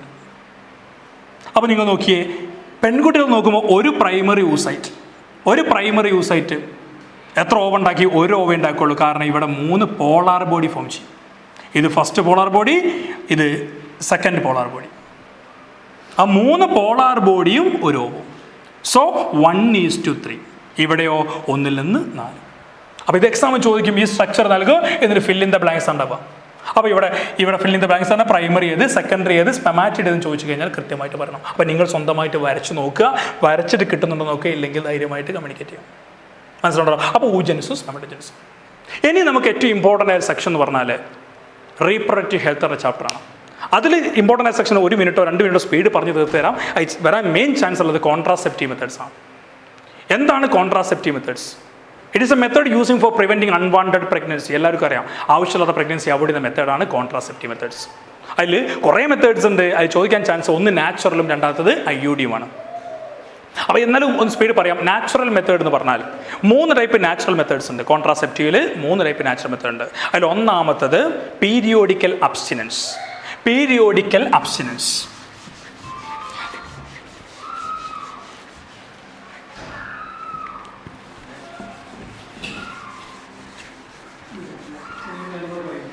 ശ്രദ്ധിക്കണേ, എല്ലാവരും ശ്രദ്ധിക്കണം, വിട്ടുപോകരുത്, ബോറടിക്കുന്നുണ്ടാവും, എന്നാലും ശ്രദ്ധിക്കുക. സിമ്പിളായിട്ട് നാച്ചുറൽ കോൺട്രാസെപ്റ്റീവ് മെത്തേഡ്സ്. അതിൽ 1 periodical abstinence. Second one is lactational. എൻ്റെ കൂടെ പറഞ്ഞു നോക്കുക, amenorrhoea. Third one is coitus interruptus. ഈ 3 ചോദിക്കുമ്പോൾ ശ്രദ്ധിക്കണം. പീരിയോഡിക്കൽ അബ്സ്റ്റിനൻസ് ആ പേരിലുണ്ട്. പീരീഡ്സിൽ ആബ്സെൻ്റ് ആവാം. ഏത് പീരീഡ്സിൽ? മെൻസ്ട്രുവൽ സൈക്കിളിൻ്റെ 14th ഡേയിലാണ് ഓവുലേഷൻ എന്ന് ഞാൻ 3 തവണ പറഞ്ഞു. ഈ ഓവുലേഷൻ്റെ സമയത്ത് ഫെർട്ടിലൈസേഷൻ കപ്പാസിറ്റി കൂടുതലായിരിക്കും. അപ്പോൾ ഈ 10ാം തീയതി മെൻസ്ട്രുവൽ സൈക്കിളിൻ്റെ 10 മുതൽ 14, 17 ഈ സമയത്താണ് ഓവുലേഷൻ നടക്കാൻ ചാൻസും. വന്ന ഓവം ലൈഫ് സ്പാനോട് കൂടി നിലനിൽക്കാനും സ്പേമിൻ്റെ ലൈഫ് സ്പാൻ നോക്കിയിട്ട് നിലനിൽക്കാൻ ചാൻസ് ഉള്ള സമയം 10 മുതൽ 17 അപ്പോൾ ഫെർട്ടിലൈസേഷൻ ഏറ്റവും ചാൻസ് ആയ ഗ്രീൻ മാർക്ക് കാണിക്കുന്ന ടൈമാണ് 10 to 17. ഈ സമയത്ത് ഫെർട്ടൈൽ പീരീഡ് എന്ന് നമ്മൾ വിളിക്കാറ് തന്നെ ഫെർട്ടൈൽ പീരീഡ്. അപ്പോൾ ഈ ഫെർട്ടൈൽ പീരീഡിൽ ആബ്സെൻ്റ് ആവുകയും ബാക്കിയുള്ള പീരീഡിൽ പ്രസൻ്റ് ആവുകയും ചെയ്താൽ പ്രഗ്നൻസി പോസിബിൾ അല്ല. അപ്പോൾ ഈ മെത്തേഡിനെ അതായത് ഫെർട്ടൈൽ പീരീഡിൽ ആബ്സെൻ്റ് ആവുന്ന ഈ മെത്തേഡിനെ നമ്മൾ വിളിക്കുന്ന പേരാണ് പീരിയോഡിക്കൽ അബ്സ്റ്റനൻസ്. പീരിയോഡിക്കൽ അബ്സ്റ്റനൻസ് എന്ന് ചോദിച്ചു കഴിഞ്ഞാൽ നിങ്ങൾ ആദ്യം എഴുതണം avoid sexual intercourse during fertile period or 10 to 17 period of menstrual cycle. കഴിയും. ഇനി എന്താണ് ലാക്ടേഷൻ അമിനോറിയ? ഈ പേരിലുണ്ട് ലാക്ടേഷൻ, മിൽക്ക്. ലാക്ടേഷൻ എന്ന് പറഞ്ഞാൽ ബ്രസ്റ്റ് ഫീഡിങ് കൊടുക്കുന്ന അമ്മ. 2 വർഷത്തോളം ഒരു കുഞ്ഞിന് അമ്മ മുലപ്പാൽ കൊടുക്കും, ബ്രസ്റ്റ് ഫീഡിങ് കൊടുക്കും. ഈ സമയത്ത് അമ്മയുടെ ബോഡിയിൽ ഓവുലേഷൻ പ്രോസസ്സ് കുറവായിരിക്കും, അതുകൊണ്ട് ഫെർട്ടിലൈസേഷൻ ചാൻസ് കുറവാണ്. അതുപോലെ തന്നെ amenorrhoea means absence of menstrual cycle. Already pregnant ആണെങ്കിൽ അവിടെ മെൻസ്ട്രുവൽ ആബ്സെൻ്റ് ആയിരിക്കും, അവർക്കും കുട്ടികളുടെ ചാൻസ് കുറവാണ്. ഈ സമയവും നമുക്ക് നാച്ചുറലായിട്ട് പരിഗണിക്കാം. Third one is coitus interruptus എന്ന സെക്ഷൽ ഇൻ്റർകോഴ്സ് സമയത്ത് withdrawing of penis from vagina during or before ejaculation. That is coitus interruptus. ഈ 3 നാച്ചുറൽ മെത്തേഡ്സ് ചോദിക്കും, അത് ശ്രദ്ധിക്കാം. നെക്സ്റ്റ് വൺ ഈസ് വളരെ ഇമ്പോർട്ടൻ്റ് ആയത് ഫിസിക്കൽ ബാരിയേഴ്സ് ആണ്. കോൺട്രാസെപ്റ്റീവ് മെത്തേഡ്സിൽ ഫിസിക്കൽ ബാരിയേഴ്സ് ആണ് നെക്സ്റ്റ്.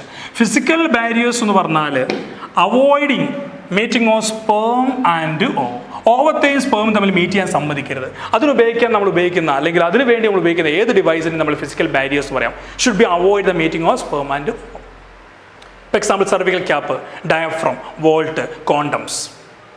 ഓക്കെ, ഈ കോണ്ടത്തിൻ്റെ പ്രത്യേകം നിങ്ങൾക്ക് അറിയാം, അത് ഫിസിക്കൽ ബാരിയറുമാണ്. STD പ്രിവെൻറ്റ് ചെയ്യാൻ സഹായിക്കുന്ന ഒരു ബാരിയറാണ് condoms. Next one is IUD. ഏറ്റവും ഇമ്പോർട്ടൻ്റ് സാധനമാണ് IUD. ഇത് ചോദിക്കും, not the point. So listen here carefully. IUD-ൻ്റെ full form intra uterine device. 3 type IUDs ആണ് സാധാരണ നമ്മൾ ഉപയോഗിക്കാറ്. 1 non medicated IUD. Second one is copper releasing IUD. Third one is hormone releasing IUD. First one is non-medicated IUD. Second one is copper releasing IUD. Third one is hormone releasing IUD. സമയത്തോടെ speed പറയാം. Non-medicated IUD example Lippes loop എന്നറിയപ്പെടുന്ന ഒരു ഡിവൈസാണ് Lippes loop. ഇത് phagocytosis, സ്പേമിനെ phagocytosis നടത്തിയിട്ട് നമ്മുടെ pregnancy prevent ചെയ്യുന്ന മെത്തേഡാണ് ലിപ്സ് ലൂപ്പ് അല്ലെങ്കിൽ non medicated IUD. Second one is copper releasing IUD. ചോദിക്കും. ആ കോപ്പർ റിലീസിങ് IUDക്ക് 3 എക്സാമ്പിൾസ് ആണ്. ഒന്ന് copper T, second one is copper 7, third one is multi load 375. ഇത് 3 കോപ്പർ റിലീസിങ് IUD. ഇതിൻ്റെ പ്രത്യേകത, ഈ 3 ഡിവൈസിൽ നിന്ന് കോപ്പർ അയോൺസ് റിലീസ് ചെയ്യുകയും സ്പേമിൻ്റെ, ഇതാണ് സ്പേമെങ്കിൽ സ്പേമിൻ്റെ സ്ട്രക്ചർ എക്സാമിൽ ചോദിക്കാറുണ്ട്. ഇത് ഹെഡാണ്, ഇതുപോലെ തന്നെ ഇത് ബോഡിയാണ്, ഇത് ടെയിലാണ്, ഇവിടെ അക്രോസോം ഉണ്ടാവും, എൻസൈംസ് ഉള്ള അക്രോസോംസ് ഉണ്ടാവും, ഇവിടെ പ്ലാസ്മ പ്രോട്ടീൻ ഉണ്ടാവും. അതാണ് സ്പേമിൻ്റെ സ്ട്രക്ചർ. അത് ചോദിക്കും സ്ട്രക്ചർ ഓഫ് സ്പേം, സമയമില്ലാത്തതുകൊണ്ടാണ്. അപ്പോൾ ഇവിടേക്ക് നോക്കുക, ഈ സ്പേമിൻ്റെ ടെയിൽ എന്തുള്ളതാണ്? മൊട്ടിലിറ്റിക്ക് വേണ്ടിയുള്ളതാണ്. ഈ കോപ്പർ റിലീസിങ് IUD കോപ്പർ എന്ത് ചെയ്യും? റിലീസ് ചെയ്യും. കോപ്പർ അയോൺസ് റിലീസ് സ്പേമിൻ്റെ വാലുമ പോയി തട്ടുകയും വാലിൻ്റെ മൊട്ടിലിറ്റി കപ്പാസിറ്റി കുറയ്ക്കുകയും ഫെർട്ടിലൈസേഷൻ നടക്കാതിരിക്കുകയും ചെയ്യും. That is copper releasing IUD. That should be suppress the motility power of the sperm. That is a copper release. അപ്പോൾ ഏതൊക്കെ കോപ്പർ റിലീസിങ് IUDക്ക് എക്സാമ്പിൾ ചോദിച്ചാൽ copper T, copper 7, multi load 375. Non medical IUDക്ക് example Lippes loop. Third one is hormone releasing IUD. Hormone releasing IUDക്ക് 2 examples കൊടുത്താൽ മതി. ഒന്ന് LNG20, second one is പ്രൊജസ്ട്രോസേർട്ട്. ഈ LNG20യും പ്രൊജസ്ട്രോസേർട്ടിൻ്റെയും ഫംഗ്ഷൻ എന്താ? ഇത് 2 ഹോർമോണാണ്. ഈ 2 ഹോർമോൺ നമ്മുടെ ബോഡിയിൽ ഇഞ്ചെക്ട് ചെയ്ത് കഴിഞ്ഞാൽ, അല്ലെങ്കിൽ ഇൻസേർട്ട് ചെയ്ത് കഴിഞ്ഞാൽ, യൂട്രസിലേക്ക് ഇൻസേർട്ട് ചെയ്യുന്ന ഡിവൈസാണ്. ഇൻസേർട്ട് ചെയ്ത് കഴിഞ്ഞാൽ നമ്മുടെ ബോഡിയിലെ ഹോർമോൺ ബാലൻസ് തകരാറാവും. അപ്പം നമ്മുടെ യൂട്രസ് ഒരിക്കലും സ്യൂട്ടബിൾ ആവില്ല, അൺസ്യൂട്ടബിൾ ഫോർ ഇംപ്ലാന്റേഷൻ ആയി മാറും. ഫെർട്ടിലൈസേഷന് മെയിൻറ്റെയിൻ ചെയ്യാനോ ഇംപ്ലാന്റേഷൻ നടക്കാനോ സഹായിക്കുന്ന അവസ്ഥയിലേക്ക് എത്തുന്നതാണ് ഹോർമോൺ റിലീസിങ് IUD. 2 എക്സാമ്പിൾസ്, ഒന്ന് LNG20യും പ്രൊജസ്ട്രോസേർട്ടും. ഇതെങ്ങനെ എക്സാമിന് വരികയെന്നറിയോ നിങ്ങൾക്ക്? ഈ എക്സാമ്പിൾസ് മാത്രം നിങ്ങൾക്ക് തരും, എക്സാമ്പിൾസ് മാത്രം. എന്നിട്ട് നിങ്ങളോട് പറയും ഈ എക്സാമ്പിൾസ് ഏതൊക്കെ IUDs ആണ് ചോദിക്കും. അപ്പം നിങ്ങൾ പറയണം copper T hormone releasing IUD ആണോ, കോപ്പർ റിലീസിങ് IUD ആണോ, അത് നോൺ മെഡിക്കൽ IUD ആണോ, അങ്ങനെ ക്ലാസിഫൈ ചെയ്യണം 3 ബോക്സ് ആയിട്ട്. അപ്പം നോട്ട് ദി പോയിന്റ്. ഇനി ഇവിടെ ചോദിക്കാൻ ചാൻസ് ഉള്ള സർജിക്കൽ കോൺട്രാസെപ്റ്റീവ് മെത്തേഡ്സ് ആണ്. സർജിക്കൽ കോൺട്രാസെപ്റ്റീവ് മെത്തേഡ്സിൽ എന്ന് പറഞ്ഞാൽ എനിക്കറിയാം, റിമൂവ്, ഓപ്പറേഷൻ ചെയ്യാം. കുഞ്ഞുങ്ങൾ ഉണ്ടാവാതിരിക്കാൻ ഓപ്പറേറ്റ് ചെയ്ത് ഒഴിവാക്കുക, പെർമനന്റ് ആയിട്ട് കട്ട് ചെയ്യുക. അത് 2 സർജറിയാണ് ഉള്ളത്, 3 ഉണ്ട്. പക്ഷേ ടെക്സ്റ്റ് ബുക്ക് 2 പറഞ്ഞിട്ടുള്ളൂ. ഏതൊക്കെയാണ്? ഒന്ന് വാസെക്ടമി, പേരിലുണ്ട്, ഒരു കുട്ടിയും മറക്കൂല, vasectomy. Second one is tubectomy, third one is hysterectomy. എന്താ വാസെക്ടമി? വാസെക്ടമി ആ പേരിലുണ്ട്. Ectomy removal, vasectomy removal of vas deferens. ആർക്കുള്ള? മെയിലിൻ്റെ വാസ് ഡിഫറൻസ് റിമൂവ് ചെയ്യുന്നതിന് വാസെക്ടമി എന്ന് പറയും.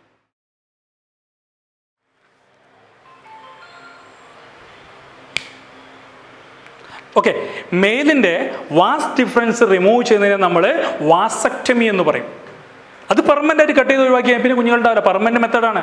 അതുപോലെ തന്നെ ഫെലോപ്പിയൻ ട്യൂബ് റിമൂവ് ചെയ്യുന്ന, കട്ട് ചെയ്ത് റിമൂവ് ചെയ്യുന്ന മെത്തേഡുണ്ട്, അതിന് നമ്മൾ ട്യൂബെക്ടമി എന്ന് പറയാം. പേരെന്നുണ്ട് fallopian tube, tubectomy, removal of fallopian tube.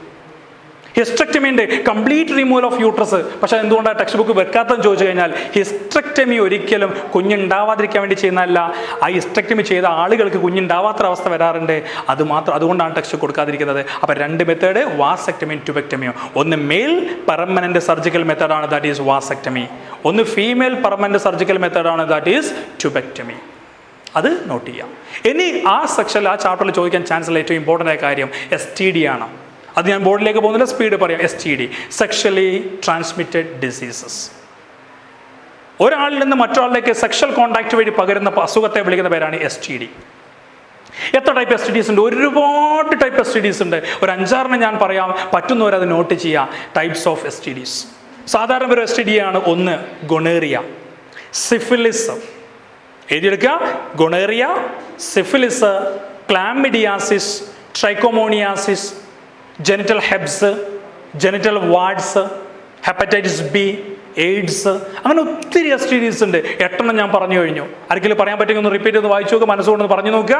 ഒന്ന് gonorrhoea, syphilis, chlamydiasis, trichomoniasis, hepatitis B, AIDS, genital herpes, genital warts. ഇത്രയും ഡിസീസിൽ AIDS, hepatitis B, genital herpes, 3 ഏതൊക്കെയൊന്നും ആലോചിച്ച് നോക്കിയാൽ, AIDS, hepatitis B, genital herpes. ഈ 3 വന്നു കഴിഞ്ഞാൽ മാറാനുള്ള ചാൻസ് ഇല്ല. അതുകൊണ്ട് അതിന് നോൺ ക്യൂറബിൾ STD എന്ന് പറയും. ബാക്കിയുള്ള എല്ലാത്തിനെയും നമ്മൾ ക്യൂറബിൾ STD എന്ന് പറയും. കാരണം അത് ക്യൂറബിൾ ആണ്, ട്രീറ്റ് ചെയ്ത് മാറ്റാൻ പറ്റും. അപ്പോൾ STD should be classified into 2, curable and non curable. പിന്നെ അതിൻ്റെ സിംറ്റംസ് ഉണ്ട്. STD വന്ന് എന്തൊക്കെ സിംറ്റംസ് കാണിക്കും? Itching, lesions, swelling, redness, abnormal discharge, അങ്ങനത്തെ സിംറ്റംസ് ഉണ്ട്. അത് ചോദിക്കാറില്ല, എന്നാലും മനസ്സിൽ പഠിച്ചു വെച്ചേക്കാം. Symptoms of STD. അപ്പോൾ എക്സാം ചോദിക്കില്ല types of STD and examples. മനസ്സിലായല്ലോ? ഇനി ഞാൻ നേരത്തെ പറഞ്ഞു കോണ്ടത്തിൻ്റെ കാര്യം. ഈ കോണ്ടത്തിൽ STDയിൽ പ്രത്യേകത എന്താ? കോണ്ടം ഉപയോഗിച്ച് കഴിഞ്ഞാൽ STDയും പ്രിവെൻറ്റ് ചെയ്യാം, കോൺട്രാസെപ്റ്റീവ് മെത്തേഡ് ഒരുക്കാം. സെർവിക്കൽ ക്യാപ്പ്, ഡയഫ്രം, വോൾട്ട് ഒരിക്കലും STD പ്രിവെൻറ്റ് ചെയ്യില്ല. അത് കോൺട്രാസെപ്റ്റീവ് മെത്തേഡ് മാത്രമാണ്. അപ്പോൾ ഓഡ് ഔട്ട് ചോദിച്ചാൽ cervical cap, diaphragm, vault, condom. Odd out ചോദിച്ചാൽ കോണ്ടമാണ്. കാരണം അത് STDയും പ്രിവെൻറ്റ് ചെയ്യും, കോൺട്രാസെപ്റ്റീവ് മെത്തേഡ് യൂസ് ചെയ്യുകയും ചെയ്യാം. ഇനി ആ സെക്ഷനിൽ വരാൻ ചാൻസ് ഉള്ള വളരെ ഇമ്പോർട്ടൻ്റ് ആയ കാര്യമാണ് MTP, medical termination of pregnancy. Medical, കാരണം 6 വർഷമായിട്ട് ആ ചോദ്യം ചോദിച്ചിട്ടില്ല, ചോദിക്കാൻ ചാൻസ് ഉണ്ട്. MTP എഴുതി വെക്കുക, മെഡിക്കൽ ടെർമിനേഷൻ ഓഫ് പ്രഗ്നൻസി.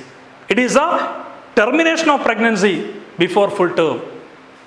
കുട്ടിയെ ഫുൾ ടേം ആവുന്നതിന് അബോർട്ട് ചെയ്ത് ഒഴിവാക്കി ടെർമിനേറ്റ് ചെയ്യുന്നതിനെ വിളിക്കുന്ന പേരാണ് മെഡിക്കൽ ടെർമിനേഷൻ ഓഫ് പ്രഗ്നൻസി. അത് ലീഗലാണ്, ഇല്ലീഗൽ ഉണ്ട്. അപ്പോൾ എന്തൊക്കെ കണ്ടീഷനിൽ MTP ചെയ്യാം? ലീഗലാവുന്ന എപ്പോഴാണ്? 1971 MTP ആക്ട് നിലവിൽ വന്നത്. അപ്പോൾ MTP പ്രകാരം എന്ത് കണ്ടീഷനിൽ അബോർട്ട് ചെയ്യാം? മെയിനായിട്ട് 4 കണ്ടീഷൻസാണ്. 1, എന്തെങ്കിലും ക്രോമസോമൽ അബ്നോർമാലിറ്റി ഓഫ് ദി ഫീറ്റസിന് എന്തെങ്കിലും ക്രോമസോമൽ അബ്നോർമാലിറ്റി ഉണ്ടെങ്കിൽ നമുക്ക് MTP ചെയ്യാം. Second one is any health or physical problems of the മദേഴ്സിന് ഹെൽത്ത് പ്രോബ്ലംസ് ഓഫ് ഫിസിക്കൽ പ്രോബ്ലംസിനെ അബോർട്ട് ചെയ്യാം. Third one is failure of contraceptive methods. And fourth one is any rape case or crime case. ഇങ്ങനത്തെ 4 കേസുകൾ ഉണ്ടെങ്കിൽ മാത്രമേ നമുക്ക് MTP ചെയ്യാൻ പറ്റുള്ളൂ. അപ്പോഴേ അത് ലീഗലാവുള്ളൂ. 1971 ലീഗലൈസ് ചെയ്തത്.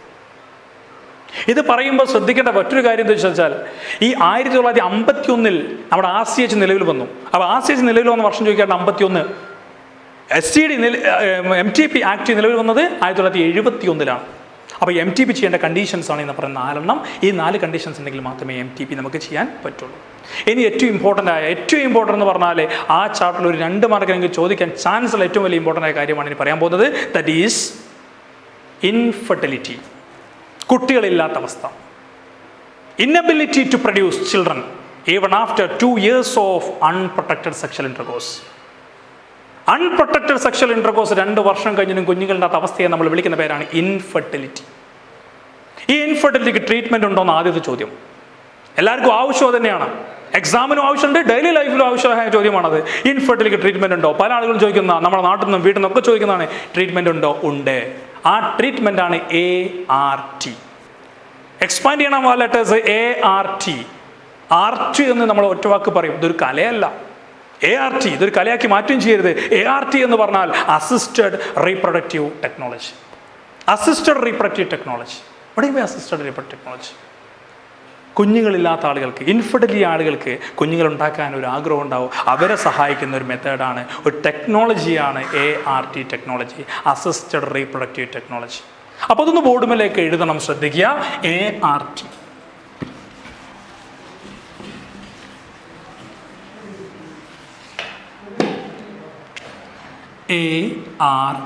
Assisted reproductive technology. Assisted reproductive ടെക്നോളജിയിൽ 2 ടെക്നോളജി ഉണ്ട്. 2 ടെക്നോളജി. ഒന്ന് IVF. ഒന്നാമത്തെ ടെക്നോളജിയാണ് IVF. രണ്ടാമത്തെ പറയാൻ പറ്റുമോ? കുറച്ച് പ്രയാസമായിരിക്കും, എന്നാലും പറയാൻ പറ്റുമോ? സെയിം തന്നെയാണ് IVF. അപ്പോൾ ART 2 ടെക്നോളജി, IVFും IVF. ഇതിൻ്റെ ഫുൾ ഫോമിൽ ഒരു വ്യത്യാസമുണ്ട്, എക്സ്പാൻഡ് ഫോമിൽ വ്യത്യാസമുണ്ട്. ഇൻ വിട്രോ ഫെർട്ടിലൈസേഷൻ എന്ന് പറയും. In vitro fertilisation. ഇതിനെ നമ്മൾ വിളിക്കുന്ന പേരാണ് in vivo fertilisation. In vivo, in vitro, ഇതാണ് വ്യത്യാസം. എന്താണ് ഇൻ വിട്രോ ഫെർട്ടിലൈസേഷൻ എന്ന് പറഞ്ഞാൽ? The fertilisation occur outside the body ആണെങ്കിൽ ഇൻ വിട്രോ. ഇപ്പം മെയിൽസിൻ്റെയും ഫീമെയിൽസിൻ്റെ ഗ്യാമേറ്റ് ടെസ്റ്റ് ട്യൂബിൽ വെച്ചിട്ടോ പുറത്തെവിടെയെങ്കിലും വെച്ചിട്ടോ ഫെർട്ടിലൈസേഷൻ നടക്കുകയാണെങ്കിൽ അത് ഇൻ വിട്രോ ആണ്. നേരെ മറിച്ച് ആ ഫീമെയിൽ തന്നെ ബോഡിയിൽ വെച്ചാണ് നടക്കുന്നതെങ്കിൽ അതിനെ ഇൻ വിവോ ഫെർട്ടിലൈസേഷൻ എന്ന് പറയും. ഇൻസൈഡ് ദ ബോഡിയാണ്. അപ്പോൾ ഭാര്യയുടെ അല്ലെങ്കിൽ പാർട്ട്ണറുടെ ഫെലോപ്പിയൻ ട്യൂബിൽ വെച്ചിട്ടാണ് ഫെർട്ടിലൈസേഷൻ നടക്കുന്നതെങ്കിൽ അത് ഇൻ വൈവോ അല്ലെങ്കിൽ ഇൻ വിവോ ആയിരിക്കും. ഔട്ട്സൈഡ് ദ ബോഡി ആണെങ്കിലോ ഇൻ വിട്രോ ആയിരിക്കും. ഈ 2ൻ്റെയും കീഴിൽ കുറേ ടെക്നോളജി ഉണ്ട്. അത് എക്സാമിന് ചോദിക്കും. അതിൻ്റെ ഫുൾ ഫോം ആദ്യം പഠിച്ചു വെക്കണം. അപ്പോൾ ഇൻ വിട്രോ ആവട്ടെ, ഇൻ വൈവോ ഫെർട്ടിലൈസേഷൻ ആവട്ടെ, ഇതിലെ മെത്തേഡ്സ് ഏതൊക്കെയാണ്? ഒന്ന് ഇവിടേക്ക് എഴുതാം, സമയമില്ല. First one is ZIFT technology എന്ന് പറയും.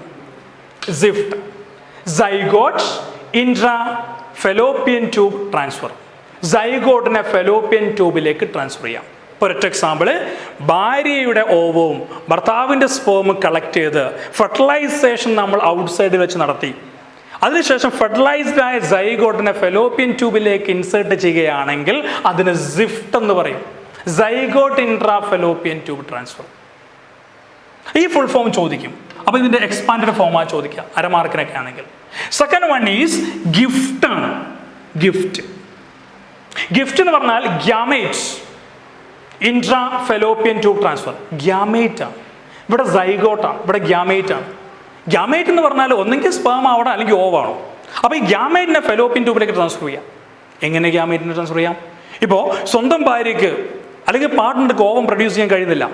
അപ്പോൾ മറ്റൊരു ഫീമെയിലിൻ്റെ ഓവം നമ്മൾ എടുത്തിട്ട് ഭാര്യയുടെ ഫെലോപ്പിയൻ ട്യൂബിലേക്ക്, പാർട്ട്ണറുടെ ഫെലോപ്പിയൻ ട്യൂബിലേക്ക് മറ്റൊരാളുടെ ഓവത്തെ ഇഞ്ചെക്ട് ചെയ്യും. അവിടെ സ്വന്തം ഭർത്താവിൻ്റെ സ്പേം വന്ന് മീറ്റ് ചെയ്യുന്നു. അപ്പോൾ സ്പേം ഭർത്താവിൻ്റെതാണ്, പക്ഷേ ഓവം മറ്റൊരു ഡോണറുടേതാണ്. അപ്പോൾ അവിടെ ഗിഫ്റ്റായിട്ടാണ് വന്നത്, ഗ്യാമേറ്റാണ് വന്നത്. ഈ ഗ്യാമേറ്റ് മീറ്റ് ചെയ്യുന്നു. എവിടെ മീറ്റ് ചെയ്തത്? ഫെലോപ്പിയൻ ട്യൂബിനുള്ളിലാണ്. അപ്പോൾ ഏതായിരിക്കും? ഇൻ വിട്രോ ആയിരിക്കോ ഇൻ വിവോ ആയിരിക്കോ? അത് ഇൻ വിവോ ആണ്. That is GIFT, gamete intra fallopian tube transfer. Next one is IUT. I എന്ന് പറഞ്ഞാൽ ഇൻട്രാ, ഉള്ളിൽ. യു എന്ന് പറഞ്ഞാൽ യൂട്രസ്, ഇൻട്രാ യൂട്രൈൻ ട്രാൻസ്ഫർ. സൈഗോട്ടിനെ നമ്മൾ ഉണ്ടാക്കിയെടുത്ത ഓവം സ്പേമിൻ്റെ സൈഗോട്ടിനെ നമ്മൾ എവിടേക്ക് ഇഞ്ചെക്ട് ചെയ്യണം? ഡയറക്റ്റ് ആയിട്ട് യൂട്രസിലേക്ക് ഇഞ്ചെക്ട് ചെയ്യുന്നത് നമ്മൾ വിളിക്കും IUT, intra uterine transfer. Next one is ICSI, intra cytoplasmic sperm injection.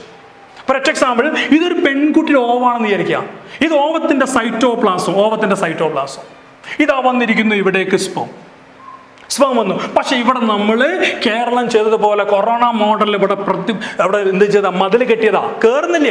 അപ്പോൾ ഈ സ്പേമിന് ഈ സൈറ്റോപ്ലാസിലേക്ക് കയറണമെങ്കിൽ ഈ സ്പേമിൻ്റെ അക്രോസോം വേണം, അക്രോസോമിൽ എൻസൈംസ് വേണം. പക്ഷേ അക്രോസോംസ് ഇല്ലാത്ത ഒരു സ്പേമാണ് വന്നെങ്കിൽ ഒരിക്കലും ഉള്ളിലേക്ക് എൻട്രി ഇല്ല, ഫെർട്ടിലൈസേഷൻ നടക്കില്ല, കുട്ടികളുണ്ടാവില്ല. ഈ സമയത്ത് നമ്മൾ സ്പേമിനെ കളക്ട് ചെയ്യുന്നു. ഈ സ്പേമിനെ ഡയറക്റ്റ് ഉള്ളോട്ട് എൻട്രി ചെയ്യുന്നു. അതോടുകൂടി സ്പേം ഉള്ളോട്ട് എൻ്റർ ചെയ്തു. ഈ ഓവത്തിൻ്റെ എൻട്രിൽ വെച്ച് അല്ലെങ്കിൽ ഓവത്തിൻ്റെ സൈറ്റോപ്ലാസം വെച്ച് മീറ്റ് ചെയ്യുന്നു, ഫെർട്ടിലൈസ് നടക്കുന്നു. ഇതിനെ വിളിക്കുന്ന പേരാണ് ICSI, intra cytoplasmic sperm injection. Next one is AI, artificial insemination. ആർട്ടിഫിഷ്യലായിട്ട് സ്പേമിനെ വജൈനിലേക്ക് ഇൻസേർട്ട് ചെയ്യാം. That is artificial insemination. Next one is IUI, intra uterine insemination. ഇവിടെ വജൈനിലേക്കാണ് ഇൻസെമിനേറ്റ് ചെയ്തത് സ്പേമിനെ, ഇവിടെ യൂട്രസിലേക്ക് കുറച്ചും കൂടി ഉള്ളോട്ട് യൂട്രസിലേക്ക് ഇൻസെമിനേറ്റ് ചെയ്യുന്നത്. അതിന് IUI, ഇൻട്രാ യൂട്രൈൻ ഇൻസെമിനേഷൻ എന്ന് പറയും. Last and final technology that is ET, embryo transfer. എംബ്രിയോനെ ട്രാൻസ്ഫർ ചെയ്യുക. ഒരു അമ്മയുടെ ഗർഭപാത്രത്തിൽ കുഞ്ഞ് വളർന്നു, പക്ഷേ അത് മെയിൻറ്റെയിൻ ചെയ്യാൻ ഇംപ്ലാന്റേഷൻ നടക്കുന്നില്ല. 1-2 മാസമാവുന്നു, അബോട്ടായി പോകുന്നു. ഒന്നെങ്കിൽ വൈറ്റമിൻ ഇയുടെ ഡെഫിഷ്യൻസി ആയിരിക്കാം, അല്ലെങ്കിൽ മറ്റുള്ള ഹോർമോൺസ് ചേഞ്ചസ് ആയിരിക്കാം, അല്ലെങ്കിൽ ക്ലൈമറ്റ് ചേഞ്ച് ആയിരിക്കാം, അല്ലെങ്കിൽ അമ്മയുടെ ബോഡി ബാലൻസോ ഫിയറോ ആങ്സൈറ്റിയോ ആയിരിക്കാം, മെൻ്റൽ ഡിസ്റ്റർബ്ഡ് ആയിരിക്കാം. ഇങ്ങനത്തെ കണ്ടീഷനിൽ ഉണ്ടായ ഈ എംബ്രിയോ എടുത്തിട്ട് മറ്റൊരു സറോഗേറ്റ് മദറിൻ്റെ യൂട്രസിലേക്ക് ട്രാൻസ്ഫർ ചെയ്യാം. ഈ ട്രാൻസ്ഫർ ടെക്നോളജിയെ നമ്മൾ വിളിക്കും എംബ്രിയോ ട്രാൻസ്ഫർ. അപ്പോൾ ഇത്രയും നോക്കുക നിങ്ങൾ, ഇതിൽ ഒരു 2 വാക്ക് എന്തായാലും വന്നിരിക്കും. അപ്പോൾ ഒന്ന് ZIFT, zygote intra fallopian tube transfer. Second one is gamete intra fallopian tube transfer. ഇപ്പം തന്നെ ഇങ്ങനെ നേരെ എഴുതി വെക്കുക. ഇന്ന് തന്നെ പഠിച്ചേക്കണം, നാളത്തെ കാര്യം വെക്കരുത്. ഇന്ന് തന്നെ പഠിച്ചേക്കണം, ഇന്ന് പഠിച്ചിട്ട് മാത്രമേ ഉറങ്ങാൻ പാടുള്ളൂ. കാരണം അത്രയും കഷ്ടപ്പെട്ട ഈ ക്ലാസ് എടുത്തുകൊണ്ടിരിക്കുന്നത്. ഇനി ഇവിടേക്ക് നോക്കുക, IUT, intra uterine transfer. ICSI, intra cytoplasmic sperm injection. Next one is artificial insemination. Next one is intra uterine insemination. Next one is ET. അപ്പോൾ ART, അസിസ്റ്റഡ് റീപ്രൊഡക്റ്റീവ് ടെക്നോളജി എപ്പോഴാണ് കൊടുക്കുക? ഇൻഫെർട്ടിലിറ്റി ആയ ആളുകൾക്ക് കൊടുക്കുന്ന ട്രീറ്റ്മെൻറ്റാണ് അസിസ്റ്റഡ് റീപ്രൊഡക്റ്റീവ് ടെക്നോളജി. അതിൻ്റെ കീഴിൽ 2 technology, IVF-ഉം IVF-ഉം. ഇനി IVF² നമുക്ക് കൊടുത്തേക്കരുത്, രണ്ട് ഡിഫറെൻ്റ് ആണ്, പേര് മാത്രമേ സെയിം ഉള്ളൂ. അതിൻ്റെ full form in vitro fertilisation ഒന്ന്, രണ്ടാമത്തെ in vivo fertilisation. In vitro fertilisation inside the ബോഡിയാണോ ഔട്ട്സൈഡ് ദ ബോഡിയാണോ? ഇൻ വിട്രോ എന്ന് പറയുമ്പോൾ ഔട്ട്സൈഡ് ദ ബോഡി ആയിരിക്കും. ഇൻ വിവോ ഫെർട്ടിലൈസേഷൻ എന്ന് പറയുമ്പോൾ ഫെർട്ടിലൈസേഷൻ ഒക്കെ ഇൻസൈഡ് ദി ബോഡി. അതിൻ്റെ കീഴിലുള്ള ടെക്നോളജിയാണ് ഈ പറഞ്ഞിരിക്കുന്നതൊക്കെ. ഇതാണ് മനസ്സിലായല്ലോ. അപ്പോൾ ഇന്ന് തന്നെ എല്ലാവരും വൃത്തിയായിട്ട് ഓരോന്ന് പഠിക്കുക, എന്തെങ്കിലും സംശയം ചോദിക്കുകയും ചെയ്യുക. കഷ്ടപ്പെട്ടാണ് ആദ്യമായിട്ട് ഓൺലൈൻ ക്ലാസ് എടുക്കുന്നത്, അതുകൊണ്ട് ശ്രദ്ധിക്കണം. എല്ലാവരും വൃത്തിയായിട്ട് തന്നെ പഠിച്ചേക്കുക, എന്ത് സംശയം ചോദിക്കുക. അപ്പോൾ ഈ കഷ്ടപ്പാട് നിങ്ങളും ചെയ്യണം. Thank you for kind compression.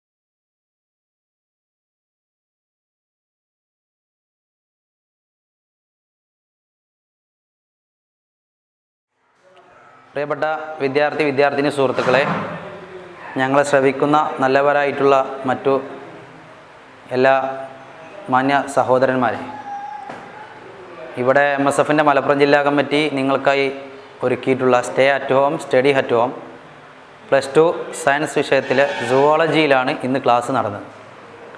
പ്രിയപ്പെട്ട നഹാസ് സാറ് വളരെ കൃത്യമായിട്ട് നിങ്ങൾക്ക് കാര്യങ്ങളൊക്കെ സൂചിപ്പിച്ചു. മൊത്തം 7 ചാപ്റ്ററാണുള്ളത്. അതിൽ 5 ചാപ്റ്ററും അദ്ദേഹം കവർ ചെയ്ത് കഴിഞ്ഞു. ഏകദേശം ഞങ്ങളോട് കഴിയുന്ന രീതിയിലൊക്കെ, പറ്റാവുന്ന രീതിയിലൊക്കെ നിങ്ങളതൊക്കെ പറഞ്ഞു തരുന്ന കാര്യങ്ങളെ നിങ്ങൾ പഠിക്കുക, ഉൾക്കൊള്ളുക. നാളെ കമ്പ്യൂട്ടർ സയൻസാണ്. പ്രിയപ്പെട്ട അഷ്റഫ് സാറാണ് നാളെ നിങ്ങൾക്ക് വേണ്ടി ക്ലാസ് എടുക്കുന്നത്. നാളെ കൃത്യം 4 മണിക്ക് കമ്പ്യൂട്ടർ സയൻസ് വിദ്യാർത്ഥിനികൾ അത് വീക്ഷിക്കുവാനും അതോടൊപ്പം തന്നെ ഇത് പാഠമാക്കാനും അതുപോലെ തന്നെ പരീക്ഷകളിൽ നിങ്ങൾക്ക് ഏതെല്ലാം രീതിയിലുള്ള, ഞങ്ങൾ നല്ല അധ്യാപകരെ വെച്ചിട്ടാണ് നിങ്ങൾക്ക് ക്ലാസ് എടുക്കുന്നത്. നല്ല മെഡിക്കൽ എൻട്രൻസിന് ക്ലാസ് എടുക്കുന്ന നല്ല ട്യൂട്ടർമാരെ ഉപയോഗിച്ചിട്ടാണ് ഞങ്ങൾ നിങ്ങൾക്ക് പരമാവധി മാക്സിമം നന്നായി ചെയ്യാൻ ഞങ്ങൾ ശ്രമിക്കുന്നുണ്ട്. നിങ്ങളെല്ലാവരും അതൊക്കെ ഏറ്റെടുക്കുക. ഇത് ഒരു വലിയ പ്രൊജക്റ്റാണ്. ഈ പ്രൊജക്റ്റ് എന്ന് പറയുന്നത് SSLC വിദ്യാർത്ഥികൾക്കുള്ള ക്ലാസ് കഴിഞ്ഞു, +1 വിദ്യാർത്ഥികൾക്കുള്ളത് കഴിഞ്ഞു. ഇനി +2 4-5 ദിവസം കൂടി കഴിഞ്ഞാൽ +2വിൻ്റെ ക്ലാസ്സും അവസാനിക്കാൻ പോവുകയാണ്.